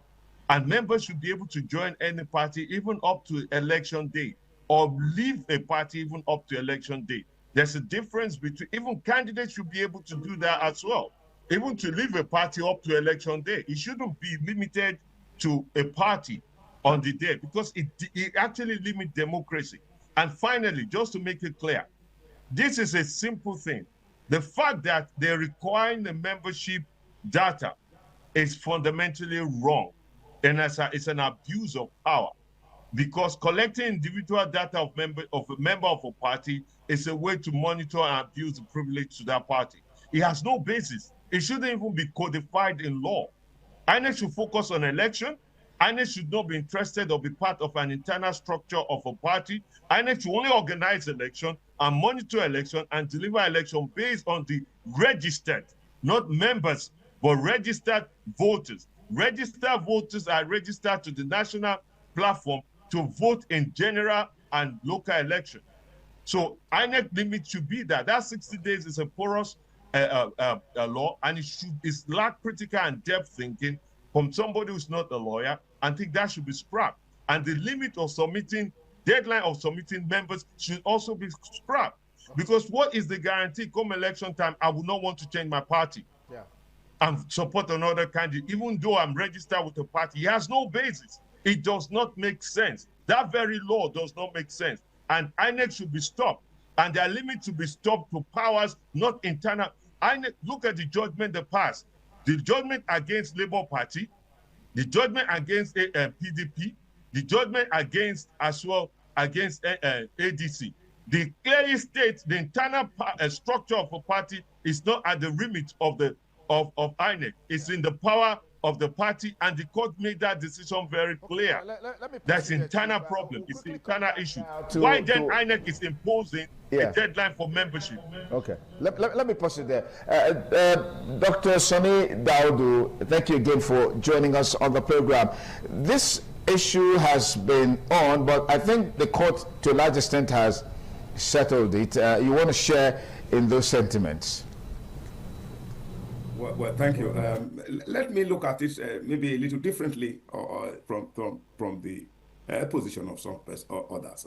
You asked, what is the rationale? What's the rationale of INEC putting a deadline for submission of parties' register? I think the rationale is procedural. Is to be with the timelines of party conducting their affairs and possibly submitting to INEC and all of that. And the second question is that should INEC be interested in the register of political parties? The answer is in the affirmative, yes, it should be interested.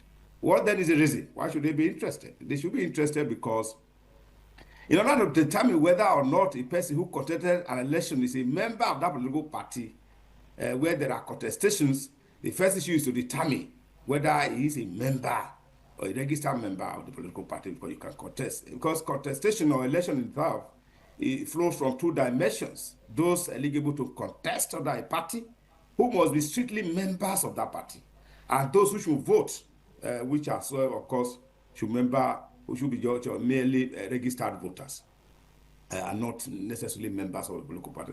So there is a need to have membership of a political party. Now, the second question, or the third question now, is whether the timelines should have been restricted or limited by INEC. I think that was where preparations, I think that was lacking. What would have happened ordinarily was that the political parties and INEC ought to have a stakeholder meeting to determine the timetable and timelines for submissions of party registers and any other thing that will be required for the process of having a seamless exercise. I think that was missing.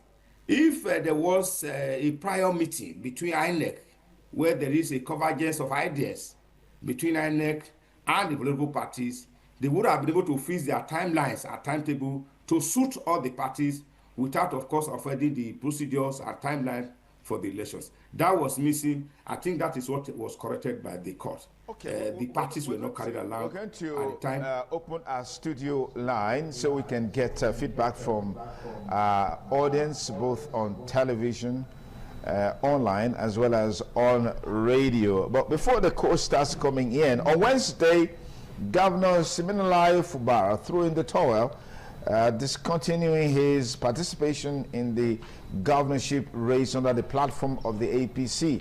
We don't know if he's going to switch his allegiance to another political party, but he said he made the decision after consulting with family members and his loyalists, so to speak. And that brought to an end the confrontation and the conflagration, if you like, in Rivers State politics for such a long time. At the end of the day, Nyesom Wike, the strongman of Rivers politics, has won. Sir Adam Sali, you want to comment on that? Well, what many people do not know is that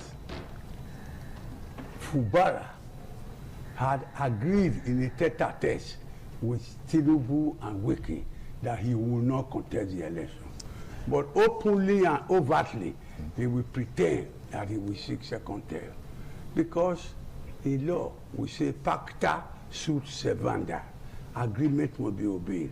After the emergency, he had a tete-a-tete with the president, he had with Wike, and the agreement was that he would not seek second term. So the idea now, because I left the DC, he went to the new party, NDC, and he wants to expecting Fubara to go there and contest. Fubara will not, because there's a statutory provision that once you are a governor, if you leave office, not with ignominy, you are entitled to your salary for life. So if you are impeached, you cannot be entitled to any salary after being a governor. If Fubara were to try to go and buy tickets in the new NDC, within 72 hours, he will be impeached and he will not be entitled to anything as a former governor. And when he contests the election against Chinda, he will equally lose. So he will not contest. Okay, all right. Vice Patrick Isekwene, this is end of the road for Siminalayi Fubara politically? Yeah, of course, it's the end of the road. And I've said previously here that he has no business in the issue of second term because he had already concealed. During the time he had problem with his master, the president intervened. Even asking him, go and meet your master, whatever I say, I'm okay by it. At the end of the day, they agree that he should come for second term. But I don't know what came over for Bara. I saw him say, you're putting form, you're pushing, you know. So he said, well, he withdrawing now. He said, after 30, he knows he's not going anywhere. And like what my colleague said here, in the party, you don't have a choice. You don't have a choice. So like at the end of the day, we can want off. You will not go anywhere. You're also aware that you're just made a member of the committee in comparison to presidential election. He was not been appointed. So he's not going anywhere, and he's a typical Nigerian man. For you know, if you tried it, like what you say, waiting 48 hours, it's even, 48 hours is even too much. They don't call the way the procedural. That's all. Even pitch and you go home. Okay. Our studio number is 080-7777-0300. That's our studio number. Dial it and let's get to take on the conversation so far on politics today on independent television and radio. Chief Daniel Matthew Akwamoha, the development in Rivers State, what's your take on it, Chief? You just move to PDP from Labour for obvious reasons. And I must say, democracy is a wonderful thing. But I'm one of the, let me choose my words very carefully. So I want to say I feel very sad for Fubara. And I felt like his sins are not as grievous as to him being treated the way he has been treated. However, I've tried to do my own personal research based on information and the grievances that led to the fracture between him and Wike. Part of the thing I've gathered was Wike on his grievances that Fubara lied about him, claiming 20 billion every month or something like that. And he went about destroying his credibility that is built and the structure that delivered him. Vis-a-vis, and Fubara is saying Wike is demanding some aspect of the budget every month or something like that. Between that, there is a factual truth and lies in between. But the question is, if Fubara had spent his time focused on performance and delivering quality service, delivering on the mandate that elected him, regardless the structure that brought him, also delivering on the promises for Rivers State of the people that actually voted for him to win the general election, I don't think he would have found himself in a boat where he's fighting his left and right and without any natural ally. People could be power drunk. I mean, people could say, yeah, his godfather is power drunk. Same thing with Fubara. I as well forgot that the position of the governor is not a king. It's an elective position that it means is the collection of people that came together to elect you. And you can't piss these people off and expect to be in that position. It's not an hereditary thing. It's not an entitlement thing that you just hold on. The game of politics is called a game. You must be conservative, advanced, and as well very in tune to understand the game of politics and play it righteously in order to advantage you. Thank you. 08077770300 is our studio number. If you will dial that number right now, right away, you'll be able to contribute to the discussion so far. 08077770300. That's our studio number on Politics Today on Independent Television and radio. Bit of a network challenge, the calls ain't coming in, but let's see how far we can go with that. Barrister Daudu, you're a lawyer. We're here now with Siminalayi Fubara versus Nyesom Wike. Godfatherism has prevailed in Rivers State. That's the LCM and HCF of what's playing out. You want to give us a take on that in 1 minute? Yeah, thank you. I think the stepping aside of Fubara was the best decision he would have taken in that regard. To me, what he's doing now, he took it too late. He took the advice of His Excellency Governor Ayo Fayose for granted. At his inauguration, he was advised that, look, the position you are holding now must be held in trust for the people, and you must ensure that the structure through which you were elected is not distorted. I think he didn't take that advice. He never knew what it was. And it was even one of the consequences, that the man through whom you come is capable of fighting and fighting to the end. I think that was forewarning that Fubara would have taken very seriously. But I think he didn't take that advice. I have never seen when a person is one ahead of danger, political danger, and yet he fell into it. But again, that is politics. He has seen his own side of it, and it is good that he step aside, because if he has even gone to the primaries, he would have ordinarily lost. That is a good idea. But again, the issue of godfatherism, I will not say that godfatherism have won. In politics, you have people who support you. And it's natural also that such persons should also be regarded in your political equation. If Fubara was brought as a civil servant who has never participated in elections before, he's made a governor who was just an accountant, a chief accountant on level 12, and a person brings you from level 10 to director of finance, from there to permanent secretary, for permanent secretary to Akata General of the state, from Akata General, say make you a governor, and suddenly you say the man is bad. I don't know how that plays out to me. I cannot account for such conduct. But again, he has seen the consequences of not, of course, having a reciprocal responsibility to another person. To me, Wike has done well for Fubara. Even from the equation I saw, that Fubara would have been around level 14 now if he still remains in a government work as a civil servant, and that is who was made a governor on the platter of gold against all odds, and yet he was unable to manage his fortune. I think what befell him is what, with due respect, maybe what he expects, or what, of course, he has found himself. So to me, the politics of Rivers State, you cannot take Wike out of it. It's not possible. You cannot take Wike out of the equation. He has have his footprint in the sense of time of river politics and Nigeria politics, if I must, by extension. And as such, you cannot dispense with such a person because you are a governor. He has the capacity, he has the structure, he has the reach, he has the influence, and he has the people. He has the loyalty of a vast majority across, not senatorial now, across the state.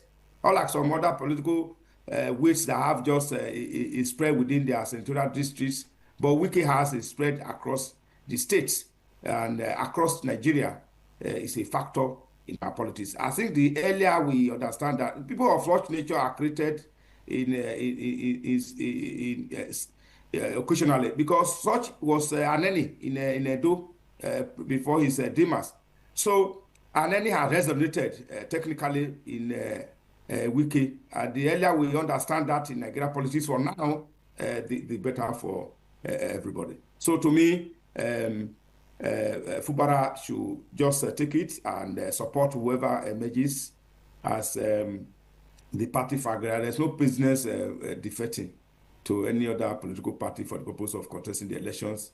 It should allow it be and move to any other political party if it decides to do that. But let me come back to you, Chief Daniel Matthew Akwamoka. Here is a man called Wike who, from all intents and purposes, is still a bona fide member of the People's Democratic Party, but he is still have a good working relationship with the ruling party, and of course the ruling party's governorship aspirants, so to speak, literally disqualified from the primaries. I mean, he saw the handwriting on the wall. Rather than going through the hog of the primaries and getting disgraced, he chose to do it. He took the easiest part, or the easier part, of just stepping aside. Give me just synchronize all of these, synthesize all of these, and let me understand your perspectives. It's a funny one and a very, very interesting intellectual gymnastic to analyze. To be very clear, this also goes back to our previous discussion when what I stated, that because somebody belongs to a party does not mean they will vote for that candidate. Wike, as it stands, is in PDP, but he has openly declared he's supporting President Tinubu, who is in APC. My own strong belief is this: the next governor of Rivers State is going to be a PDP person, regardless. Wike cannot afford to allow Rivers State to go to the hands of APC. So even though Fubara decamped to APC with all the status quo, but President Tinubu will win Rivers State like they did the last time, and PDP will win the governorship seat as happened last time in Rivers State. However, that's the political machination of Nigeria, and that is the political ingenuity of Wike that Fubara wanted to challenge without the basics, the knowledge, the skill, or even the capacity to do so. For me, Wike is a phenomenon, and Wike is very direct. It tells you exactly what it's going to do, and it does it. Wike is so different and unique in Nigerian politics that at some point we have to take it as a case study, because it's very direct with its intention and purpose, and it's a refreshing thing. Either you like it or not, you must respect him for that. That's one of the things that attracted me to join PDP, among all odds, because of very nature of Wike. Maybe a little bit weird, a little bit crazy to some people, but intellectually gymnastic for other people. And I saw curiosity for people like me fascinate me the most, that this man speaks his mind, rightly or wrongly, and it's very clear where he stands on issues. Is the only candidate or the only politician to date that says from onset, there will be no any other candidate I'm supporting than the president. And it says on onset, this is the problem with PDP. He prefer PDP not to have a presidential candidate because we are going to endorse President Tinubu. Either you like it or not, it's very clear. And it's so clear with sense of purpose. Those people should be respected and should be accorded for their belief, even though if you disagree with it. And that's why I said it was a foolish thing that Fubara did to pick a fight with somebody of such caliber or somebody of such veracity to fight. Wike is the kind of person that fights with clear intention. He tells you I'm fighting you and doesn't hide it. And he goes all the way to do that. He should go and ask those who have fallen victim to him. So Fubara, I would say the best thing Fubara could do right now, if I was Fubara, the best thing to do right now is to fall back in line, go back to PDP, rebuild themselves, because PDP will take over Rivers State. Is this not a bad precedent? Isn't this a bad precedent in our politics? You can't say it's bad or good. It's the game of politics. The danger of it is that Fubara played his hand without understanding the game. Fubara should have focused on delivering quality service. He should have focused on delivering quality policy. He should have focused on delivering on the mandate that got him. Instead, he picked up a fight. That is lack of focus and lack of responsibility on his part. Let me pause it there. I'll come back to you because there's also another issue that I want us to talk about. But for those just joining us, the program is still Politics Today on Independent Television and Radio. Our studio number is 08077770300. That's our studio number. Dial that number right now so you can call and be part of the discussion. 08077770300. That's our studio number. You can dial that number right now, right away, and you're live on Politics Today on Independent Television and Radio. Let me come back to Sir Adam Saliu and Barrister Patrick Ishekwene. In Imo State, the sitting governor is set to set a record of being the governor of the state and also being the senator representing one of the senatorial districts in Imo State. He's got 8 months left before his tenure, second term tenure as governor of that state runs out. He has contested for the House of Representatives senatorial primaries in Imo State in one of the districts, and he came out victorious and successful. We hear the deputy governor has been impeached. So give me your take on this. I mean, you're a constitutional lawyer. I've heard people say there is no part of the Constitution that the man has wronged, so to speak. And so he's on his way to creating that narrative, that record in our political dispensation. Well, he has not, from the premier facts before us, he has not acted ultra vires. He cannot be senator and governor at the same time. The senatorial victory will only take effect when he has exited being a governor. So he's not the first. Amechi was speaker, was governor, was minister, each for 8 years. Okowa was senator, was governor, back to be governor. So he was only preemptive and forward-looking. That is why he contested and won. And he cannot hold the two offices of Senate and governor at the same time. Senate he will resume after he left office. And you will equally know that in the Senate, there's no time limit. There's no 2 terms. So that's the more reason he should have waited to run out his tenure and maybe wait for the next term. 4 terms. Omagege did up to 3 or 4 terms. So he doesn't want to rely fallow.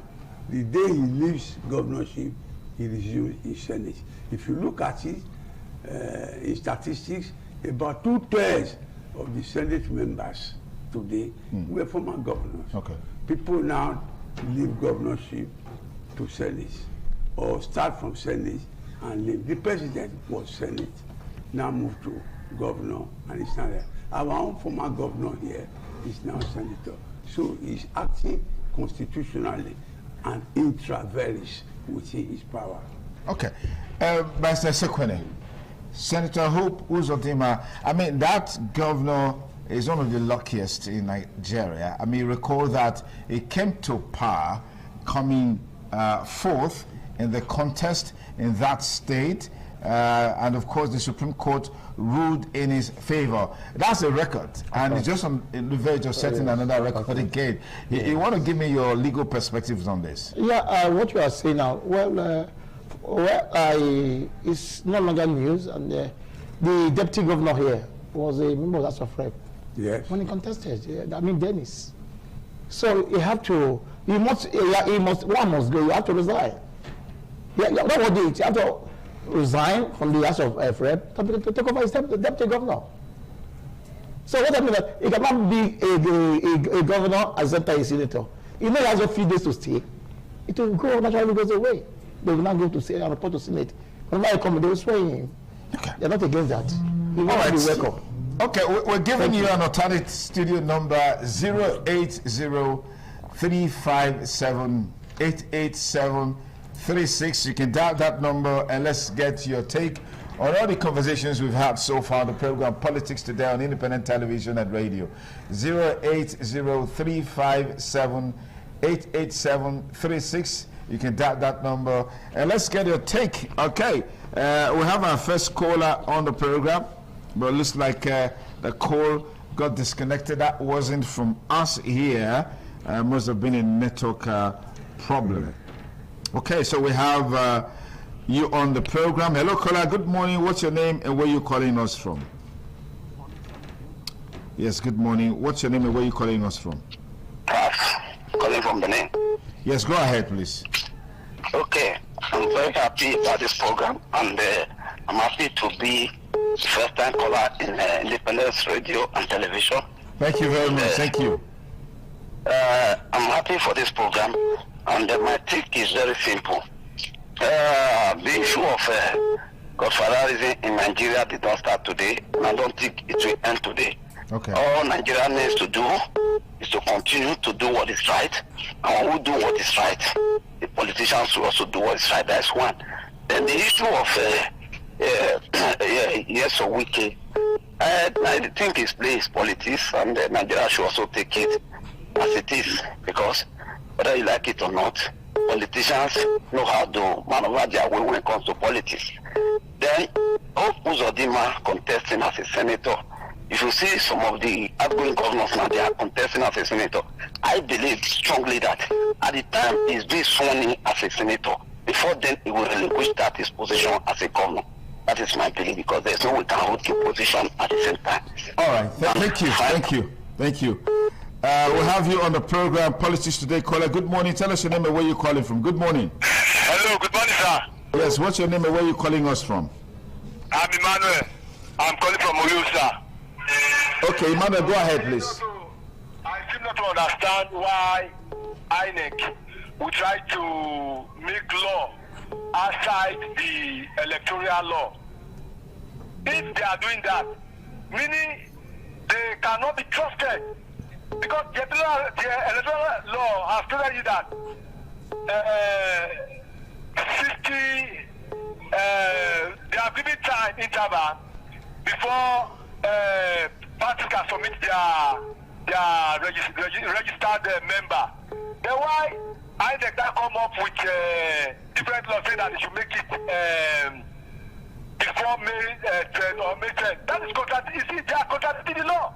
Okay. So it seems that is INEC a political party or what? Because as you said, that's how it's supposed to be. They are not supposed to, what is their duty? That they should be consigned on the registered voter and do everything possible to make sure that our vote is being scanned appropriately and transparently. That is their duty. Why they can try to all right, thank you. Let's give more opportunity to others. Hello, caller. Good morning. What's your name? Yeah, good morning. Yes, what's your name and where are you calling us from? Yes, okay, I'm calling from Mission Road Market. Go ahead, please. Yes, my is when I witnessed this shampoo called this people conducted primaries. That is APC primaries. Okay. And there is another thing that means the taste of fat determines the smell of fat determines the taste of poo. Okay. I don't want to use any other language that is found. So with this, we can now know what will happen in 2027. We all remember vividly what happened in Lagos in 2023, where Nigeria was helplessly, white people were victimized, people were intimidated, harassed, people want to vote candidates of their choice, and nobody talked. We're now swept under the party. All right, thank you. Caller, you're live on the program. What's your name and where are you calling from? Okay, the Oracle, go ahead with the contribution. Don't bite the hands that fix you, especially when you are dining alone.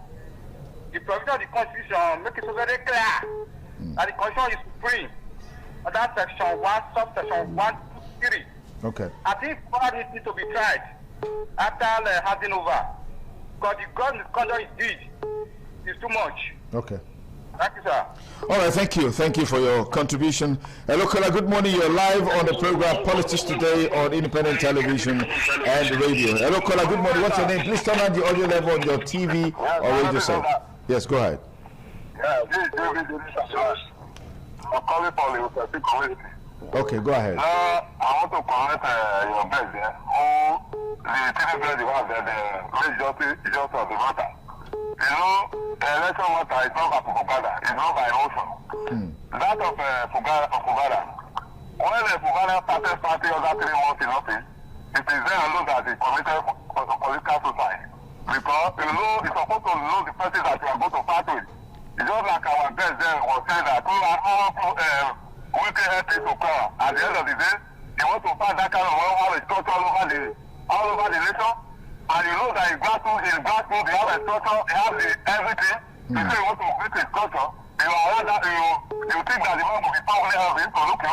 Or today, what is the case now? When we were saying this, in the other people will say that we are talking earlier in the nation. Or today, what is the situation? Okay, let's take another call. Hello, Kola, good morning. What's your name? Where are you calling from? Good morning. It's Dr. Okay, go ahead, please. Yes. What I want to talk is that concerning Wabara of Port Harcourt, of River State. Yes. Well, what some of us are looking at is a very weak man. It's not Obaseki. Obaseki in the state fought hard. Okay, thank you, caller. We've got you on the line. Next caller. Good morning. What's your name? Hello, caller. What's your name? Okay, it looks like we lost that call. Hello, caller. Good morning. What's your name? You're live on Politics Today. Good morning, Dr. Sonny Jokokosun. Good morning. Please tell us your name and where you're calling from. This is Bello Ehidiame Amos. I'm calling from Enyai. Go ahead. I want to actually disagree with some persons there because the only mistake Fubara made was that he started the fight too early. He would have stayed, at least bear some things, stayed for 2 years, try and gather support before you reject some certain things. You see, people are talking. If we want Nigeria to change, we should not support wrong things. Okay, thank you. Hello, caller. We have you on the program. Tell us your name and where you're calling from. Go ahead. Yeah, this is Advocate. I'm calling from Uganda. Yes, go ahead. Yes. I want to make one thing clear. It's just that the system we have now have never been. It's the president that made Wike to succeed. It's not the power of Wike. That is for that. And two, INEC, we have to conduct the election. Is it the ruling party that is telling INEC what to do now? Because how did INEC initiated that idea, which we ought to almost favor the ruling party, if not cause? Because this INEC is very obvious that it's being teleguided. Thank you. Okay, thank you for your perspectives that you just shared with us. Hello, caller. Good morning. What's your name and where are you calling us from? It's Politics Today on Independent Television and Radio. Good morning. Yes, go ahead, please. This is Mr. Amos from Lucky Way. Amos, go ahead. Yes, this man from UK, I say that where does UK have his power? If not that the minister he has. It's not that the president needs me to be a minister. We have the power to fight the governor. How can ordinary person fight the governor? So the president, I want it to happen like that. So not that the man is too weak or has no power, has power. Okay. The president put a wicket there to make sure it doesn't win. You can fight Buki. So just like that. Okay, thank you. Hello, caller. Good morning. You're live. Go ahead with your contribution. Good morning. Hello. Good morning. Good morning. What's your name and where are you calling from? Okay, we're doing serious business here. Hello, caller. Good morning. What's your name? Where are you calling us from? Please, I'm Emmanuel. Please, I quickly come back. Please, people should help us to beg INEC that they should try to do the right thing. They should not try to support any political party and disorganize the other political party. What we need is transparent result. Do everything possible. We don't want to hear that Beavers do not work. We don't want to see delay of material on that day of election. Please help us to beg them. Okay. Because all right, they've heard. They're hearing you rather. Let's get back to global panelist Chief Akwamoka and Barrister Sani Daudu. I'd like to get your final take on the conversation, beginning with the 8 months left in the tenure of Senator Hope Uzodinma, who is still a senatorial candidate in that state. In 2 minutes, Chief. Nigerian politics is very interesting and curious and intellectually abusing for those who are intelligent, because if you apply intelligence, you will go crazy. If you apply knowledge, you will even go mad. You just have to pray for the wisdom of God to understand it. And that is what is needed in Nigerian politics, because it defies the nobility of what politics is supposed to be. And somebody who is still a sitting governor running for Senate without the consideration of a population close to about 5 million or beyond, that is still the only best person to do that. As regards to Fubara and the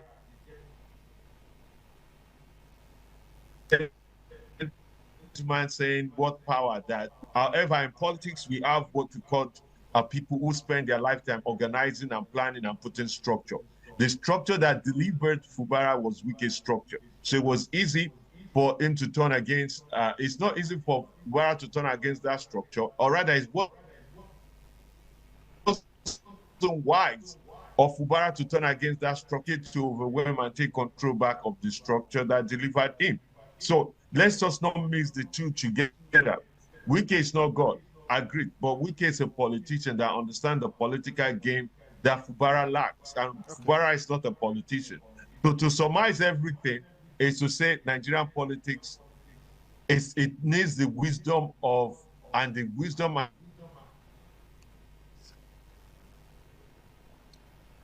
As a people, could you just have you land with your okay. Understand and be part of it. All right. Thank you, Chief Daniel Matthew Akwamoka. Thank you for joining us. Barrister Sani Daudu, want to give us a final take, beginning with the Hope Uzodinma situation in Imo State?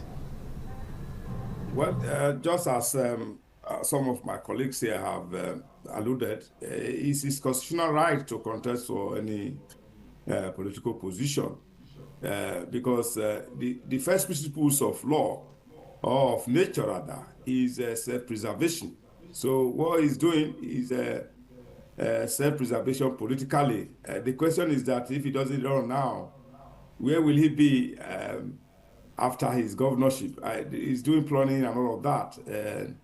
Again, he can't contest, and he will ordinarily relinquish if his Senate has not ended before he's swearing in as senator.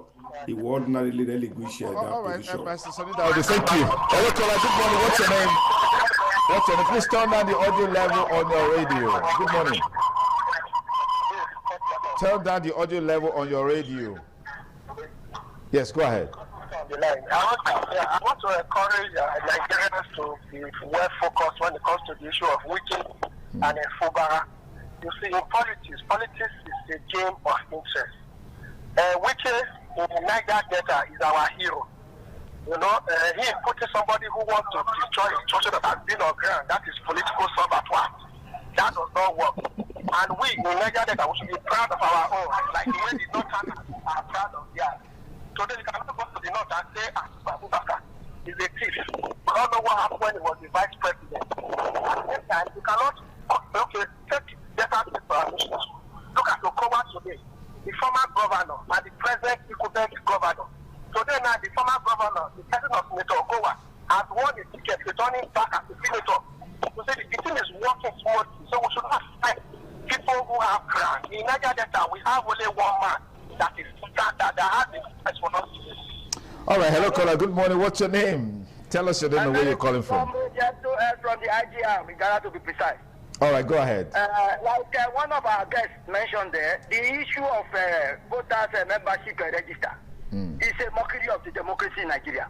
Okay. What we saw in the last primary, what happened was that before 6, 7, the Kahari had gathered at the, what do we call it, at the area of primary. And we are given to 2,115. And then members of the party. So the 2027 election is an election we should watch out for. Before we know it, this Harari every day was a stampede. People were rushing to collect money. And they call that one direct primary. It's unfortunate. God bless Nigeria with a good leader. All right. Thank you. Thank you. Barrister Sekwene Sir Adams Ali, give us just a final take as we call it a wrap. Sir Adams Ali. Well, we be optimistic, knowing fully well that since 1999 till date, almost 27 years, we have been having unbroken democracy. So people should be optimistic and learn from mistakes. Okay. Other constitutions did not turn overnight. We will need time to perfect the democracy. There might be some mistakes now, but it can be corrected with time. Mr. Sekwene. Well, despite the issues for the primaries, I believe that we learn every day. Nigeria will still grow, and we should not allow that to deter us. The electorate should do their best to defend democracy at all costs. No matter how bad it is, I believe that one day we'll get it right. All right, hello, caller. What's your name? Good morning, caller. What's your name? Okay, let's have you as our last caller on the show.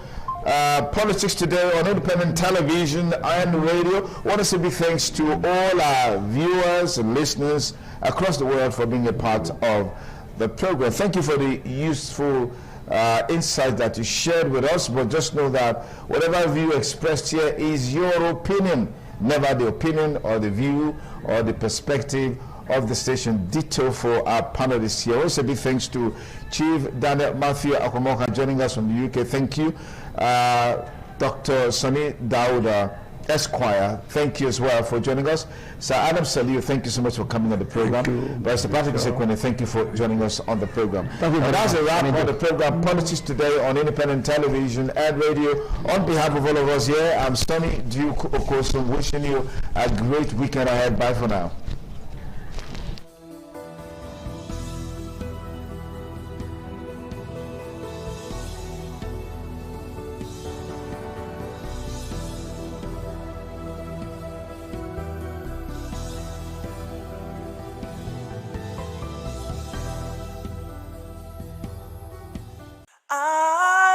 ITV, certainly the best.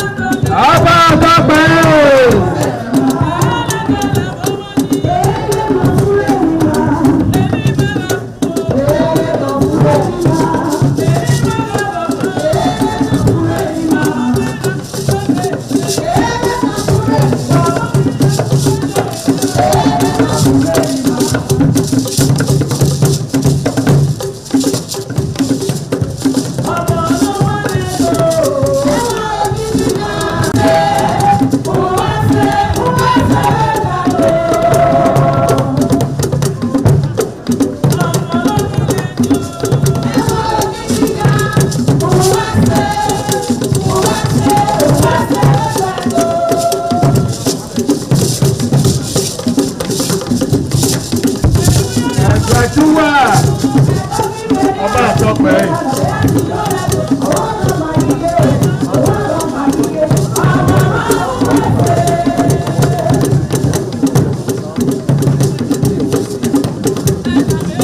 Ẹ̀gbẹ́júwà ọba àtọ́pẹ́.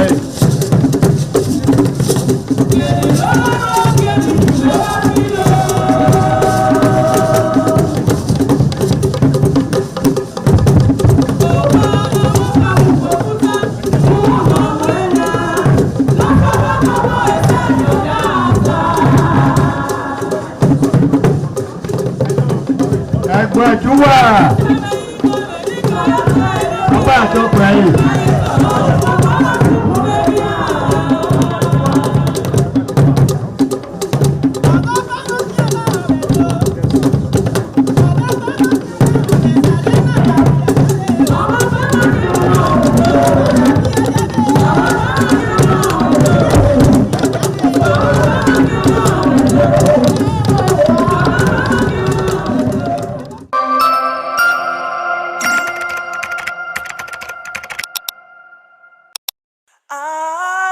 ITV, certainly the best.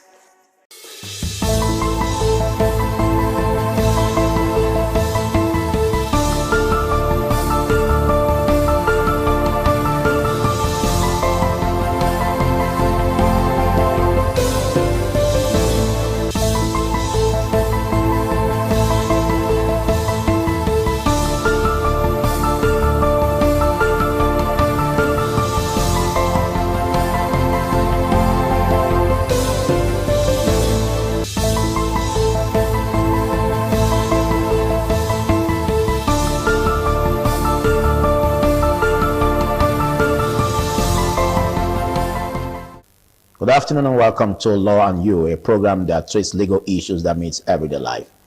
I'm your host, Philip Omo-Gyupo. Today we have a very important and sensitive topic, sexual offenses and punishment under the Nigerian law. And we look at this every day, it happens every day, and leaving their victims with psychological, emotional, and physical scars after exploitation, you know, and all of this go a long way to search for answers about questions being raised on, do we have laws in this regard that can tackle issues about the punishment for sexual harassment, or are these laws effective? Well, you agree with me that basically under Nigerian law we have very, very appropriate laws in this regard, but how effective are these laws? And again, what can we say about the challenges that we are faced with in securing justice under the Nigerian legal system? Well, as usual, we have a legal expert that will help interrogate this basic and sensitive topic, and he is Emmanuel Obakolo. Big thanks for joining, Emmanuel. It's a delight to be here. Well, let's first of all take a close look at what the Nigerian law has to say as regards what sexual offenses are. Okay, with respect to sexual offenses in Nigeria, sexual offenses is governed by a multi-jurisdictional framework comprising of the Criminal Code Act, Southern Nigeria, the Penal Code Act, Northern Nigeria, the Violence Against Persons Prohibition Act, which is for the federal and a central of the laws. And also we have the Constitution, which is the ground norm. So, by virtue of the provisions of the Constitution as encapsulated in Section 34 of the Extant Constitution of the Federal Republic of Nigeria, which provides us that every person shall have a dignity of the human person. So the law protects the dignity of the human person. And by virtue of that provision, it shows that every human in Nigeria is protected, has with respect to his dignity. But then, when you look at that provisions of that law and every other laws with respect to sexual offenses is measures to the provisions of Section 34 of the Extant Constitution of the Federal Republic of Nigeria. Now, let me take, for instance, the Criminal Code Act, section 315 to section 351, rather, to 361 of the Criminal Code Act provide for offenses of sexual offenses. But again, we should know what a sexual offense is. Yes, sexual offenses is an offense wherein an immoral act is carried on a person with or without his consent. With or without? I think it's better to say without the consent. No, I will expatiate. Okay. With or without his consent. The person may give consent and along the line withdraw the consent. Okay. Are you getting me? Okay. So it becomes an offense. As at the point it happened, it's without the consent. Even where he gives Even consent. though at the beginning there was a consent, but at the time he or she now refuses, it's now without the consent. Yes. Even so better put this without the consent. Even if the person gives consent, what if the person is a minor? What if the person is an infant? Okay. What if the person does not understand that act, but yet consent was given? And consent can also be gotten by fraud. Okay. You get it? Okay. So it can be with, or it can be without the consent. Okay. It becomes an offense. Hence, it contravenes the provisions of the law. Now, like I did say, sections 351 to 361 of the Criminal Code Act prohibits sexual offenses. Section 351 defines sexual offenses to be a misdemeanor. That once that offense is committed, it is a misdemeanor. And the punishment for that, the commission of that offense, should be 3 years. But with time, it becomes obvious that sexual offenses is now a day-to-day activity in our society. People are now engaged in it. Maybe because the offenses, the punishment for the offense is so minor. The punishment is not grievous. So people now engage in it. Maybe out of the influence of some other thing, maybe drugs and whatever they use to influence themselves to commit that offense. So the law with time began to evolve, and that was the reason why under the administration of President Goodluck Jonathan, this law, Violence Against Persons Prohibition Act, came into existence, so that the law became more stiffer to the extent that sexual offenses just now the punishment for sexual offenses can be life imprisonment. So you can say that sexual offenses can also be equated with other strong offenses committed, grievous offenses, because it is against the dignity of the human person. Okay, you just said it can sometimes lead to life imprisonment. Yes. Okay, but again, because in the process of prosecuting such persons who are victims or such persons who are accused or alleged to have committed such crime, would you say rape or sexual offenses could be bailable? Yes. That you can bail, the alleged accused. Yes, but it is within the discretion of the court to so grant bail. Once the offense, sexual offense, is alleged against the person, the court does not even want to hear the issue of bail with respect to that person. But the accused can be bailed. If upon the prosecution of that person, or as upon the proceedings of trial, and the court discover that really the person is not really tied to the offense so charged, though on the face of the charge is sexual offense or offenses so alleged to have been committed by the person, but along the line the court discovered that this accused person or defendant just now is not really did not really commit or guilty of such. The court may use its discretion to grant the person bail. That is one. So that's at the discretion of the judge. Yes. Two, on the other side, if the prosecution is not diligent to prosecute the matter, the court may look at it and say, okay, let me grant this person bail because it seems that so much time is being taken to prosecute the person. This may be a condition or circumstances where the court can grant bail to an alleged offender of sexual offenses. However, it is within the discretion of the court to so grant bail. But it is a very Herculean task to grant bail to any person who is accused of sexual offenses. Okay, but don't forget we are under the Nigerian law. We are looking at it under the Nigerian law. Yes. And again, questions could be raised about the challenges that we could be faced with in this part of the world in securing justice. Are you not bothered about that? Can we say there could be challenges where someone who is a victim, who is emotionally, harassed, psychologically harassed, by virtue of what happens to that victim, how can that victim seek justice without having these challenges of issues that we face basically every day in Nigerian law under the justice system? Yes, the court has been so diligent to allow the proceedings in the prosecution of an offender of sexual offenses. What about if the accused is a public personality, for instance, or a political figure? No matter your position in life, your status in life, the court does not look at your status. The only situation the court considers and not to make such proceedings or prosecution of such person to be public, to be in public space, is where the victim is a minor.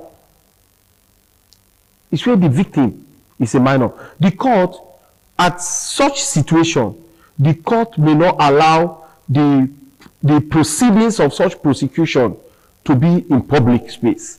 For instance, the court may only allow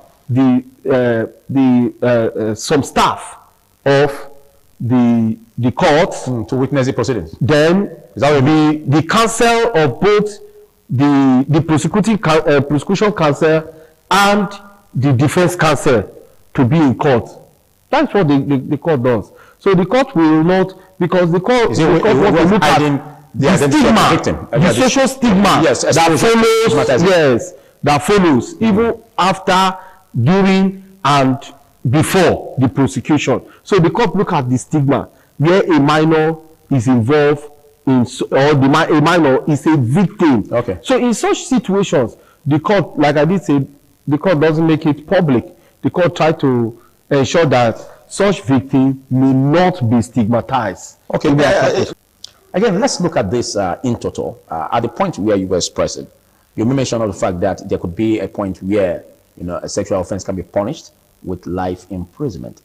At what point can we say a sexual offense? And what could be that kind of offense that could make the laws of the land to make that punishment, pronouncement as life imprisonment on such an accused? One, where the victim is a minor. Two, where the victim sustained grievous bodily harm. Three, where the victim was between life and death. And four, where there are medical examination to show that the victim has suffered a lot from that act, from the activity of the offender of sexual offenses. So in such situation, the court is likely, the punishment that the court may likely visit on the defendant is a life imprisonment. Also, the court has the discretion within the law to so do, particularly where the offender is somebody who is a recidivist with such offenses.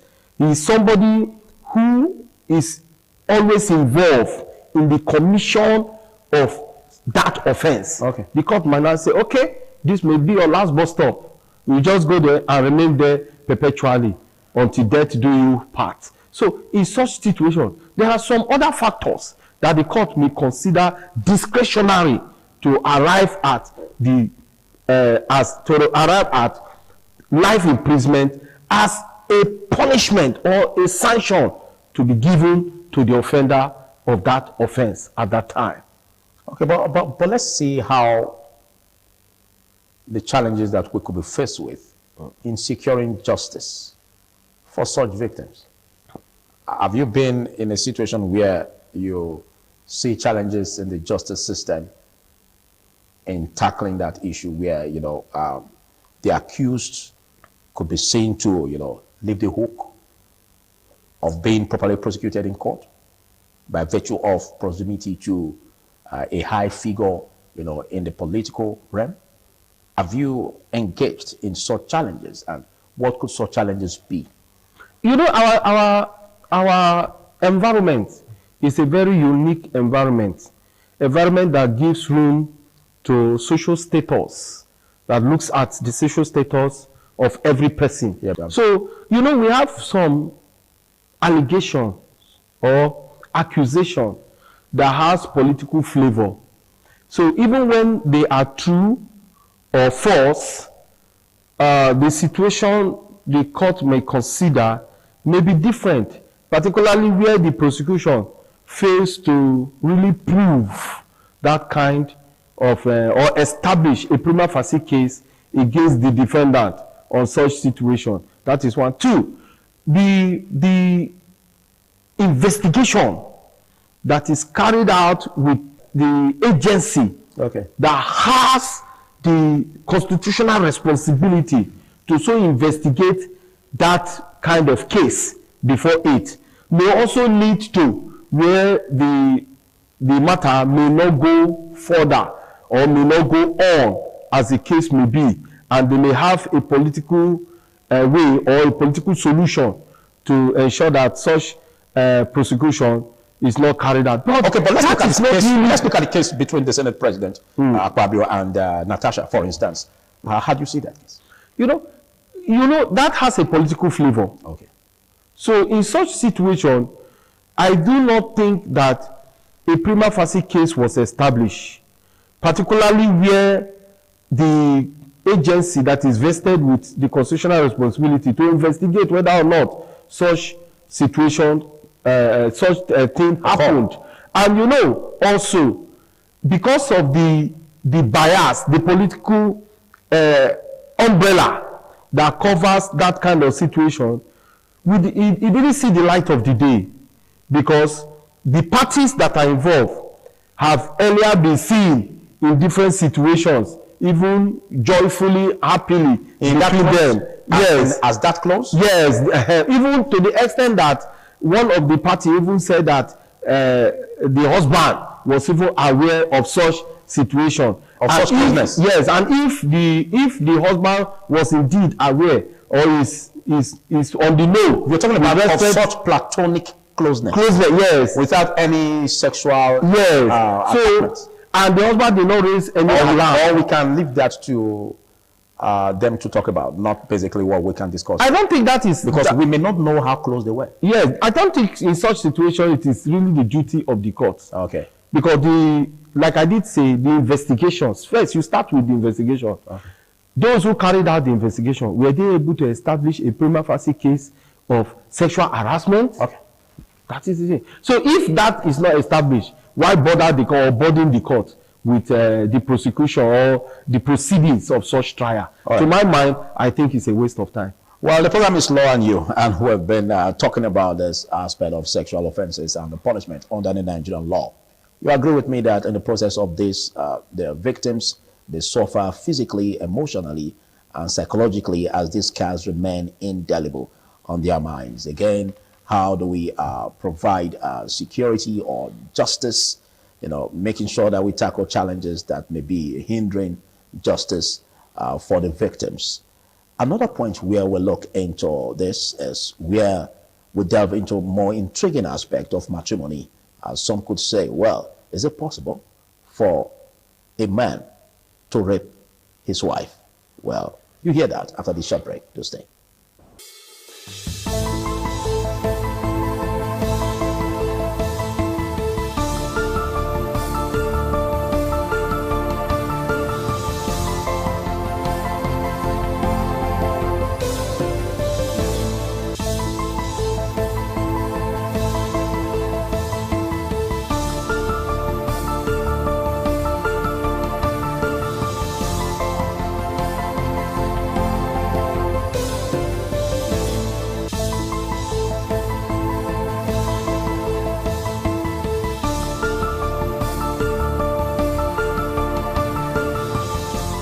Good to have you join. My name is Philip Omo-Gyukpo.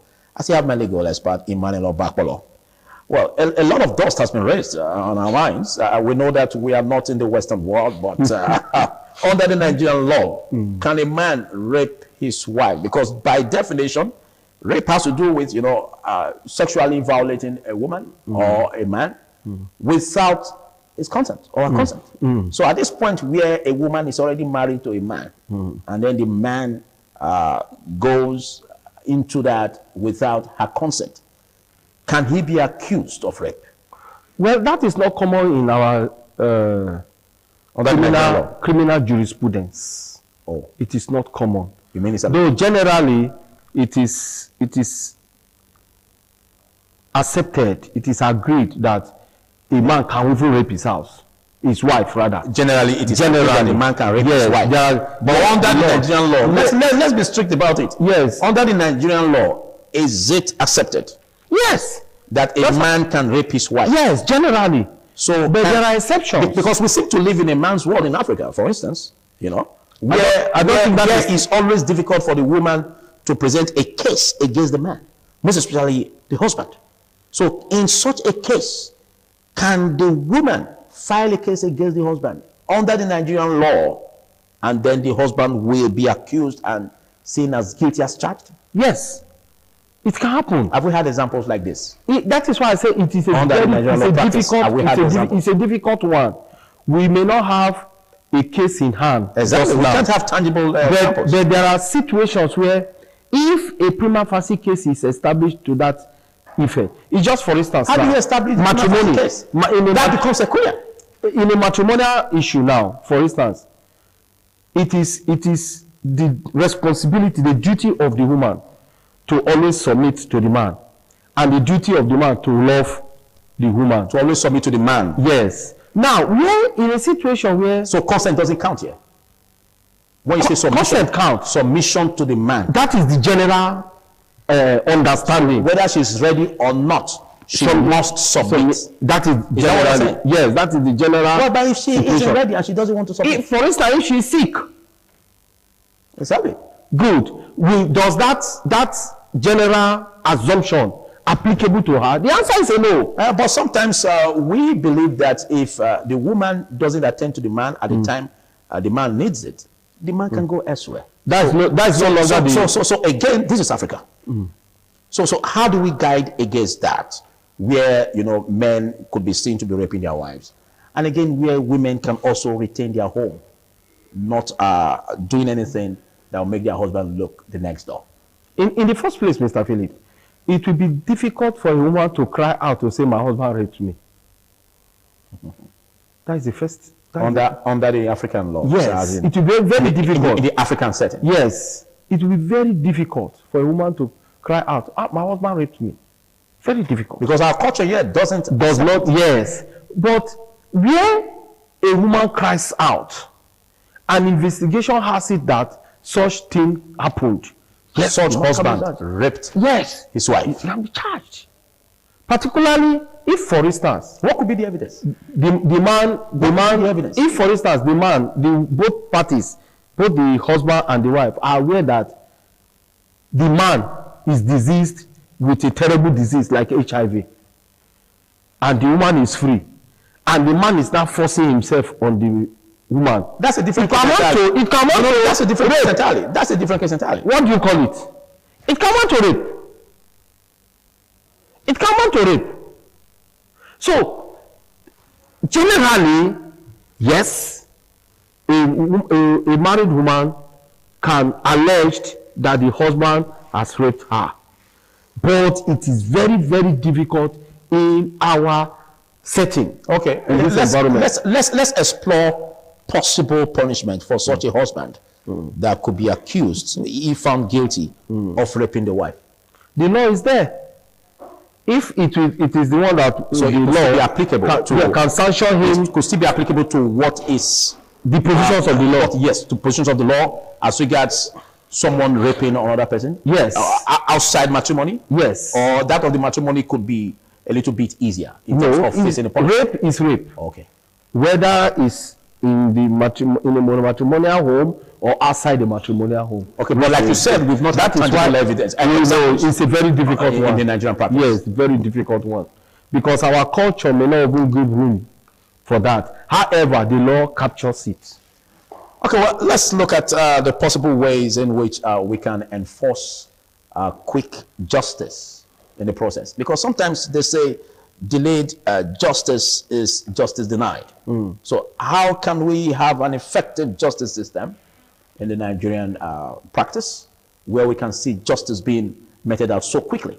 Because such a case could be basically, thrown overboard if it takes too long. Justice is a three-way traffic. Justice to the court, justice to the parties, and justice to the public. So you must consider all of this in your dispensation of what is called justice. So, and in most times in such situation, even the court look at the public in delivering judgment with respect to arriving at justice. So the question will be, this justice, has justice been done to the court? Has justice been done to the parties? Has justice been done to the public? So hence justice is a three-way traffic.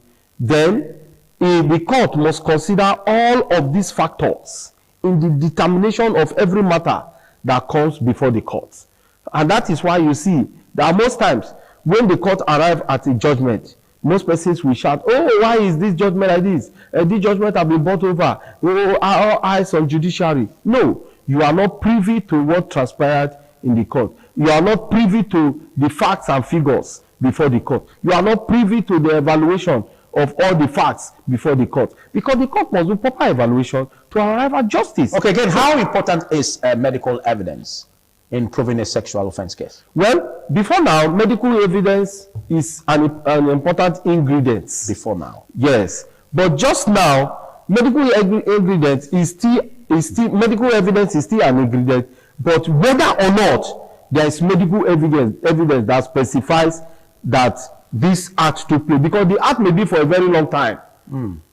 Like there is a matter. So we also have medical evidence. It has to be quickly examined. Yes, and you know it must not be more than 48 hours, if my memory judges me correctly. Okay. And most times the offense must have been committed some 4, 5, 6 days, weeks before the complaint was made. In such situation, must medical evidence be an ingredient? The answer is a no. Wow. However, medical evidence is also an ingredient or an essential part. But in such a place that you just made mention of, if we can get medical evidence, then what could be the evidence? Circumstantial? Circumstantial.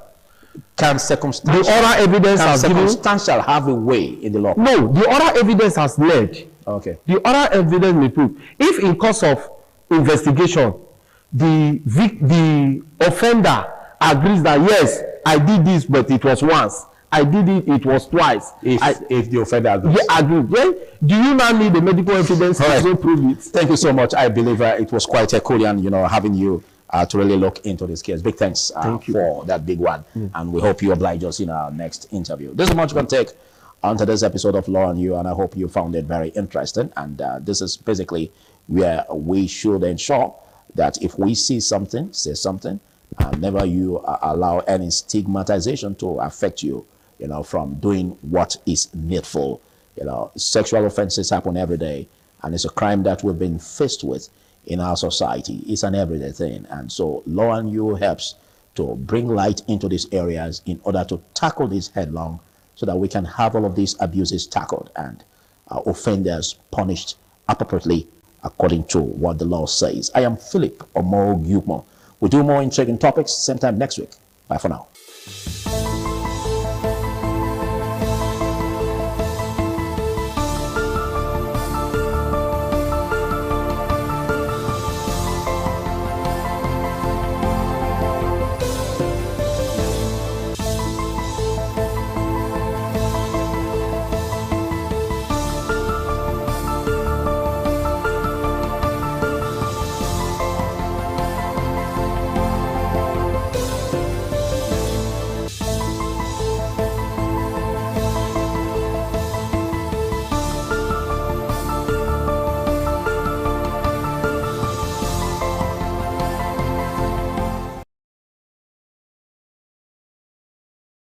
ITV, certainly the best.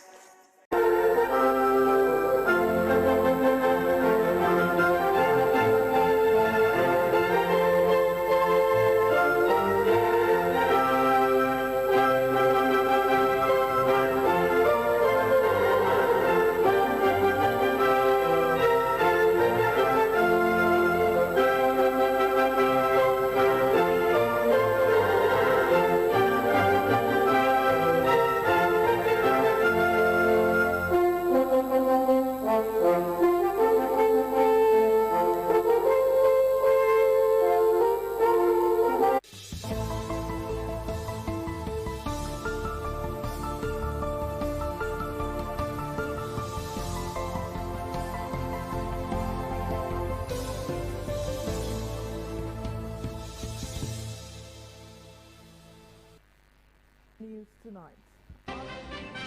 Commanders on innovation, Civil War knowledge.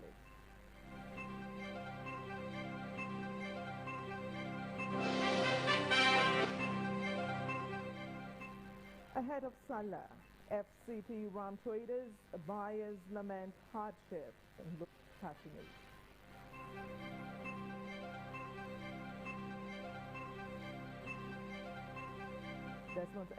Desmond Elliott fails to make APC list despite complaints.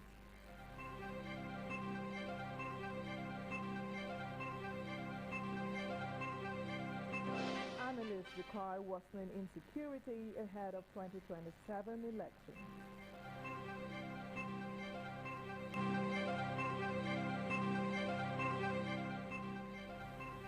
Edo NSCDC parades suspected online fraudster.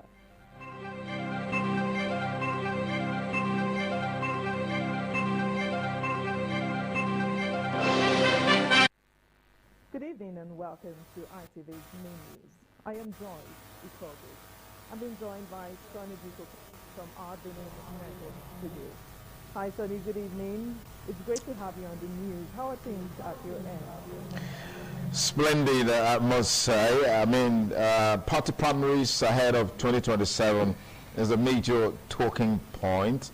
And as usual, we're watching all the proceedings, reporting them, analyzing them, giving insights just to ensure that our audience are able to make sense of what is happening. Good to have you on the news tonight. Many thanks, Sonny.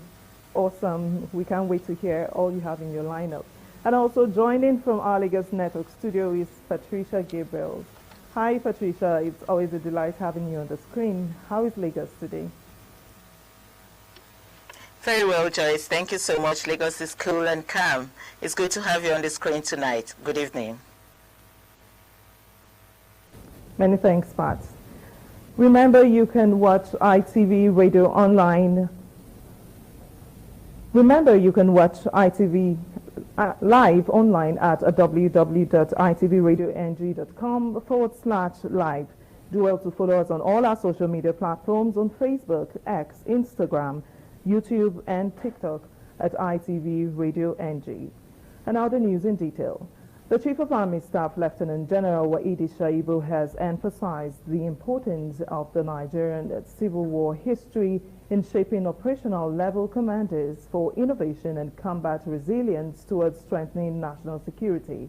Defense correspondent John Tainer reports that General Shaibu stated this during the Army War College Symposium on the Nigerian Civil War for COS 10 participants in Abuja.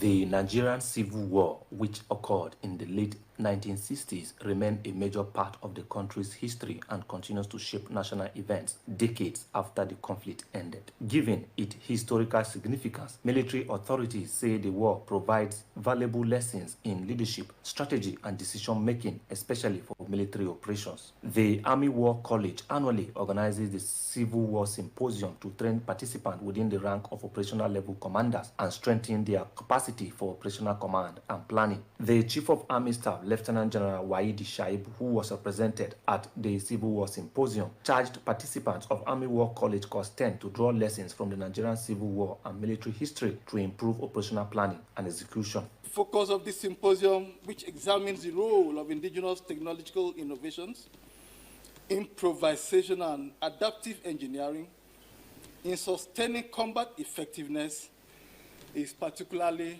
instructive. It underscores the reality that operational success is not solely dependent on the availability of sophisticated platforms, but also on the ability of commanders and troops to innovate, adapt, and effectively utilize available resources. As the premier institution for operational level leadership, the Army War College Nigeria is committed to fostering intellectual rigor and historical awareness and understanding through critical thinking. It is pertinent to state that understanding the past enhances our capacity for creative and effective responses to our current and emerging threats. Operational level commanders are expected to apply lessons from the dynamics of leadership and decision-making during the civil war towards achieving national security objectives. From Abuja, John Dana, ITV News. Away from security matters, as Salah approaches, Abuja's Ram markets are buzzing as Muslims prepare to celebrate. But this year, both buyers and sellers lament that the economy is affecting people's choices. Augustine Innocent reports on Monday that at a Ram market in Abuja, traders are showcasing different sizes and breeds, hoping to attract buyers. Sellers stress that despite a significant drop in prices of ram compared to last year, some buyers still find it difficult to make purchases, citing rising transportation and feeding costs. They also said bad roads from farms to marketplaces are increasing the mortality rate of the animal. Other sellers feel there is low circulation of money, which is hindering people from buying rams. So this year, rams, they are costing well, but no money, people don't have money in their hand. Last year, Ramu they sell as in like 1 million. For now, they sell 800, 900, 700. What will you From Maiduguri to Abuja, last year, each one ram transport is 10,000 naira. But this year, 1,000 they have to carry it. Rams die like, let me say, 15 rams. Person like me here, my one die, one in eye break. Residents, on the other hand, say there is an increase in ram prices compared to last year, and the change in prices has forced them to adjust their budgets. Yes, it is the ram I came to buy now. But the price is quite not friendly because this one now is 450. So this one I'm trying to buy. We get them is 450. So the new one here is 3 something. So me I prefer this one. I want to even go for the big one. But behind me is one of the busiest ram markets in Abuja, where buyers and sellers are here to make their last preparation for Salah. But behind the movement and excitement, residents say the rising of price and economic realities has forced them to adjust their budgets this year. Augustine Innocent, ITV News. In other news, the Adamawa and Borno governments have rolled out various emergency response plans to tackle the impending flooding in the states. They made this known while responding to questions from journalists on the state government's preparedness to tackle the natural disaster. The Nigerian Meteorological Agency, NIMET, and the Nigerian Hydrological Services Agency have earlier predicted floods, winds, storms, and prolonged dry spells in some parts of the country.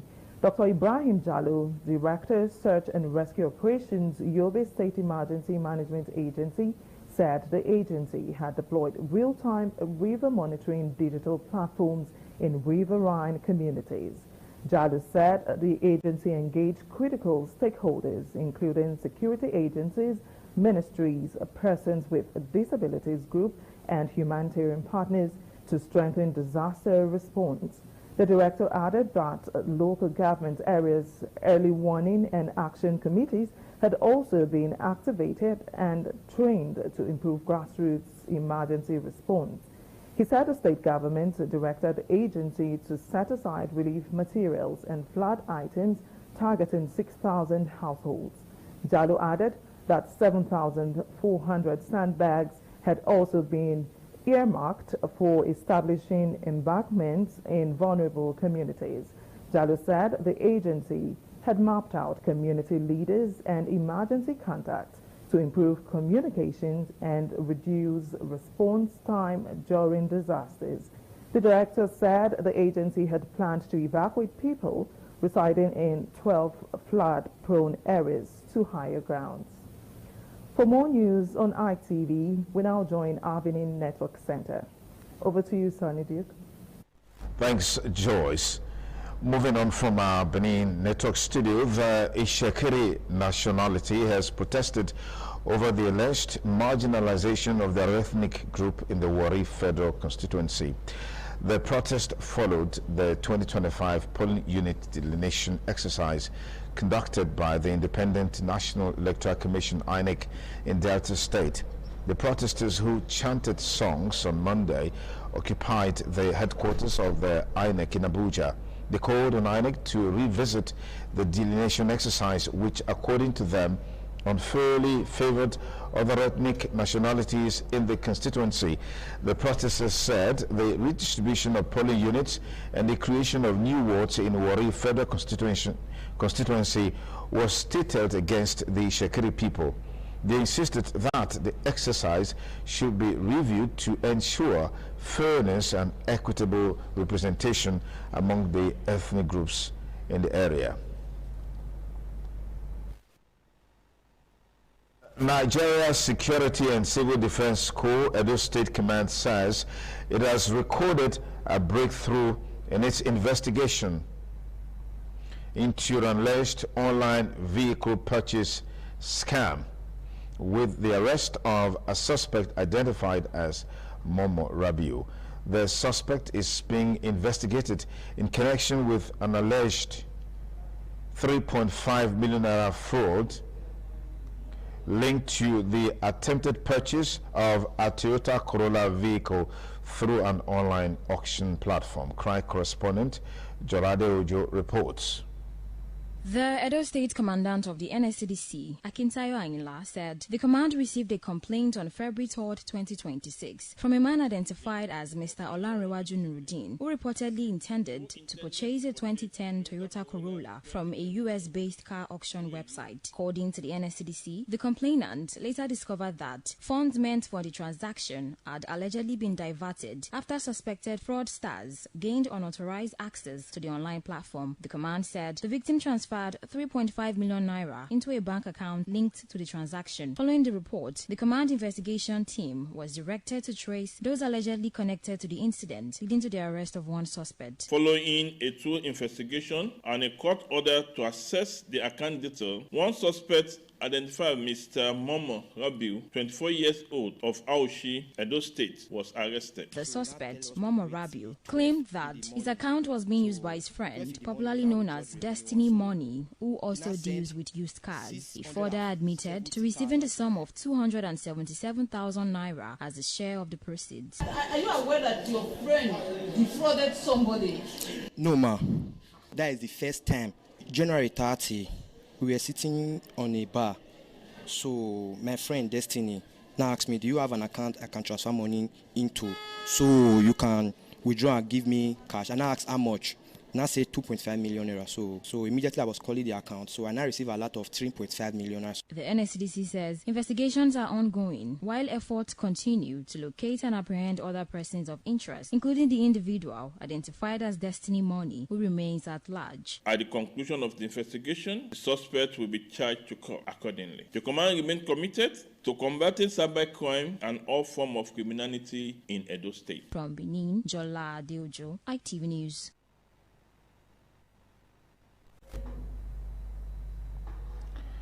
Alongside Honorable Ogbedi Haman, following the party's Edo South senatorial primary election, Oluwafemi Farayola reports that party leaders, including the Deputy Governor of Edo State, APC Chairman Edo State Jared Tenebe, accompanied Honorable Ogbede Ihama to the palace of the Oba of Benin.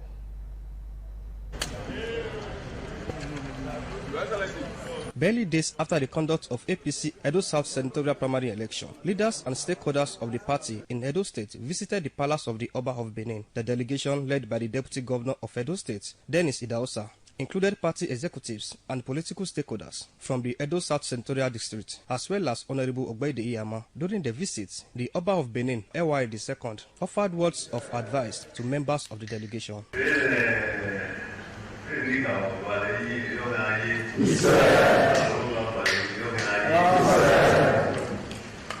In his remarks, Honorable Ogbede Ihama expressed appreciation to the Oba of Benin for receiving the delegation and stated that he remains grateful for the support shown to him by party members and stakeholders during the primary process. The chairman of the All Progressive Congress in Edo State described the meeting as a demonstration of the party's respect for the Benin monarch. The APC expressed satisfaction with the visit to the palace of the Oba of Benin. Oluwafemi Fadayola, ITV News.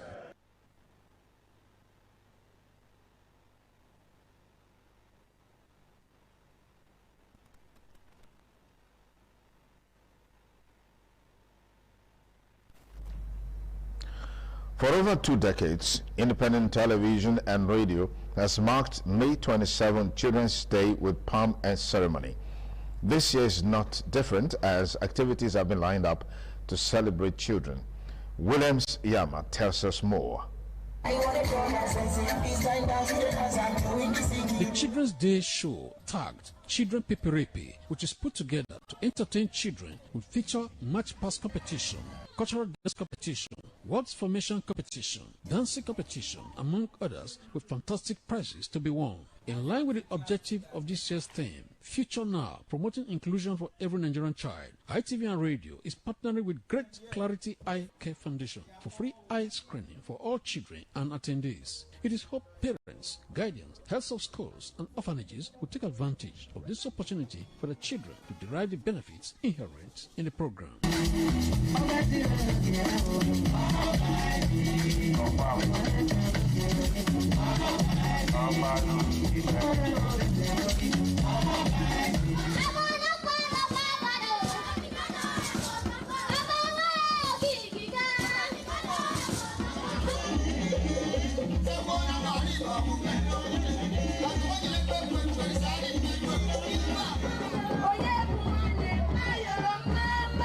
The delightful program will hold on the 27th of May 2026 at the Corporate Office of Independent Television and Radio, Glasshouse Airport Road, Benin City, and time is 9 a.m. The gate fee is 1,000 naira per person. William Siama, ITV News.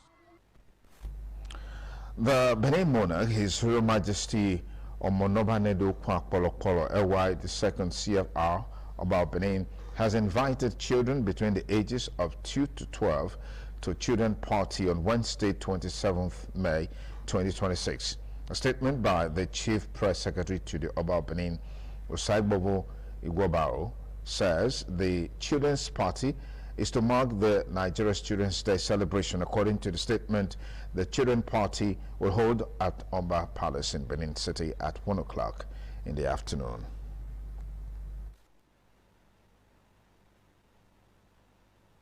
And now we connect with our Lagos Network studio for more reports from that region. Over to you, Patricia. Thank you, Joyce. From Lagos studio, the Lagos State government has reassured residents that there is no cause for alarm over the evolving Ebola outbreak in Central and East Africa. The State Commissioner for Health, Professor Akin Abayomi, said the state's robust and tested biosecurity architecture remain fully activated and prepared to detect, contain, and respond rapidly to any biological threat. The commissioner said following the directives from Governor Babajide Sanwo-Olu, Lagos State is closely monitoring developments surrounding the outbreak, which has so far recorded approximately 177 deaths from nearly 700 suspected cases and remains confined to 2 countries, Congo and Uganda. In another story, the Lagos State chapter of the All Progressive Congress has released the names of candidates of House of Representatives and State House of Assembly after the just concluded primaries. In a statement signed by Lagos APC Chairman Pastor Cornelius Ujelabi, the list contained 24 elected candidates for the House of Representatives and 40 others for the Lagos State House of Assembly. On the State House of Assembly list is Bariket Bakari Odunuga clinched the Surulere 1 ticket after stopping the incumbent Desmond Elliott, while Demola Ayindere Marshall emerged as winner of the Surulere 2 constituency, amongst others. Still tuned to ITV's main news. Let's take a break. More reports in a bit. Do stay.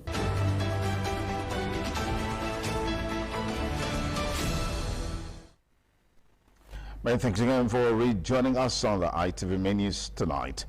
Management of Independent Television and Radio on Monday paid a courtesy visit to the Edo State Internal Revenue Service, EIRS, at its corporate headquarters on New Lagos Road, New Benin, Benin City, to strengthen existing ties and seek further collaboration. The visit, led by the Managing Director of ITV and Radio, Engineer Elvis Obaseki, focused on promoting synergy in the area of the state's new tax reforms and revenue drive. Patience Osaogiwa has details. Speaking during the visit, the Managing Director of ITV and Radio, Engineer Elvis Obaseki, said the meeting was aimed at deepening the cordial relationship between both organizations while creating awareness on the new tax reforms and importance of voluntary tax compliance. Engineer Obaseki noted that ITV and Radio, as a leading broadcast organization with wide audience reach, remains committed to supporting government policies and programs through effective public enlightenment and advocacy. We are in a system where the average Nigerian citizen seeks taxation as citizen is a crime. Because we are in a place where people see being taxed as if it's a punishment.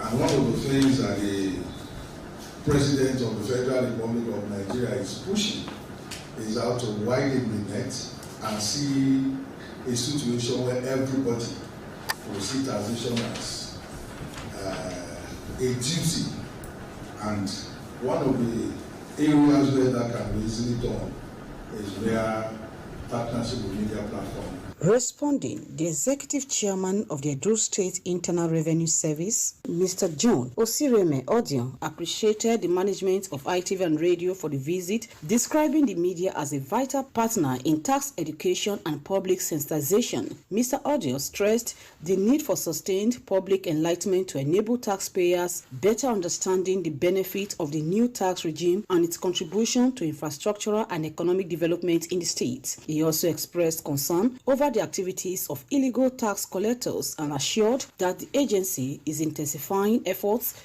to curb such practices and ensure a seamless and transparent tax collection process. We have this tax culture. We don't have that tax culture. We have a lot of programs we are doing. One of the things we are doing now is automation. We want to automate the tax system of the business. Automation, both formal and informal sector. Highlight of the visit was the presentation of a souvenir to the Managing Director of ITV and Radio, Engineer Elvis Obaseki, by the Executive Chairman of Edo State Internal Revenue Service. From Benin, Patience Osaogiwa, ITV News. In a gesture of his appreciation and goodwill, the management of ITV and Radio, led by the Managing Director, Engineer Elvis Obaseki, on Monday paid a surprise thank you visit to the Chairman and Chief Executive Officer of Uyi Technical Conglomerate, Sir Francis Uyi Omoyi Oloton, at the company's corporate head office on Mission Road, Benin City. Patience Osaogiwa has details. The managing director of ITV and Radio, Engineer Elvis Obaseki, said the management deemed it necessary to formally appreciate Sir Francis Uyi Omoyi Oloton for his unwavering support, partnership and consistent patronage of ITV and Radio over the years. Engineer Obaseki noted that Sir Oloton's goodwill and commitment have contributed significantly to the growth, progress and stability of the broadcast organization. He described the relationship between ITV and Radio and Uyi Technical Conglomerate as one built on mutual respect, trust and shared vision for development. Coming in here is primarily to appreciate your support to the ITV and Radio project. Responding, the chairman and chief executive officer of Uyi Technical Conglomerate, Sir Francis Uyi Omoyi Oloton, expressed appreciation to the management of ITV and Radio for the thoughtful visit, describing the gesture as a great honor. He also expressed profound gratitude to the founder of the station and Esama of Benin, Sir Chief Dr. Gabriel Osawa Igbinedion, for his continued support, guidance, and fatherly role in his life. Sir Oloton reaffirmed his commitment to sustaining his partnership with ITV and Radio. I'm also a family of ITV. Yes, of course, sir. All those praises, all those emphasis you are laying on me, come from my own father, Chief Esama. I met him as a father, but he now accepts me as a son. I have a lot of relationship from ITV, from even the driver. Relationship I've already built with ITV. I'm telling you today, tomorrow may God keep us alive. Continue it. The visit also featured prayers and thanksgiving by the ITV and Radio management, appreciating God for his blessings upon the life and the business of Sir Francis Uyi Omoyi Oloton.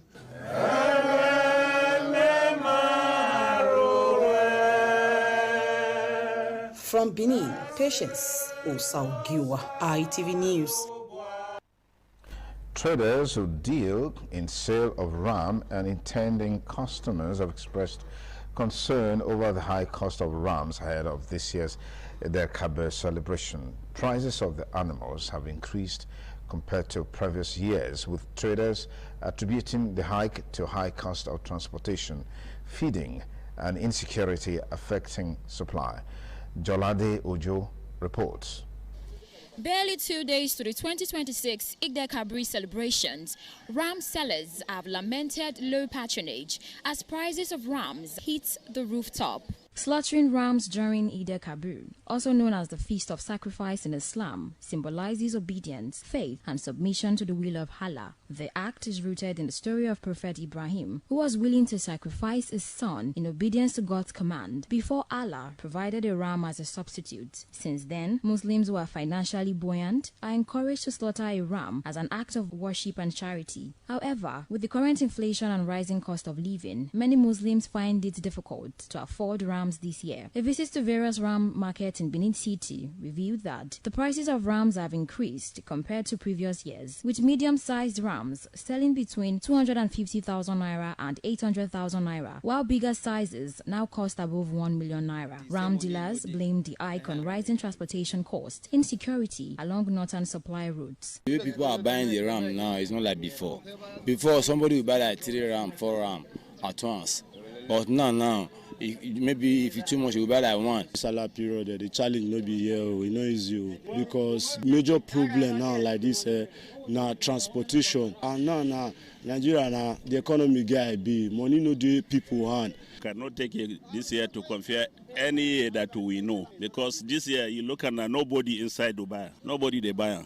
Ram now for on 200, 250, you get 350, 700, that's 850. You get to 1 million now. Some customer now enjoy the credit money no day. Customers said the prevailing economic hardship has made it difficult to observe the Eid-el-Kabir celebrations. Last year better pass this year. This one for satellite, I buy this one 500, but this year I buy it 1 million. Last year Salah and this year Salah, there are many big difference because last year was cheaper than this year. From Benin, Jola Diojo, ITV News. You're still on to the ITV menus tonight. We'll bring you more stories after this break. Please stay.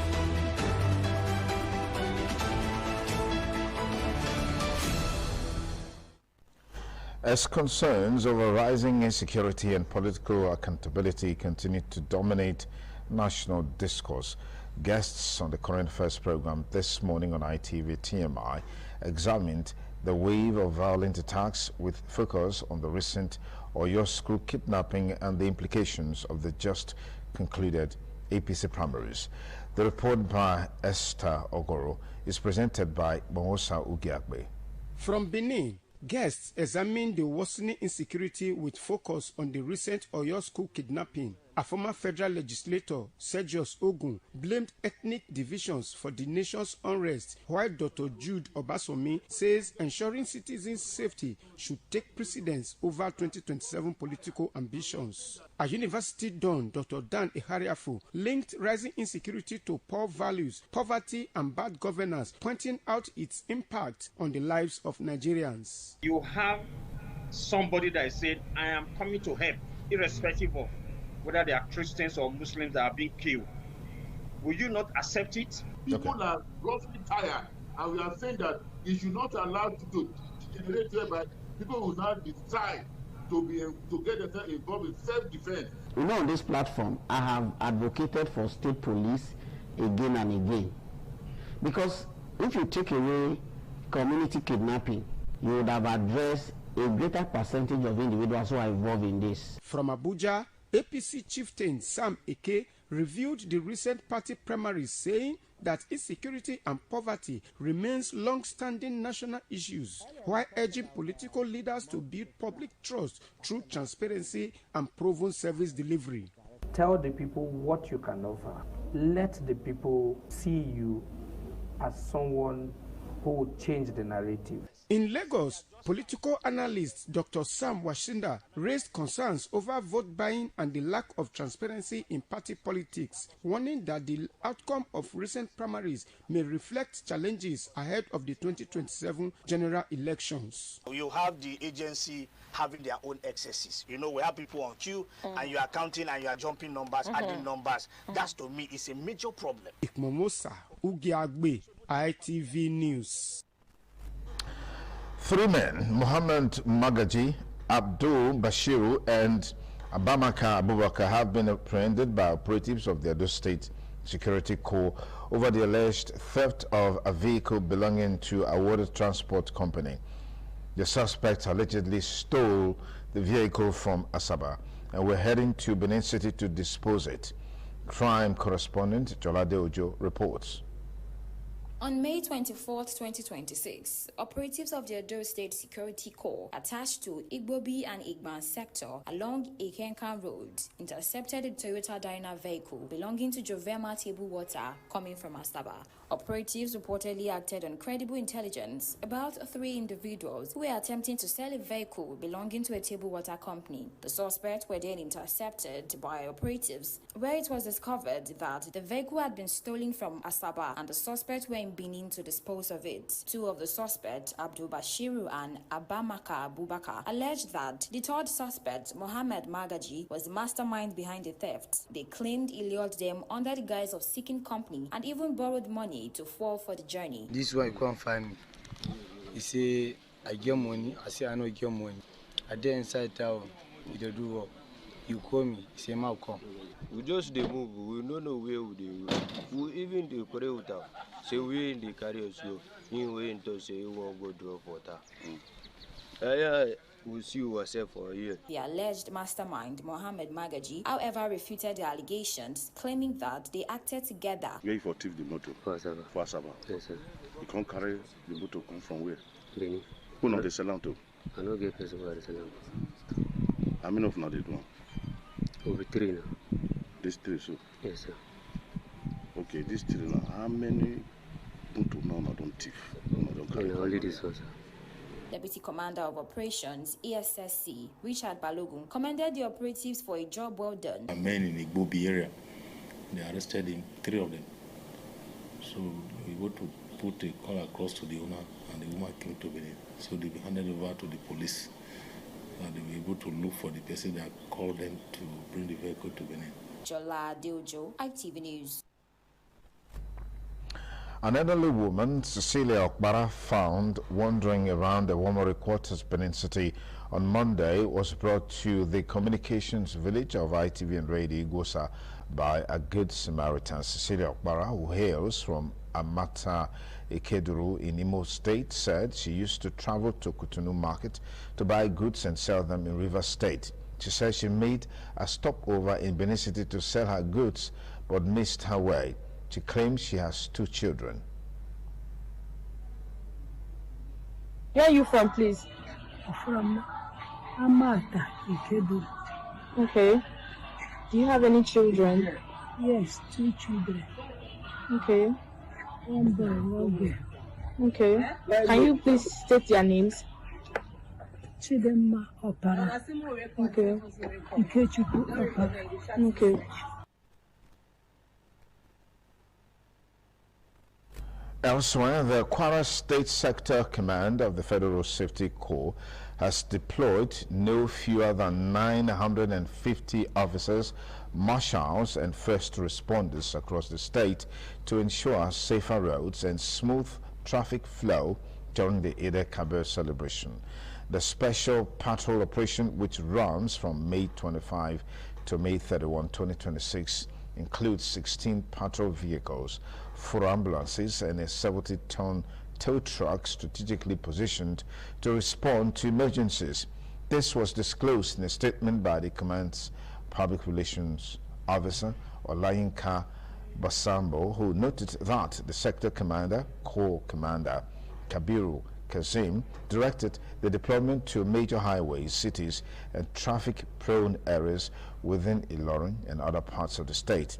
According to the command, the operation is aimed at reducing road crashes, ensuring prompt rescue services, clearing obstructions, and improving traffic management throughout the festive period. The commander said officers are also expected to intensify public enlightenment campaigns in motor parks, markets, churches, mosques, and other public places to educate road users on safe driving practices.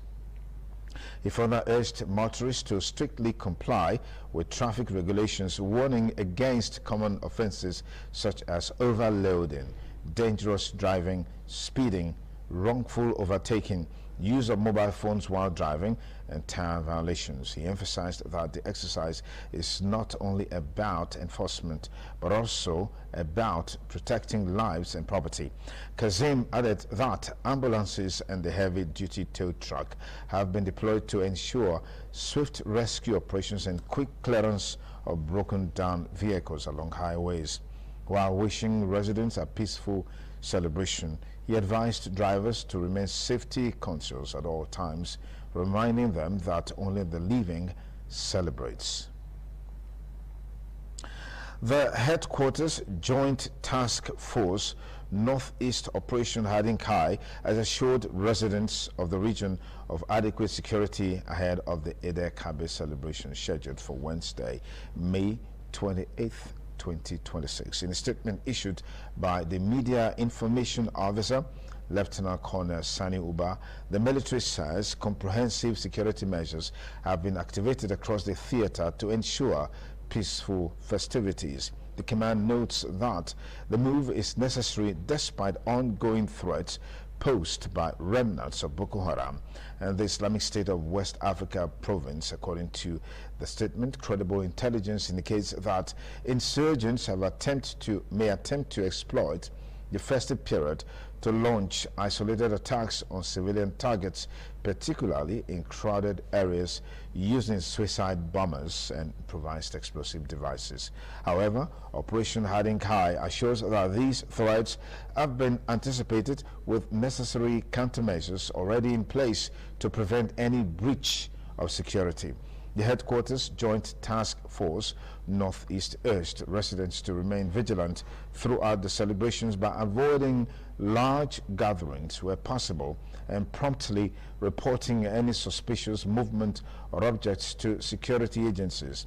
It also advised that Eid prayers and other activities be conducted close to homes and with familiar communities. The residents were also encouraged to cooperate with security personnel during patrols and screening operations and to refrain from spreading unverified information that could cause panic. The command also calls on traditional rulers, religious leaders, media organizations, and community stakeholders to support ongoing security efforts by promoting the timely sharing of credible information. Operation Hiding Kai extends warm felicitation to Muslim faithful, wishing all residents of the Northeast a peaceful and joyful Eid al-Kabir celebration. We'll bring you more stories on business and the foreign news and, of course, sports after this break. Please stay.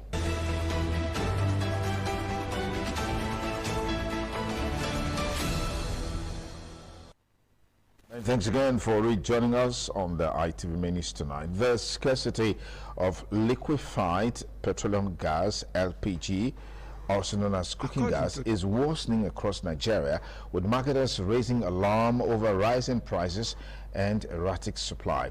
The Nigerian Association of Liquefied Petroleum Gas Marketers, LAPCAM, has called on the attention of the federal government, regulators and key stakeholders to what it described as troubling trend in the LPG market. The report is presented by Ehis Uhunamure.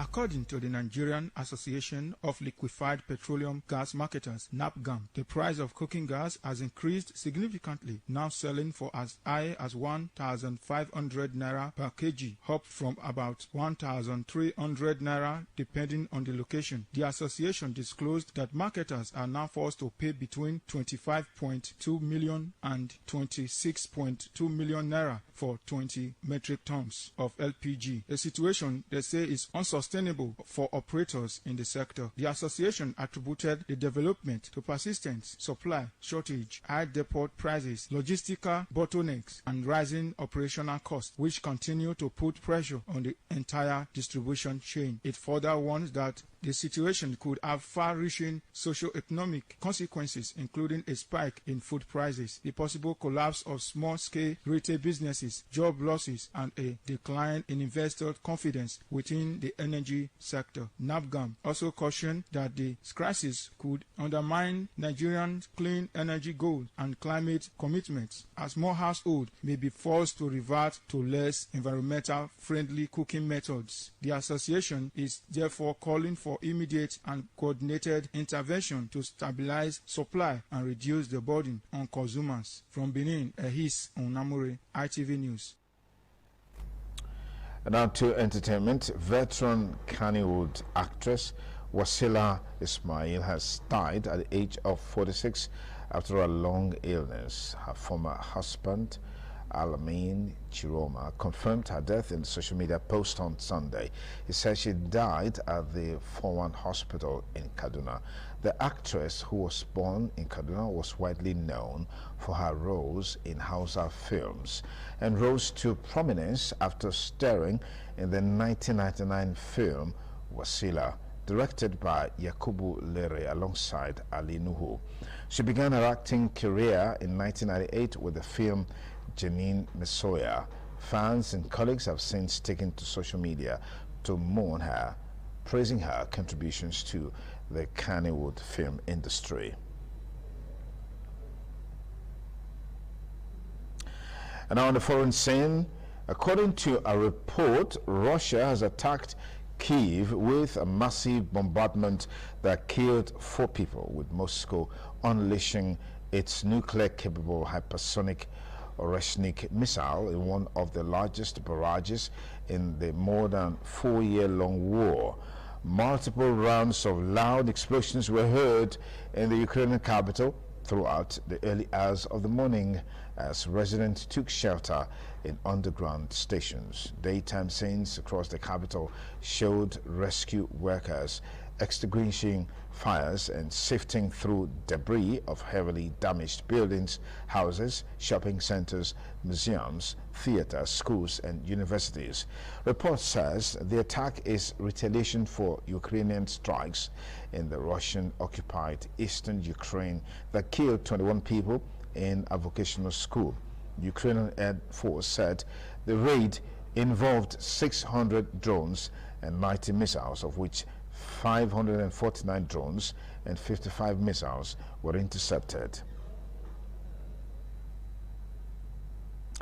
We join Tolulokbe Oguntumei for sports news. The Nigeria Shooting Sports Federation has brought together personnel of Nigeria Navy, Nigeria Army, and Nigeria Air Force for a tri-service shooting competition featuring .22 caliber rifle, air rifle, and air pistol events. President of Nigeria Shooting Sports Federation, Commodore Mohammed Segeu Shetima, said the initiative highlights the importance of precision shooting in military training and professional development, while encouraging greater participation of armed forces personnel in shooting sports to enhance Nigeria's prospect at national and international competitions. This is actually the first shooting sports tournament in the whole of Nigerian armed forces. And we give you this special credit because you made it happen.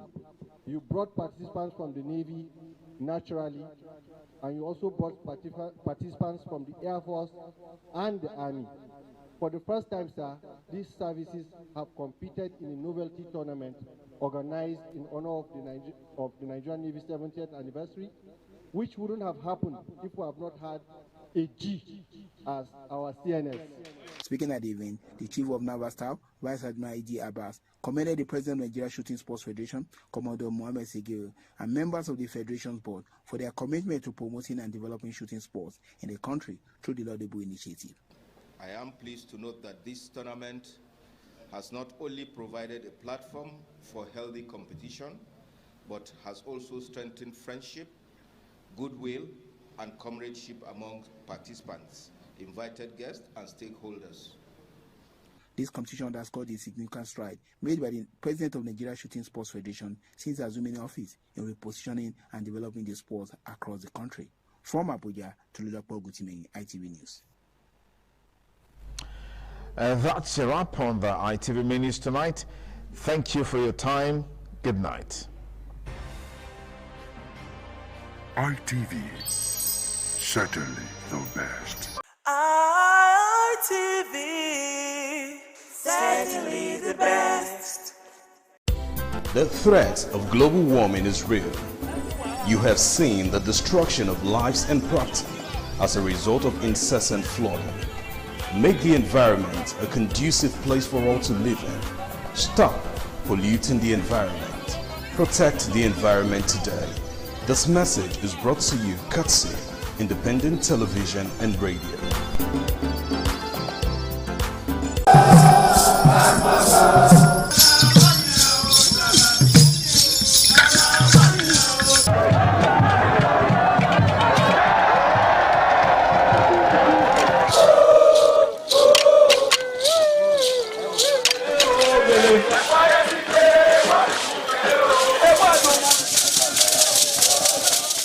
Omonoba Nedu Ukwakolopolo, Ewai II, Oba of Benin, stepped out majestically with loud crowd to perform the Sotun rites of his late mother, Queen Mother Ioba Omoni Ikoyeme, Ioba Ewai II, who departed this world 49 years ago.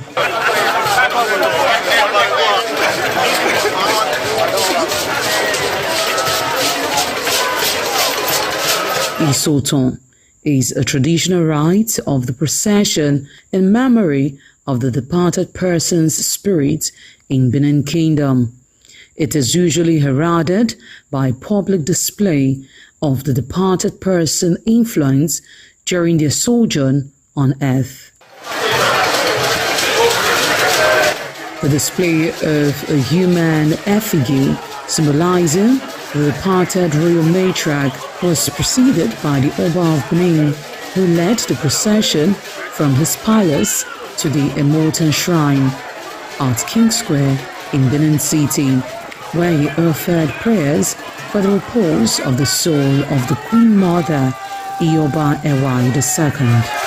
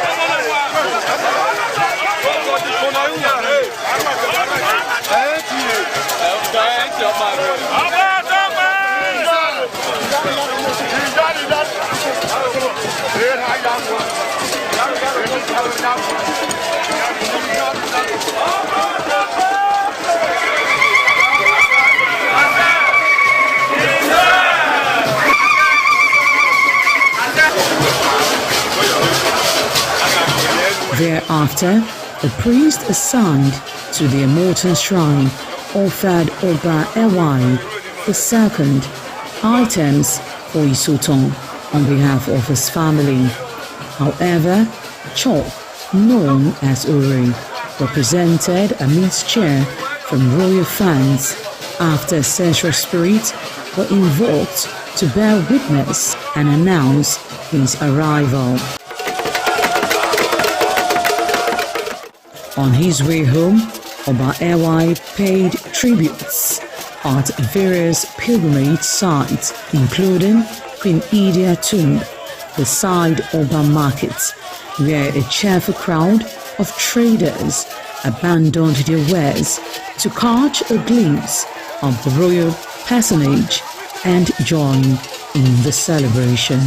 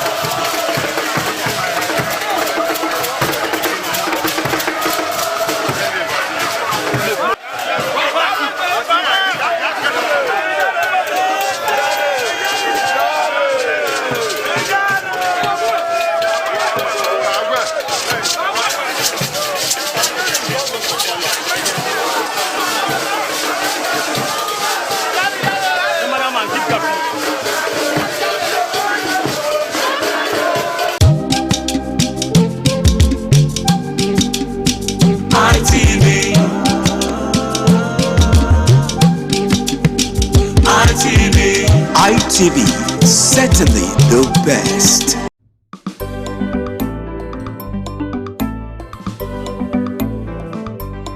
Thank you very much for joining us on the program Healthy Living. What is the kidney? The kidney is an excretory organ in the body, which is for metabolism. Tuberculosis affects many organs in the body, but the common ones it usually affects is the lungs. Epilepsy is a neurological problem.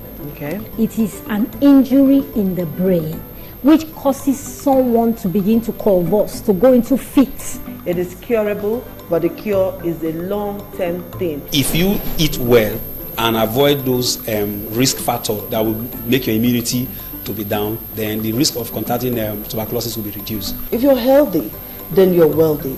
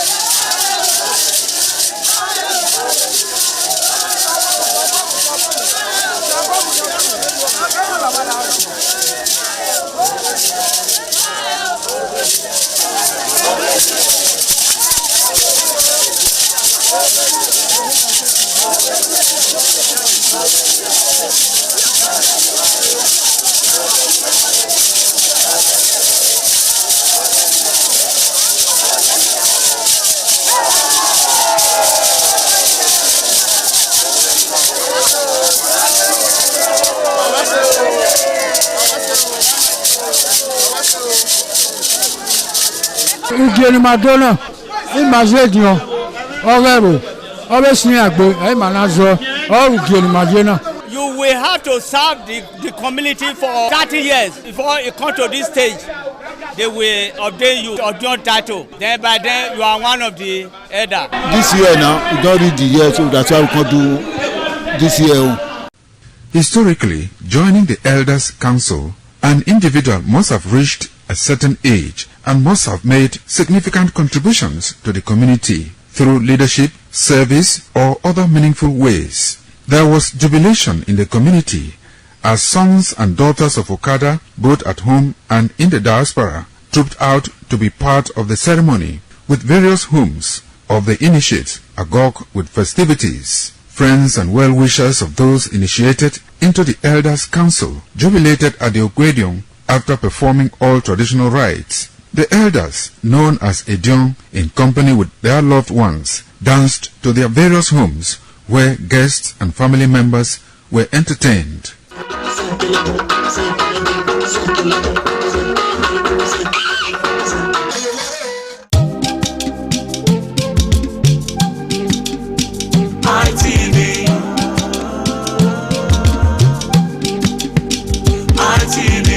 ITV, certainly the best.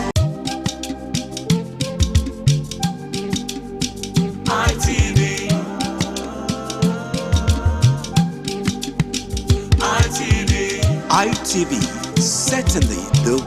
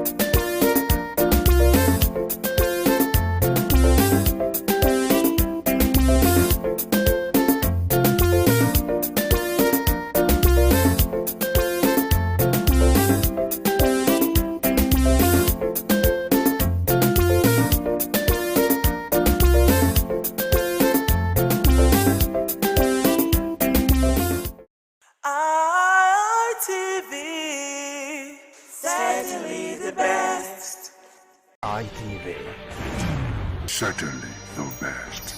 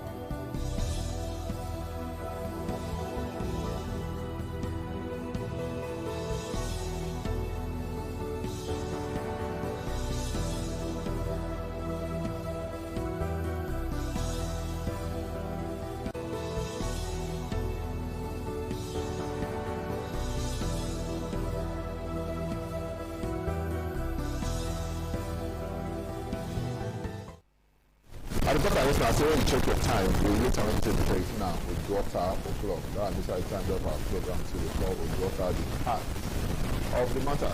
The first one is which matter want to open the heart? You open that because that matter can say no matter how ants small reach, if you take your time, take open and you go feel open and you go see the heart of that ant. Now be say you want to check today. Welcome to the program. My name is Thomas Sado, and this time you know say the only thing when we say the upper this time the matter when we say it concern politics because the kutu when we say it concern politics is there for everywhere.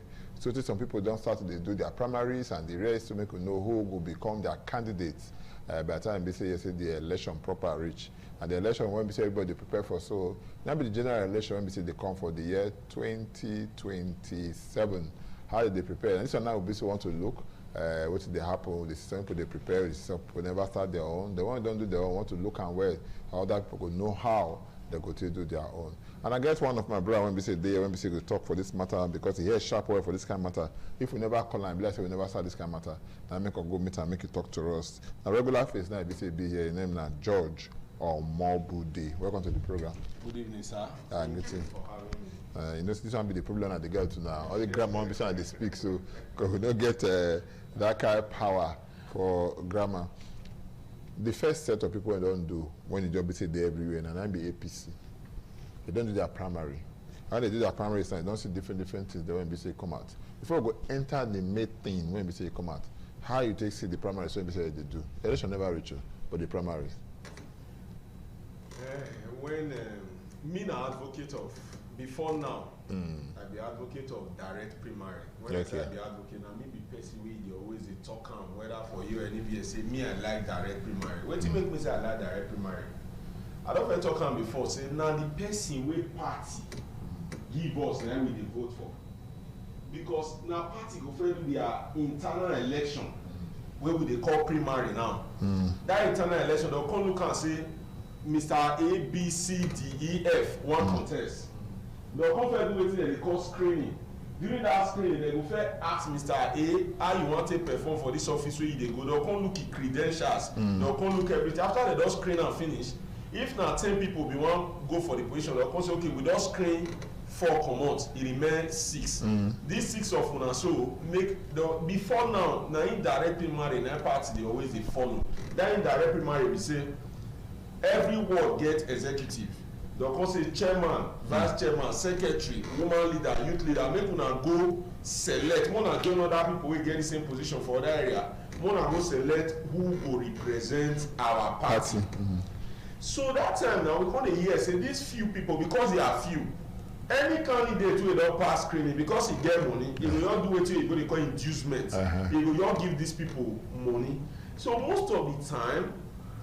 The candidate wey come out from inside political party, you come look and you come see party A, party B, party C, party D. You come look the people wey they bring come out. Sometimes when you come dey look yourself, you say me. How man they can for me, we say my representative vice president of this person they come bring come out make we vote for. Na me I come dey talk say wetin I think say go go na direct primary. Wetin be direct primary? Every card carrying member of a political party. As APC dey now once you be card carry member say you don register you don get card you go fit go vote for. I come say because people plenty now e no go easy for people to dey manipulate them. So those people wey plenty so go fit dey choose the best from their party which is the primary. Now then before they come bring these people make the entire country, state, local government as it pertains the election wey they want to make them bring come out. Na that kind of advocate now be before. You no come with that one again now. I see now. The thing comes in short. If I tell you say I no tire, na understatement. I over tire with Twitter I come dey see.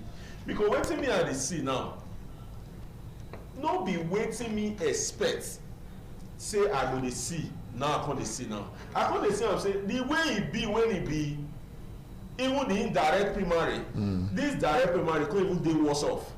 Because now na directive. Once they tell you say vote like this, the money wey they use take dey induce people. This time around they will just use the money now take carry talks, then give una small thing. So the wish of the people no still be wetin dey stand. For example, you see the last one where they do now, the APCO, you go see sitting senator come out dey talk for national television say when he reach where he wan vote, they tell am say the only queue wey dey here, he now in an aspirant under APC, he wan go for the same position of Edo South senatorial ticket. Now he say when he reach, he get right to vote for himself. When he reach where he wan vote, they tell am say this line wey you see so na for the preferred candidate. So as far as say you want form your own line or you want vote for yourself, no space for you. You know, if you go for that center. So you can see that the direct primary why they advocate for, with what I'm seeing just now, we're in serious trouble. So which one will come they use now for this kind of thing now? You know, anyway, if you see him, whether we like him or not, but in every contest, you know, the way one they happen. If you say yes, maybe I'm waiting, they tell you what you gather from orange vine or being a grapevine and that kind of thing. In every contest, there must be winners and there must be losers. How come now, say for our whole country here, any person when we say he lose, you know, they ever agree say he lose. Why it they be like that? Well, me I no go totally agree. Because I don't see people who lose for primary. They agree say they lose. Plenty. By the time exercise no dey free and fair, you go expect people to come out to come complain say no dey free and fair. And whether I gather am for grave, me they tell you now say for national television, now for watch a city senator Neda Imasuen, where they represented those South. Okay, they complain. In they complain for one of our sister station. He dey complain when they interview and say he himself no even fit vote, he no even see line stay. So that one go tell you say e be like say wetin we dey see as the policies wey we dey bring dey come, wey we dey advocate for, wey we feel say e go make our political direction dey better or the political game dey better, e come be like say e dey slow us down. E come even be like say e even dey worse off, because before now you go see say people go see go, some people go see get voice, minority go see get voice, even though at the end of the day say majority go get the say. But the one who dey see so, for example, a sitting governor, from wetin we dey hear, from wetin we even see this morning, for a Governor Fubara of Delta State, wey we hear of Rivers State, where we see say they say he withdraw, he no participate for primary wey they wan do today. He was even screened out. Now for a sitting governor, at a play before you say they screen out, but later the call come and say they screen out. This morning, when I read the list of the governors who they even say they screen, way pass, he didn't even dey. But he come and say he withdraw now. The statement different. The statement that when he signed by himself, he say he withdraw. We see this afternoon. Then apart from that, you dey aware say even sitting senators, sitting House of Reps members, as we talk, was screened out. But the issue is, if you go this because we be players for this game, we dey see people for street. Somebody dey tell me this morning, as he just dey come out for street, I go drop my children for school. He say we dey go so and so place, so see so and so person wey we wan vote for, party say na this person na we must vote for. If na for general election, we fit decide to go vote for so and so person. That person wey dey say wan go vote for, so e no dey party o. If they say for general election, he go vote for if another party brings so and so person. But right now, see the directive wey they give them to go vote for. So what did they say? What make you feel say the office still get directive for the general election? You know, say before if I sit down for this. Me not like the way they take hand back of heart in that hand. Just like I talked before, the same direct primary wey they advocate for. The act. Okay, you not think of the flaws when we say this before. I don't know say go reach like this. Maybe we check am because they talk about Fubara when we say in comot or you say the no screen am, because I felt that person say the screen am after the screening and the rest. The first time they no screen am, they come go they call screen am and all of that. Now he comot say he no wan do it. They say what to withdraw. No be only withdraw. Even Toye Cole, he withdraw to for Rivers State. You don't understand. And so people talk and say yes, they no go even agree for the kind of results. One Ekiti aspirant when we say yesterday for one of the political parties where they also Ekiti aspirant. He said the way they take do, I say you know like him. say for that, he go take what they call him. He go carry the party go court. He won't go seek redress for court. And when he seek redress for court, they will carry the party go court. But they get money when we say go is 10 billion naira. How come they ask the question? The party and the individual who get the say for matter when it be like this? Well, for Nigeria constitution, we don't get what they call independent candidates yet. Now party, now they get candidates. But at the same time, you see the electoral act, the electoral law, you see that our constitution say, see the way we go determine for a particular candidate to emerge, either by consensus, indirect primary, or direct primary. So party will now dictate the one way they want to use. If party now agree, say we are using direct primary, the direct primary get process. What will be the process? Now be also A4. If you get 5 candidates, it is expected 5 aspirants. It is expected that 5 aspirants will come out. People will queue behind them. They will count. Then by the time they count, already they will put their picture there. They will put their picture there. They will count. Then by the time they count, the person will get the highest votes. It is expected that now that person will win. A situation whereby at the end of the day, you can't say now you get the highest votes. They say now the other person and win. Or they don't even give you opportunity to even get people who queue behind you. Maybe talks driving go. So you get right under the Nigeria constitution and law to say make you go seek redress for court, even if na party gets that candidate. But it also have a laid down process. You cannot put something or nothing. So you must ensure, say, as a party, you give the level playing field to everybody. So if that man say one go court as a result of say waiting party, the way party take conduct the election, he no like him, he get right to go court.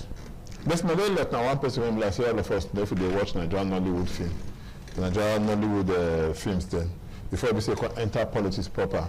Now I can be the member representing Surulere 1 for the Lagos State Assembly.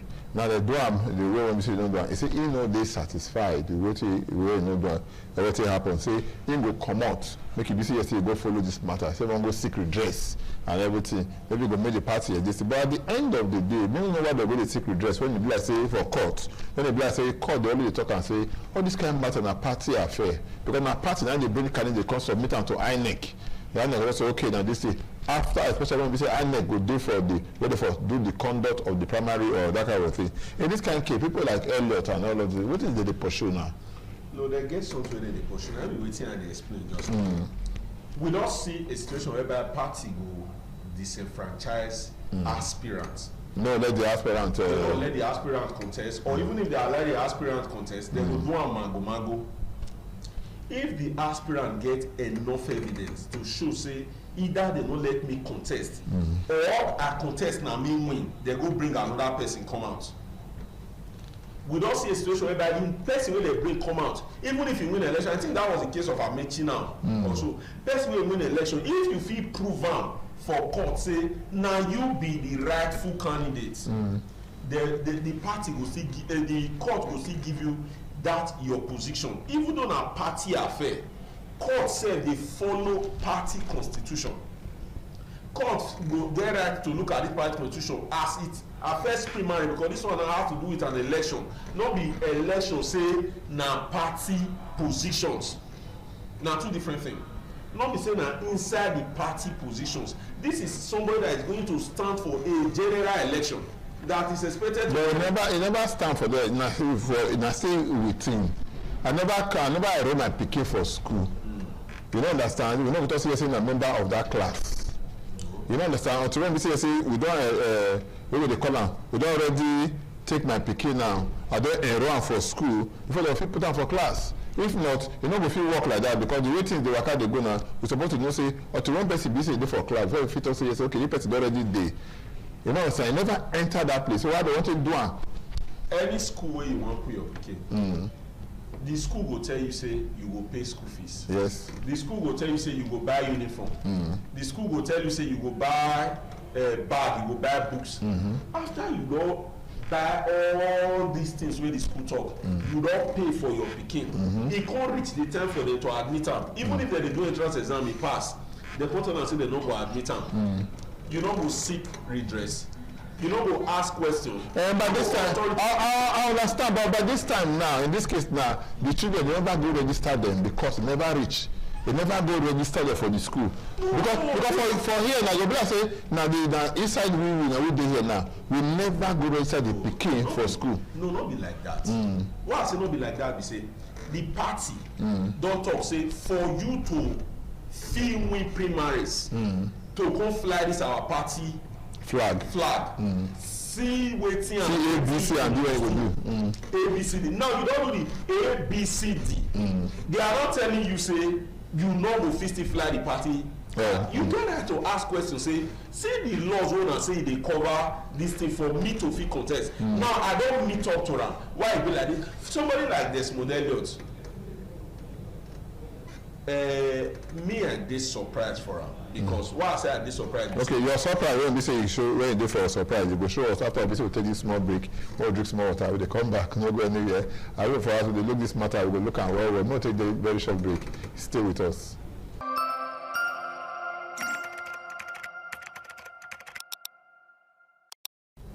Welcome back to the program now. Udota, the heart of the matter, and we look the matter when we say concern.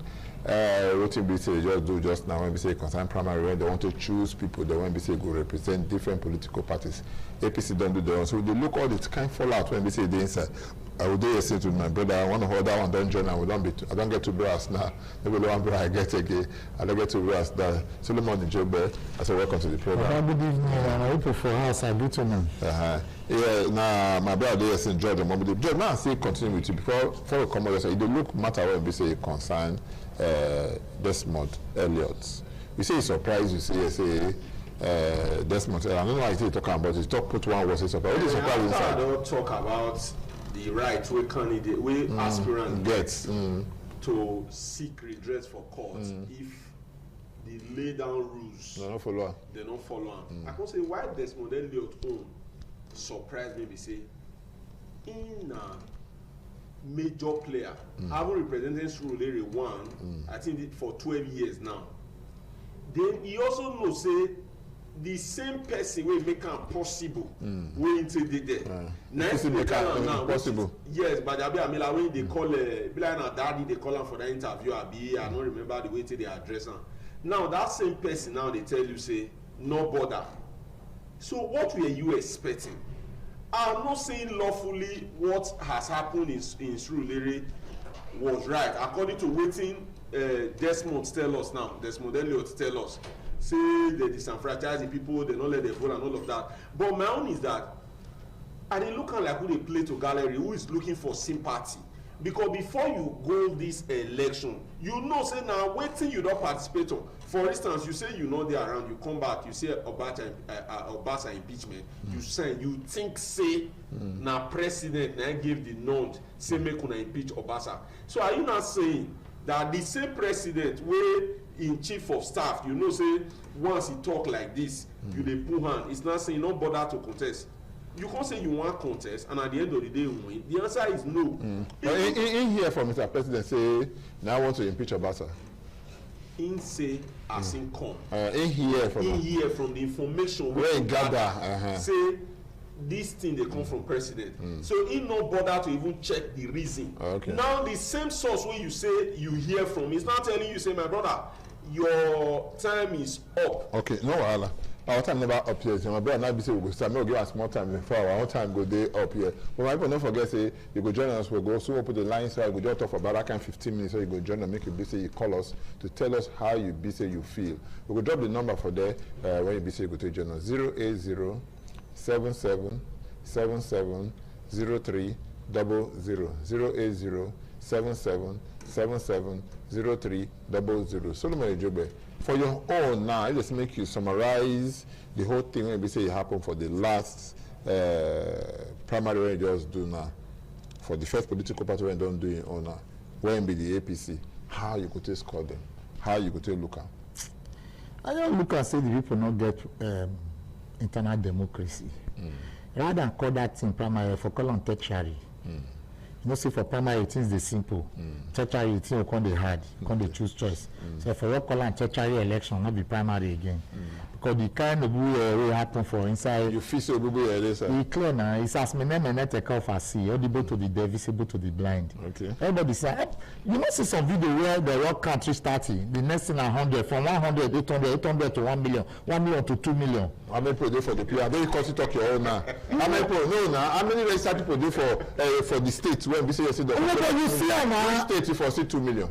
No, but you see wait first. No, in this social media, I see where they can't. Even them, when they ask themselves question, and later find ourselves say they can't reach 2 million. Yes, now. As he reach 1% something, he just 2 million. Now, when they, as I even said, the candidate now 1 person. So why all this is saying are fun? You don't play fun with figures. How many way Okowate beat Nedu Oko? Rumor saying about 3 to 5 votes, Abi. So one number, one count matters in a contestation. So point why they make me say they only play with figures when it comes to election, because one vote matter for election. Because if I beat you with 1 vote, I don't beat you. So if you carry first, I carry second, now you carry first, now second, now I carry. Point why they make me say they're not supposed, because they say now form, not be form. And you see this era where we did so. People don't be more politically oriented than people did before. People's political awareness, they more. Especially with this country hunger where people do. People don't get more consciousness for election, how it happen, where it happen. People don't interested in who represents them. Why you go represent them? How you want to represent them? Now the issues where they. So the whole primary, where lead to secondary and tertiary where they do. Whether not for the House of Reps or not for the senatorial seats where we see. The whole thing not too sweet me. Maybe because I'm the civil rights actor. I they like things make them dey the way they're supposed to. It's not too sweet many of us. Because we dey feel say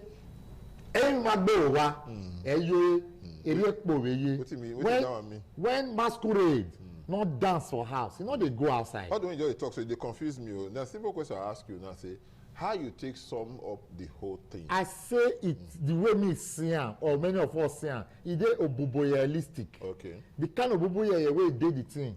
If too much will be say blind man they see and say dirty dey this soup not be crayfish. Okay, make we check the one when be say yes because I don't ask him if I want make it be say you check. I mean some all together. Football I do they don't first go for screening. They come back finish. First time first go they say they no screen. And second time you go they say they don't screen and finish. Now at the end of the day, he only can come out again say he know they contest the election. You don't understand? Desmond Elliott do it own too. Toye Cole he do it own too. You don't understand? And so many other people they won't be say they'll say they know they. If you can't look and say, out of all of them, over 75 National Assembly members, when they say the day before, they don't come back. When we say they no scale this election, what can they call this one now? Is it a situation or be because you go answer this question too, but may listen, but I want me to start. Is it the situation be like say because they hear says there are some political party or the political party where they now say make the governor go choose and say any person will say you won't do, now the hand of the governor. Now it be say yes, say it dey. Is it a situation be like say I like this person, I don't like the person, now they follow, now they happen so. You join though. You know that one join where. The worst thing to happen for democracy now to put the fate of another politician for another politician hand. For the president to have asked them to go and meet their governor. Now real big order now I give them all. He give cripple 2-story building, make it climb and jump. Now what do you do with that? And it clear say you see you know if you tell the story. Bini go say I will be Oya Lude, not be pankane it take begin to bring pankane oil. The kind heat where you see before it start to bring oil come out. They know the fit talker. Is this football whether they fight is how many years they come? They say no level. Sote it decamp from your political party, go ruling party because they tell us say give them a joker. Say no worry. You go. They can't give a name 001. Exactly. You can't be happy. Now, in your case, Shey na governor dey decide who dey go. Why he not decide where he But dey now go? he talk out the paper, say with paper where he sign, say he no go do again. Say he resign. But the paper dey everywhere. But you wait now. You first see how he invest comot. Say he carry people go there, disqualify all of them. He do this. So they're not clear. Some parties don't clear, like former President Goodluck Jonathan. PDP don't clear am. So now even bother. We don't give you. You don't understand? Push up the PDP now. Well, they say Turaki, abi Taraki, abi Araki. But you know, say it don't take for some years. I don't hear legacy and non-legacy. So I want to make a quick anchor because I know be our friend again. I dey come on this issue of Fubara and Desmond Elliott, Toyeko, and all of that. You see, like my brother said, Desmond Elliott suppose don't see that handwriting since. Where Gbajabiamila talk say he almost losing job because of her. Because of her.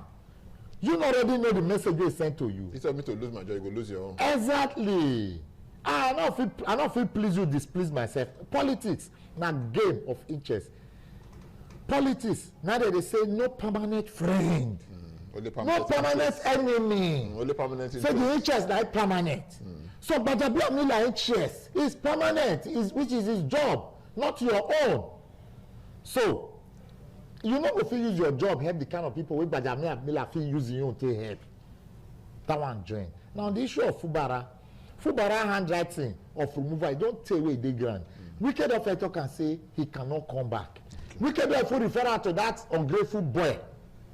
So the fact now say he don see, because in the end, as a not be governor, president say make dem go meet anybody wey wan come, go meet governor. Now the governor now not go fit deliver himself. E no dey clear say the governor still get who he go meet. Okay, no wahala. I mean, the same question I ask, and I say I go ask you. If I want to make it, you put my for that this thing. But after the very short break, when take the short break, they come back. No. When you take the short break, no go anywhere. Stay with us.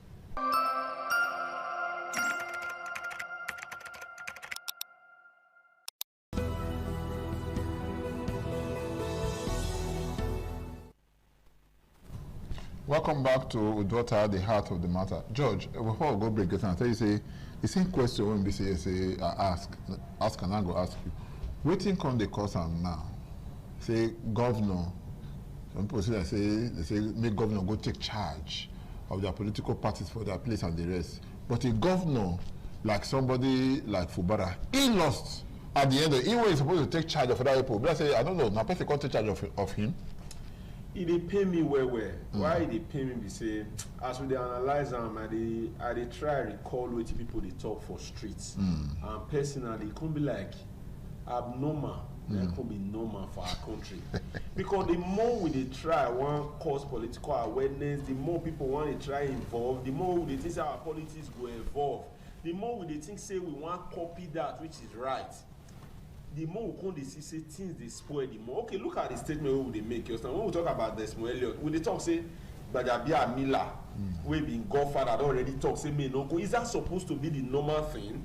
For democracy, wey be say somebody suppose get im own right to say, see, I wan fight for someone. So now, if godfather tell you say to sit down, but you go sit down. There is this lawmaker for Edo Central, where we know say he perform very well. Everybody know say he perform. But at the end of the day, he lost for primary. If the person will be saying not perform like one way come from Edo South, and here I don't get problem. But in a situation whereby, okay, look at this. No, performance they relative. Depends when on I say performance, it depends let on me be where clear about it. Performance in the sense that as a lawmaker, which bills you sponsor, which bills you contribute to, which emotion you moved. Okay, somebody did like to this call. Hello, good evening. Good evening. Yeah, baby, what be your name? Where you from? I want to put it here. Thank you. Good evening. Thank you. Yeah. My name is Joel. I call from Lucky Way. You see this political matter when we are the deliberation for that place there. Hello. Television, you have come on the off your TV. They on already. My TV is off. It's out of volume. Carry on. Can you hear me now? Loud and clear, very clear now. Okay. Please, for this, you see, Nigerian politics is somehow we can't really say that we want to be deliberating on. Because the situation whereby bring the grammar come down, beg. Bring the grammar come down. Okay, for case when you go see say people where we supposed to be call our father. I don't bring the grammar come down. The people who were supposed to call our father, they will call the arts. The way where you know go understand you like the king, they do somehow. Maybe we start from our own model home here, Benin. The primary where they do now everybody they push round, they do round. Everybody they cry, nobody know the party don't tear into pieces. So a situation whereby you go see some people they will talk for radio, say they will talk for social media, say if this particular candidate come out to go beat them, if this one come out to no go vote for her, this one will not go do this one. And one of the moderators there just now talk say the person need to seek redress. That's why they don't agree make it participate for primary. But for this one we get now, we don't know whether na primary they do, I be that they choose them, I be that they in fact we come up from Benin, go Lagos, the same problem. This particular party where we deal under, when they take us the waka they go now, okay, it will reach everybody. This one will be only party. Okay. Thank you somehow, very somehow. All right, thank you so much. You say it will reach everybody. Now, so what is reach everybody hand now? I don't even know. If not good today, they share. I may reach my hand. If not, if not bad thing, I don't want to make it reach where I did. So I want to make it be say you anchor for that point before you say we go move forward. So. For what you asked me concerning Fubara, they say make governors go take charge. Today, Fubara no they contest as a result of say he's saying no will contest. The answer is no. Before now, we see say it already they drum support, though they talk say in second term.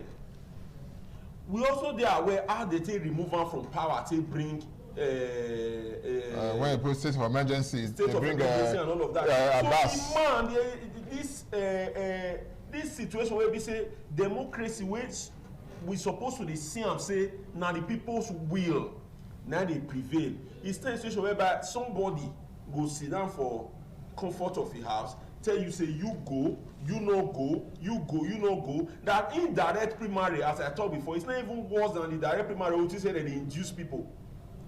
So Nigeria, we are sitting on a keg of gunpowder. Now, those days, if you get this kind of issue, you want go court, you see say your opponent go they beg you say no go court, no go court. But these days now, your opponent now they even fair tell you say go to court, I will meet you there. Before you reach there, don't really reach there. Hello, good evening. Okay, we missed that call. Since it be say the party they take out, they go where be say not supposed to go, like you they talk now. Don't you know think say yes, a Dutch time when we say yes, we will get when we say they call how they call her? When we say independent candidacy. Time never reach. And secondly too, if you want to call the number they make you call us, we respect your call 080-7777-0300. Call us 080-7777-0300. It good make you be say we get your own view for this matter. You know, just time for independent candidacy. Don't tell what they talk down. Okay. But you know, being able to say, oh, you know, Rama go and Gwale, you know, we. I mean, when you speak, they confuse me. No, the thief. Where thief you? If you help you, they find the thing where you thief. You no go ever see. You no go see. Now, beneath to say no bacon or weekend. What is the keyword inside? So all this one now high neck. Now be the major problem. Okay. High neck and our national legislators. Okay. When they don't make law. Now legislators, I don't know legislators. But we don't say everything. No, I don't know that one. Now legislators, I know. The issue now, they don't make law to allow me and you because the money where they spend for party politics. Just imagine you want to do party politics now. They say you go buy form for 30 million, 20 million, 100 million. Hello, good evening. Hello. Brazil, they get some issues. No worry, carry on, my brother. That money, no reach you to do the election. And then you say, one come corruption. So, person will carry 30 million, 100 million, take a bad form. You not do postal, you not do jingle, not do anything. Then you go say, make it not thief. You will commit thievery now when they come. So, but when it be zero party, that's independent candidacy, you feel contest. All those 20 million, 30 million to take back from no go day. Instead we use am buy phone, we use am print poster. Take give Thomas Adore Day TV, make it interview, make it tell people. He go play more money for interview. I beg. He go no for politics. For politics now, jingo now. And not for the show not be for free. Okay. Now we where they do this interview, now they pay money. But if you want to tell people, you go. Of course now. So and advertorials. So all those advertorials now, it will also generate income more for TV stations and radio stations. Now let us not digress. The issue is this: independent candidacy. Now something we don't long overdue. But now this. You know why it will suit me? All these same people now, we no agree set up rules wey will benefit the people. Now them be the first casualty of the rules wey they set. You know why? No. When then they set up these rules for as National Assembly, I see school children when they get up, they sing, on your mandate we shall stand. Because they don't tell them, say, all of you when I take them here, I go return all of you back. Is it not an aberration? No, if they tell the city they will return them, but how come 75% of them they don't even get a nomination? That time, they don't get a. If you remember, they clamor. Now make them go meet president. Now when they go meet president, that president tell them say no, una go meet una governors. Now they for pass come now. Say no be any na rubo I na by day. Not be the gist wey you carry when they go from. Not be in the gist they come back when they come. Okay, so now the matter will happen to them. Now many of them they realize say they mistakes. But before they don't mistakes, the kids don't come on since. Okay, no wahala. For you now, when they round up now, what do you think about independent candidacy? Yes, for me, independent candidacy not be the solution. Okay. I think the solution now is for Nigerians to be angry. Just the way I'm angry. In short, they should be more angry more than the way I'm angry. If person they invest, no they go do. I will explain it. When I say may they angry, I don't say may they fight. Okay.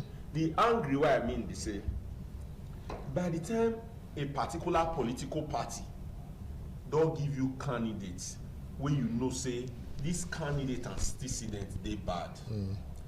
Then maybe because we have several political parties, luckily you can't see political party where you bring the candidate where you know say this candidate they okay. What you are expecting, both you and that particular party, where therefore bring candidate where be say is against your will, and every other Nigerians, may we put hands together, may we vote party where bring that candidate in, not just to vote that candidate. You will not only vote that candidate, you will ensure say that obubu yeye wey be say the powers that be they do, you will say there must be an end. When would they hear something like Baba Sokpe? When would they hear something say a leader wey dey you know how I want to do that kind of thing? Now I wan explain. So in 2023 we see say unpopular candidates they win. People wey they don't know before, wetin concern the people they be resolved to ensure say my vote must count. But we must do more than that this time. You not go only vote at your ward, your local government or your state. After you don't vote finish, after that result has been declared. In short, because of your involvement, ensuring that person wey you vote for ward, you follow that result, go local government until that result is announced. Even if it take them 4-5 days for them to announce am. Because the next 4-5 years, all of us are, see, as I speak now, some of us they park our cars now, they take bus, and if you want to take the bus, you need to get enough money for your pocket. And in short, many people they skip meal. So for you to suffer this thing for 4 years, suffer them for 1 week, suffer them for 2 weeks, after you vote, after you declare state level, make all of us enter motor. The one we don't get motor, make we trek, make we go INEC office for Abuja, make we occupy that office until they announce the person will say make they announce. If they refuse, make we put an end. And when you vote, now when you vote now, you know what you have for the other side though. Apart from that one, when they come out. Everybody will vote for different areas. As you dey vote finish, stay, make they count am, snap am, hold am, carry am, follow body. All of us go Abuja to ensure, because this is a situation whereby they go announce person wey no win. That person now come dey bring all these policies of say go and meet so and so. If you pass primary, pass primary. Now wetin we dey experience for our state don say Sado, na you dey in charge of so and so local government. Bring anybody wey you wait for them. The other one bring so person we wait for them. Now so we want to continue. But one thing be say yes, somebody talk and say even INEC no dey even dey talk who win again. Before the INEC go talk say yes, so who win. And for that one, you go just call result now. When they call result now, they still go up. Pass even that place, they don't cut and when you say yes, they count the number give. The car go up now, go enter court. At the court us now, so it be no so it be. I want me just anchor with very short thing in the next 20 seconds. After I be we take this call. Me no blast we not take this call. Hello, good evening. Hello. That's our network today get issue. So make a quick anchor for just about the next 30 seconds. You know, when my brother they talk say, make we carry our car go Abuja, make we be resolute, make we be angry.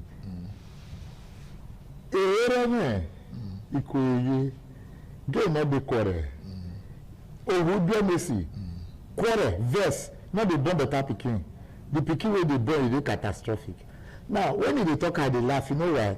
Now, that one because they carry a camera through the eye of a needle, now they talk. Okay, thank you. Make we anchor for them because I'm not afraid. No, make I talk, say, it's not possible. Last election, 2023 election, before when they make reference to, it's different for 2027. Because 2023, even the Wayo, when they remove for 2020, before 2023, when make us see clear road for inside 2023 election, they don't add them back now. So 2027 not clear. So that when they talk, some of them go court. Now if you are not chairman, I tell you so many go court, and you see I take B. This one before they do the election, they don't tell you you go. Thank you so much. Thank you.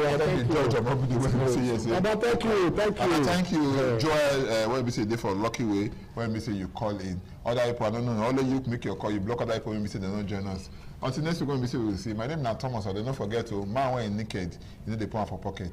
Now good evening.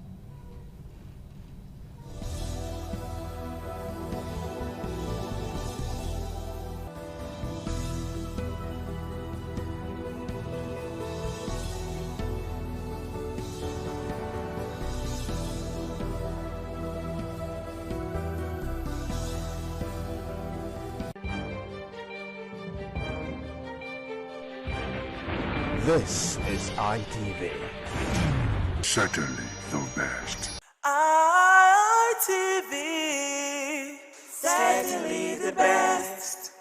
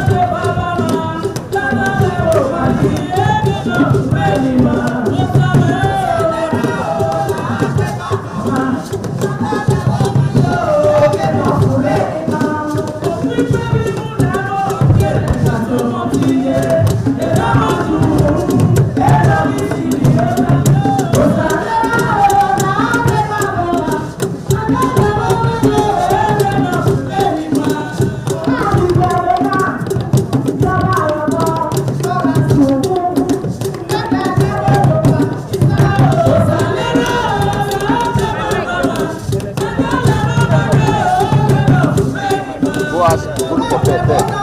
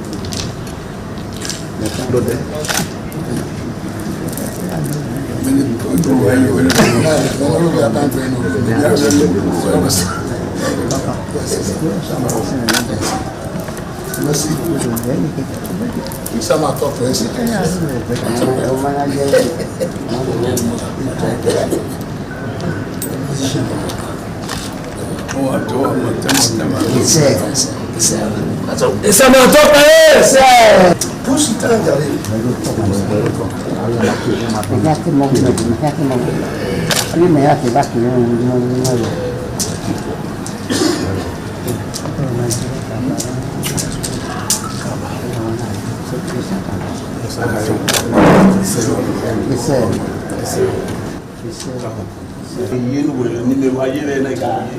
Ina se ti wuli egewe una se ti di agun ya ya zomudion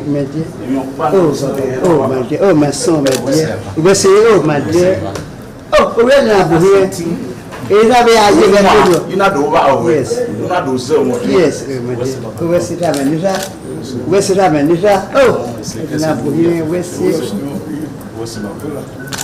my dear is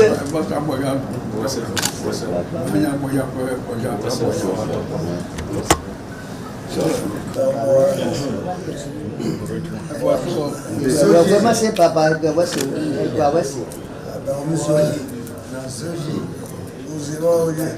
ça m'a topé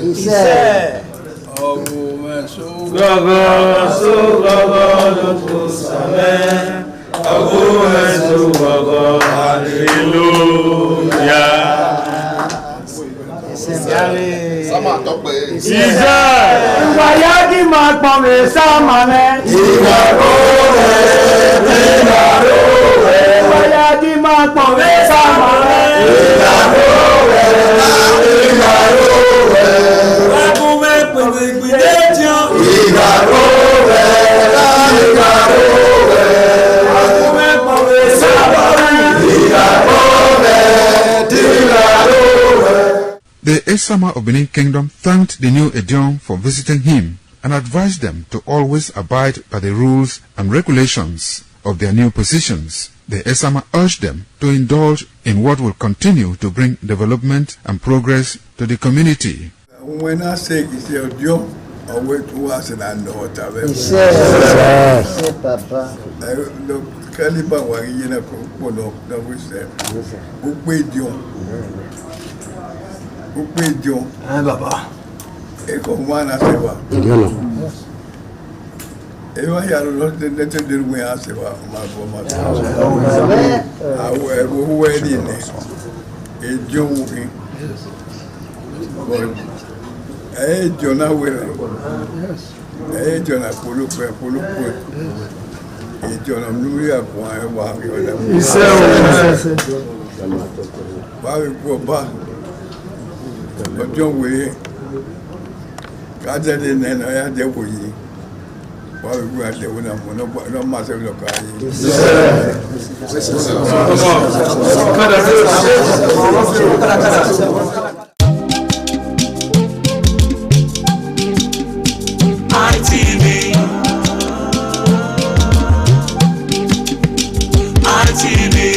ITV, certainly the best.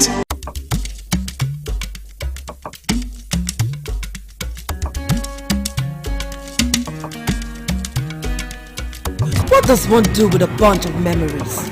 Laugh about them, cry over them, or capture them? I know what I'll do with such memories. I'll showcase those memories. Yes, I will show them to the world. I will flaunt those memories.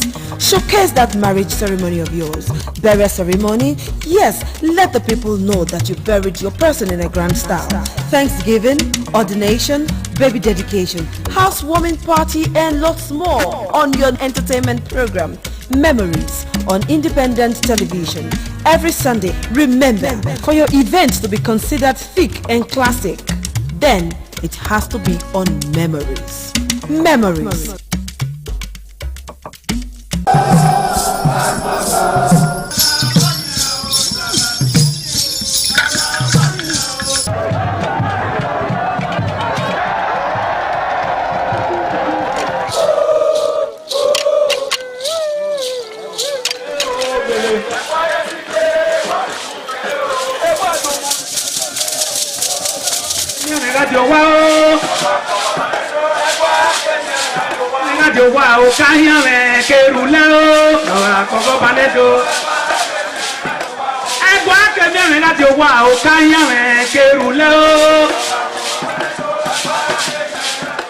Omonomba Nedo Ukwakwalokpolo Ewai II, Oba of Benin, performing during the 2025 Ododua Festival. Ododua Festival is unique as it was organized in honor of Ioba Omoni Hwoyeme, Ioba Ewai II, as part of activities for her burial rites. The rich traditions and cultural heritage of the Benin Kingdom was showcased when His Royal Majesty Ewai II engaged the floor to perform during Ugie Ododua in the palace ground in Benin City. In the dance performance, the Ogbelaka royal drummers supplied the needed impetus and rhythm for the dance. However, tributes are paid by the head of Benin deities to the monarch, who was the cynosure at the event. The event can best be imagined as the spiritual rejuvenation, stunned, spectaculars and guests at the colorful ceremony. 7 masquerades representing 7 spirits and deities conveyed different meaning in company with the head of the deities of Benin, with the Oba of Benin, who exhibited a grand cultural dexterity in his dance steps.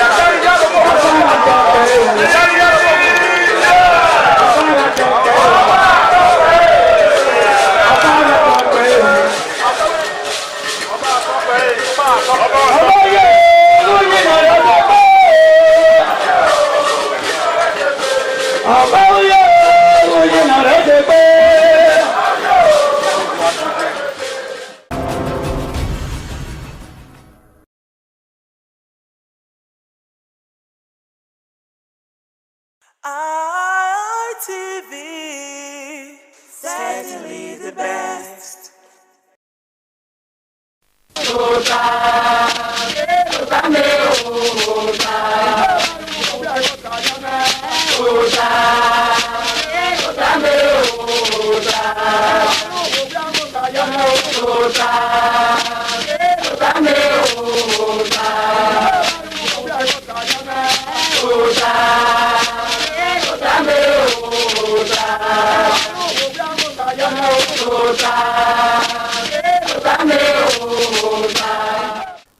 Wabotao, Edonewa, Edonewa ire, Wabi Negekai, Wabi Daniho.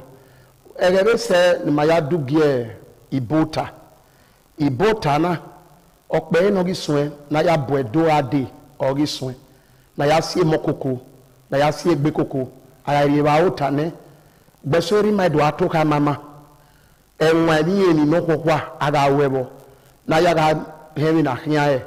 Ina ya inye o ibuta uta mai uta anyowa binu kisema gmonwe binu ya nyikere ni ade bo moe ade uta no uta ni makiari la dare na ke yere no yino no zuma lele utedo eso we mi esi no eso we mi dano o ewe o keke no kuri owo boy yoto o ga bo nana miewe bi no do mana he eso very aserio we ote brefu odo enze unde we awodo ni eme eso we o makeke kaka onaze mana wona mulade na ya wi bude yo na domiki na he emi no keke iyima na ogun egun eme na okere ma we iyima an atu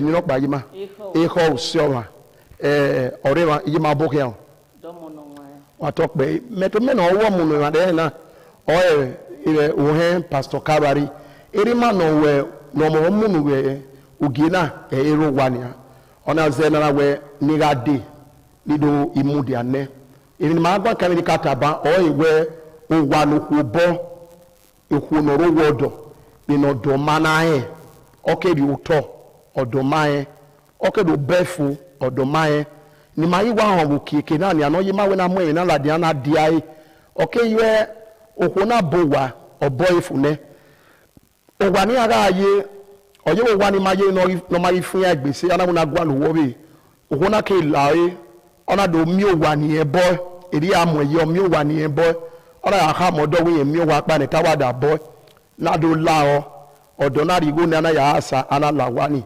ogbupe ha gbukpe nebo ya sukpise ino do mana he wi go ni asa epo bo kiyen oju ori aduwa ni wo ni ri de yo to hun mi owu ara do duiko baka yi mo yi odo wi ma ri o to yin ma ebo wa ara wo ma we ayi mo yo wa na jina odo na wi onya wa ni na mo yo wa ni ye o wa ya ye ma na we ari wa ta ma ya ye na gbode na temata o wa na nu we ye na obukhana no ri awa no bena na gbube ba ya na so oni ri ma we pe me ade ni ke asayo wana owo kin ga asana ni epo agba ya le lere ni ana mi go ya asa ana we na mo ladia eso we ko ni ma we se eso we mo mana we na we gbe gun ayo wuru no zedo ejima ma won ri tire na egbe ere wa mi igo ko ya bo wa ino mana ta modo emi dano emi esi no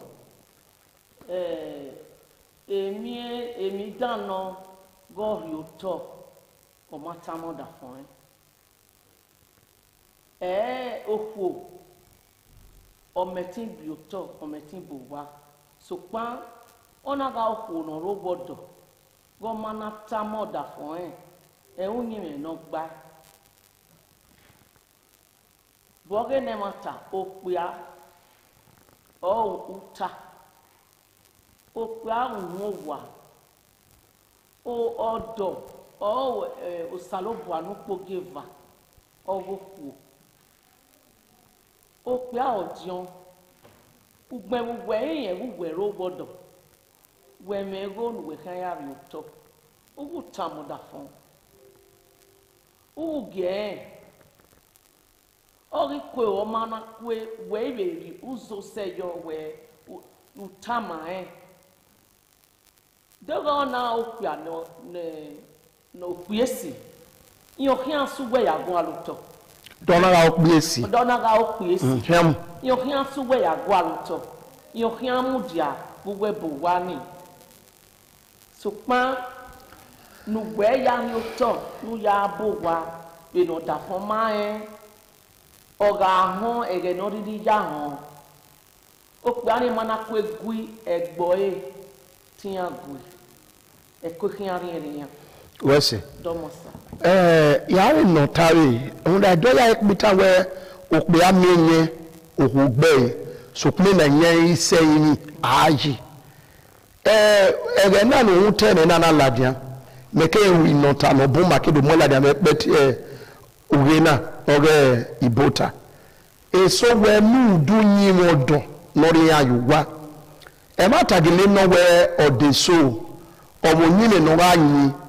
Iyabo ameru wajiri na miewe ona roge nokpa roge megibe nota serio ara de doka we okpana ya wuje ma we ini ene bu wania otomera ile ya ga hune 100 by 100 no yerige anyanyo da asie osekoko ari kinana danyo wa danyo gbeso osiloho ina yeti ewe ina de anego kere ke ti odo ni we lare odo me yẹn ẹgbẹ́ òwe dáná yà sùn ọgbẹ́ ọ̀nà ìgbèlè rí la ọwọ́ wa mímú nàrí nà wìnà sùpá gbèsò yà gbúzọ́lé ha gbọ́zọ́lé va gbèsò pẹ́ẹ́dẹ́ àná yà mọ́kó yìí wùtẹ́ ọ̀gá àròdọ̀ ọ̀gá ìrè ọ̀hági yẹn gùn à nẹ́gẹ́ kàlùbí yà ó òkú náà wọ́n rí sẹ́gẹ̀ yẹn náà hàn ẹ̀gbẹ́ òkèrè nìyẹn rí ó tọ̀ nìyẹn sọ ya yẹn má ká zi ọ ni yẹn náà dìgbò lẹ́nu yẹn ẹ̀gbẹ́ kí má yà sún ẹ̀ náà yà gbórí òtọ̀ náà rẹ̀ mùnú ẹ̀ èrí màá wá rẹ̀ ìrọ̀rì dáná ọ̀nà wo ni yẹn rí èrè yẹn náà di 800,000 yẹn náà di ana yà gbólu yẹn lè gádà ọ̀wé yẹn náà wọ́n yẹ sọ ẹgbẹ́ náà ọ̀wé náà yà mú kẹ́ yọ ọ̀nà ní ebòtì ẹ̀ fílì náà yẹ kẹ́ hàn ẹ́ akẹ́wé gbé kẹ́ bá tẹ̀ mu ana di wọ́n ma yẹn náà di yẹ 12 trip yẹn náà di nẹ́ ọ̀wọ́ rí mú ayọ yẹn kí sẹ́yìn náà 12 yẹn dé nu ẹ̀ wọ́n náà yẹ mìíràn yẹ ayé ká yẹ bá ọ̀wọ́ wẹ tipa strike èdè tipa ẹ̀ nọ́nyà ẹ̀ gbé má náà ẹ̀ nọ́nyà tipa rẹ̀ wẹ́ bu ọ̀rẹ́rẹ́ lukunẹ èdè wa tata amari ní amari de gbé mọ ẹyọ ìnáwó nọmú yìí ní akẹ́kà ọ̀fun nọ̀rọ̀ ọ̀pẹ̀ àná òkúra ọ̀ríkẹ́ ìṣẹ́ ẹ̀zọ́ ní anáwó ẹ̀ wọ́n mi rìgò rẹ̀ orí èrè ìmọ̀ náà wọ́n akẹ́ tẹ̀ mẹ́lẹ̀ mọ́nà bí alá yunifásitì náà ṣe jẹ́ ìwé ní yòótọ́ ọwọ́ ẹ̀zẹ́ yìí ẹ̀yẹ zẹ́yọ òkú náà wíyẹn náà yà zẹ́ bí yóò yẹn náà gbọ́ alùtọ̀ kéré rí ní àwọn ẹ̀mùdarí ẹ̀kẹ́ wà múnẹ́ ọwọ́ adìyọ unda yene doja o ya se gbe mi na re wo wa o we se yo yo pa azire ba yo pa wona o na o se ni na ila wa la e atobi e ri to ni e bo unda se so ma mo gbagbo yen se ti de zo bo ni le ebe e ri o o wo ni tamame ina wo gbe mu pa gbogbo re we e ma tagele na dagele ni opi ade dobu no ma zi agbo a mo ko no mi we e ko mu di ake we ni egele iwe ni na ya ma so kun ye no pi ani ma o emegbe ẹgbẹ́ wo ni ọ̀bí dìbòdè wíwá rí ní àmì bí a kì í má gbé ya ẹ.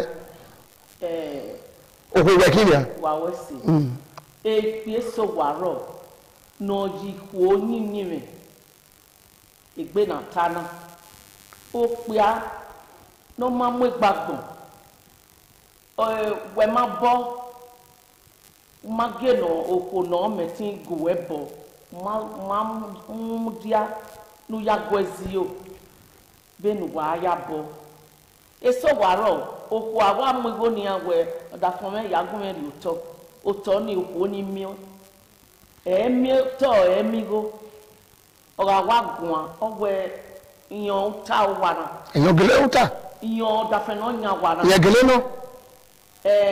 ige báyé ẹ̀ẹ́zẹ́ ige èsùkú ọ̀rẹ́ mọ̀ ẹ̀ha ukpọ̀n ẹ̀ẹ́dẹ́ yóò kó ní ẹkún ẹ̀ á máa wẹ́tọ̀ ọ̀dẹ́ yìí mọ̀ ẹkún egbòkò wẹ́rì ọ̀yẹ́ náà gbé gbóbọ̀ ẹ̀hìn àwọn akún amúnópè á ní tọ́kì á sí ònẹ́gbè egbòkò wẹ́rì ọmọ gbọ́gbó wa lẹ́ o.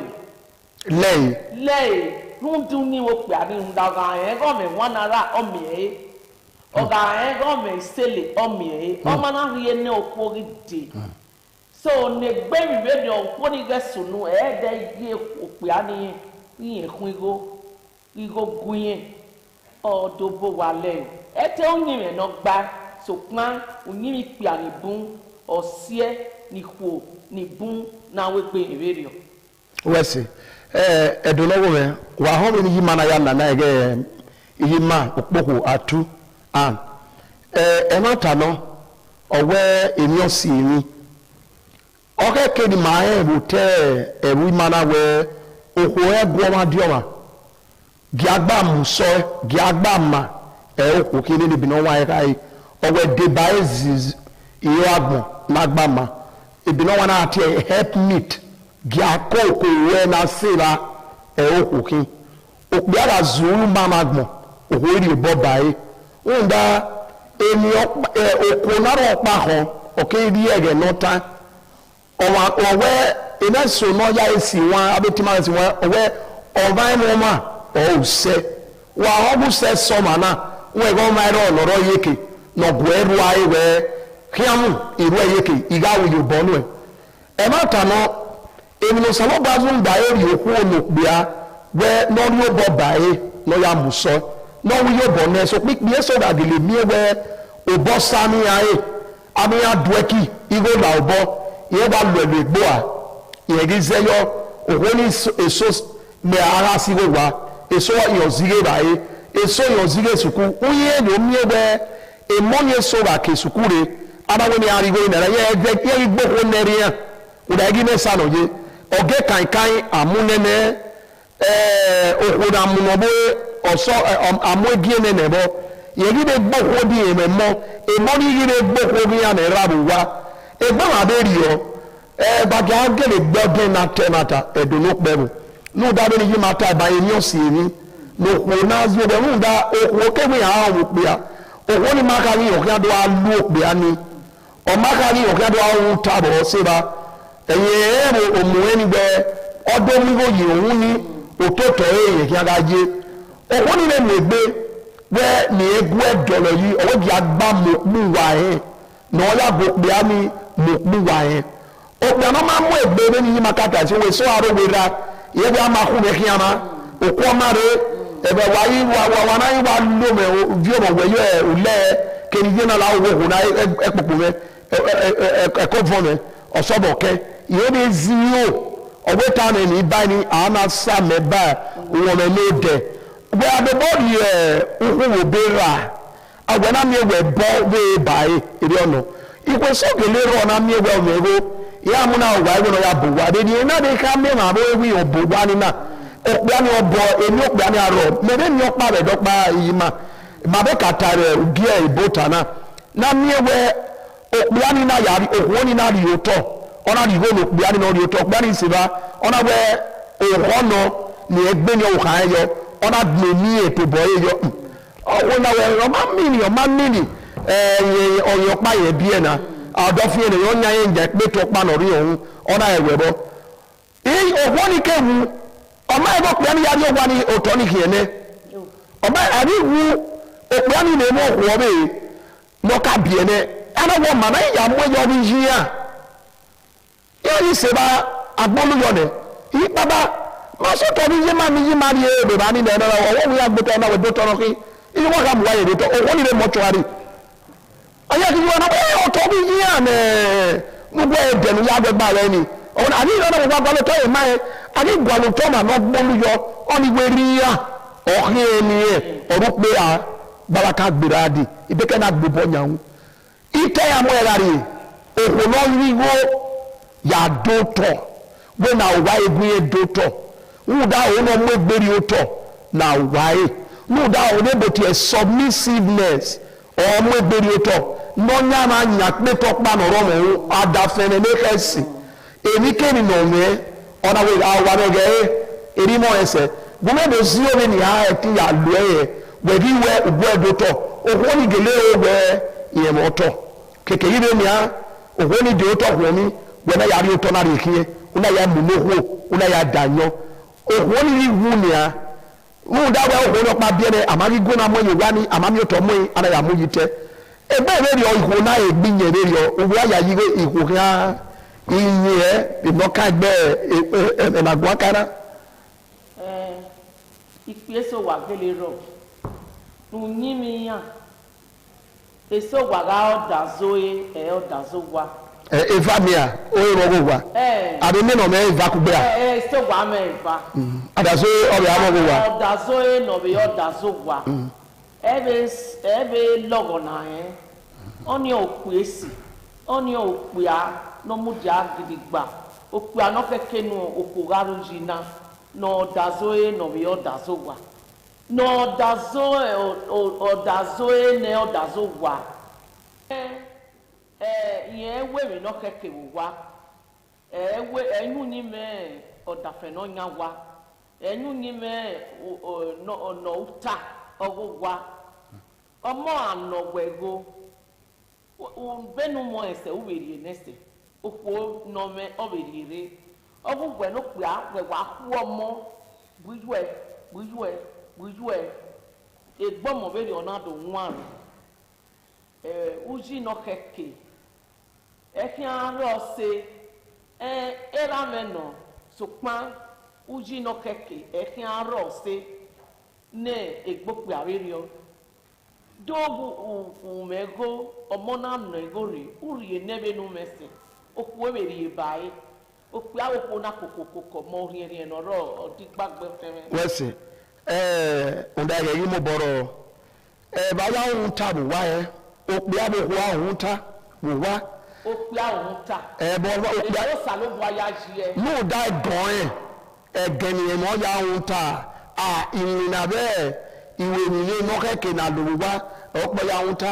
bẹ́ẹ̀ni sàlóbù ayá jí òpè à ọ̀nà ká jí òpè à ọ̀kẹ́ yí òkú òkú òtótó pè à ọ̀ọ́jì fúdà ẹ̀ ọ̀pọ̀ àkájì òpè à ẹ̀ ó sàlóbù àkájì òpè à òkùnhùn ta òpè à ọ̀bẹ̀ hàmù kó wẹ ìwé mẹ̀wẹ̀ dùn mẹ̀mẹ̀ owó pè à kẹ́kẹ́ nù kò jò ẹ̀ ó kò ó pè á ọ̀ọ́dọ̀ òkú.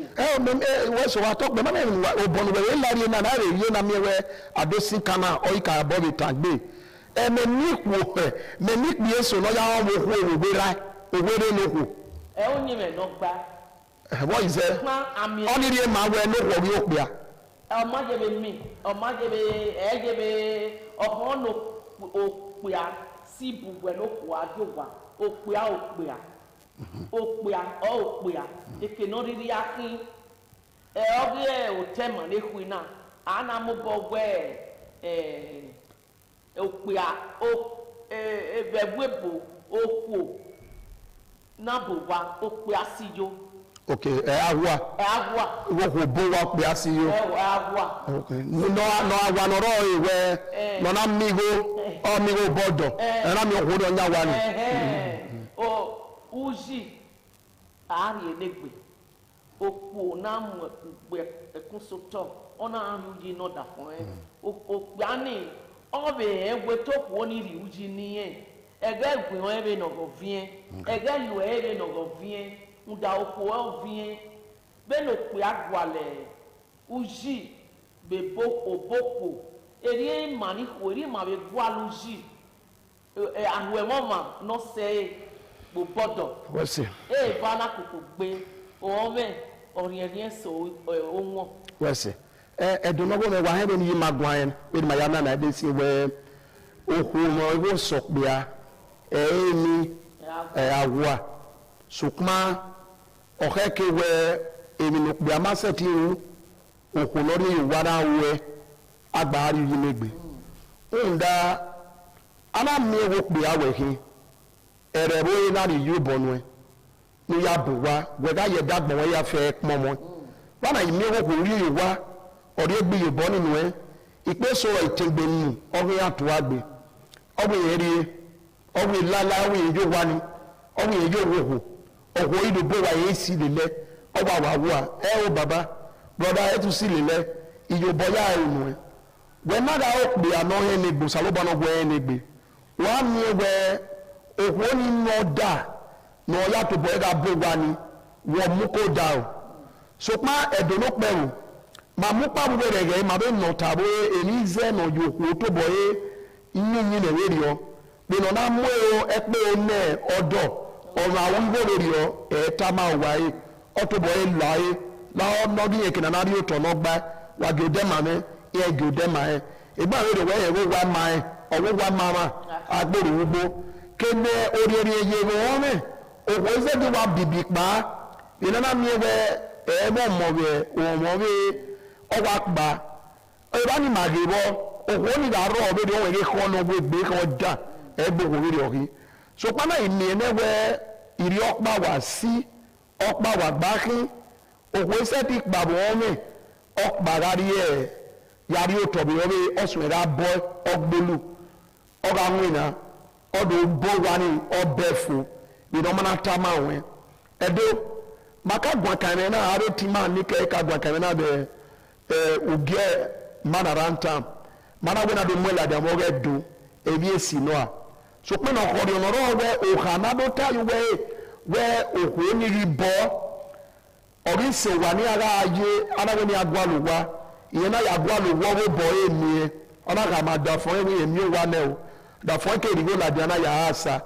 ana ya ureni ya na park ya di wo ho ni gbo ne ni aya ro wa ni odo e ma ewe owo ha onya wa ni aye ikatika no mi iwo ni ara emi odi go ni katika ni madan ma wa ka bo ye gbe aka ewe emeri o ma keke ini da era ni ho ni le egbe wa do bo wa ya park ya de la lo di nara ye no popo wa ka ba wa bo ko ite bo wa ye fopa unda unyi na enwe we ma mo gbe tene utete me ma ti egbe we ni ni ata adafo na ewo ya anyu ha mu na sko ko na bokogbo oye kere ite tamae na we ni tuwa ni tamuwa we ke no jere ni ara kere de ri ogi no we okewe ya wa ba ni ku ni ne we no ri je na wo ma ni do tamuwa we no ri je na ni ma mi na gba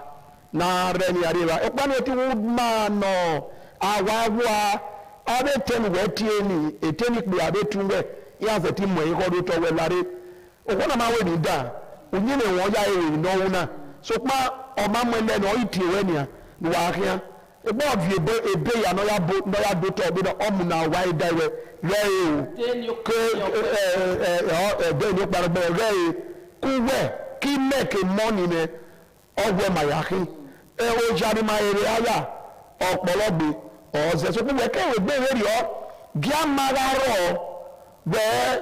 we ka yi go ladia uri ni no pe a no wi yo boni we ni go na gwalo de bana ya doto u yere bi amani aro wo magele de ori re de una re ri go ladia we ja ya agbolu gi amani aro wo opi ari magele gbolu mo be ni ri dai we be ma le de na ko de na keka wage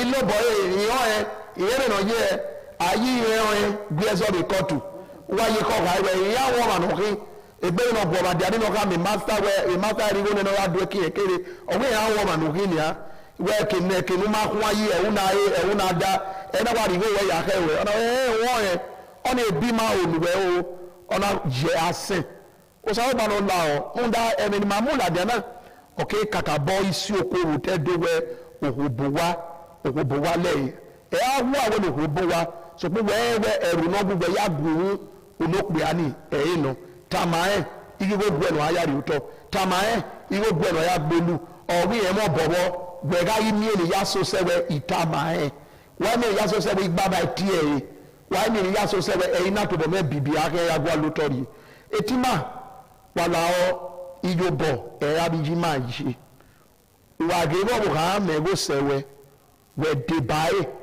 bi na egbove we ga go ho we o de no uji no kwa no we enuwe no ade mo iya o yo kwa no we ni meje de na o ha me na di moto mi meti wa fie I wa fie o awa no pa no be e magne o ha mejo e ba ma na mu die ibota na se fo obe ki edo ya ofo gbo sagwa eyo wa ki ma ye wa yi na jina oba atokpe ise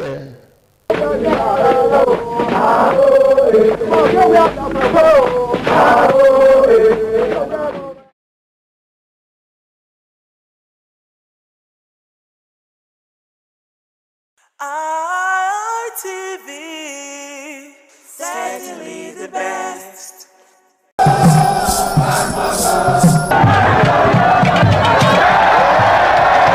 Some days, there comes the Ugemobo Festival, which the Oba celebrates outside the palace gate.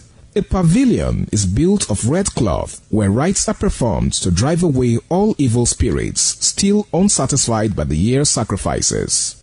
The Emobo Festival is to commemorate an event in Benin history which dates back to 1504 AD.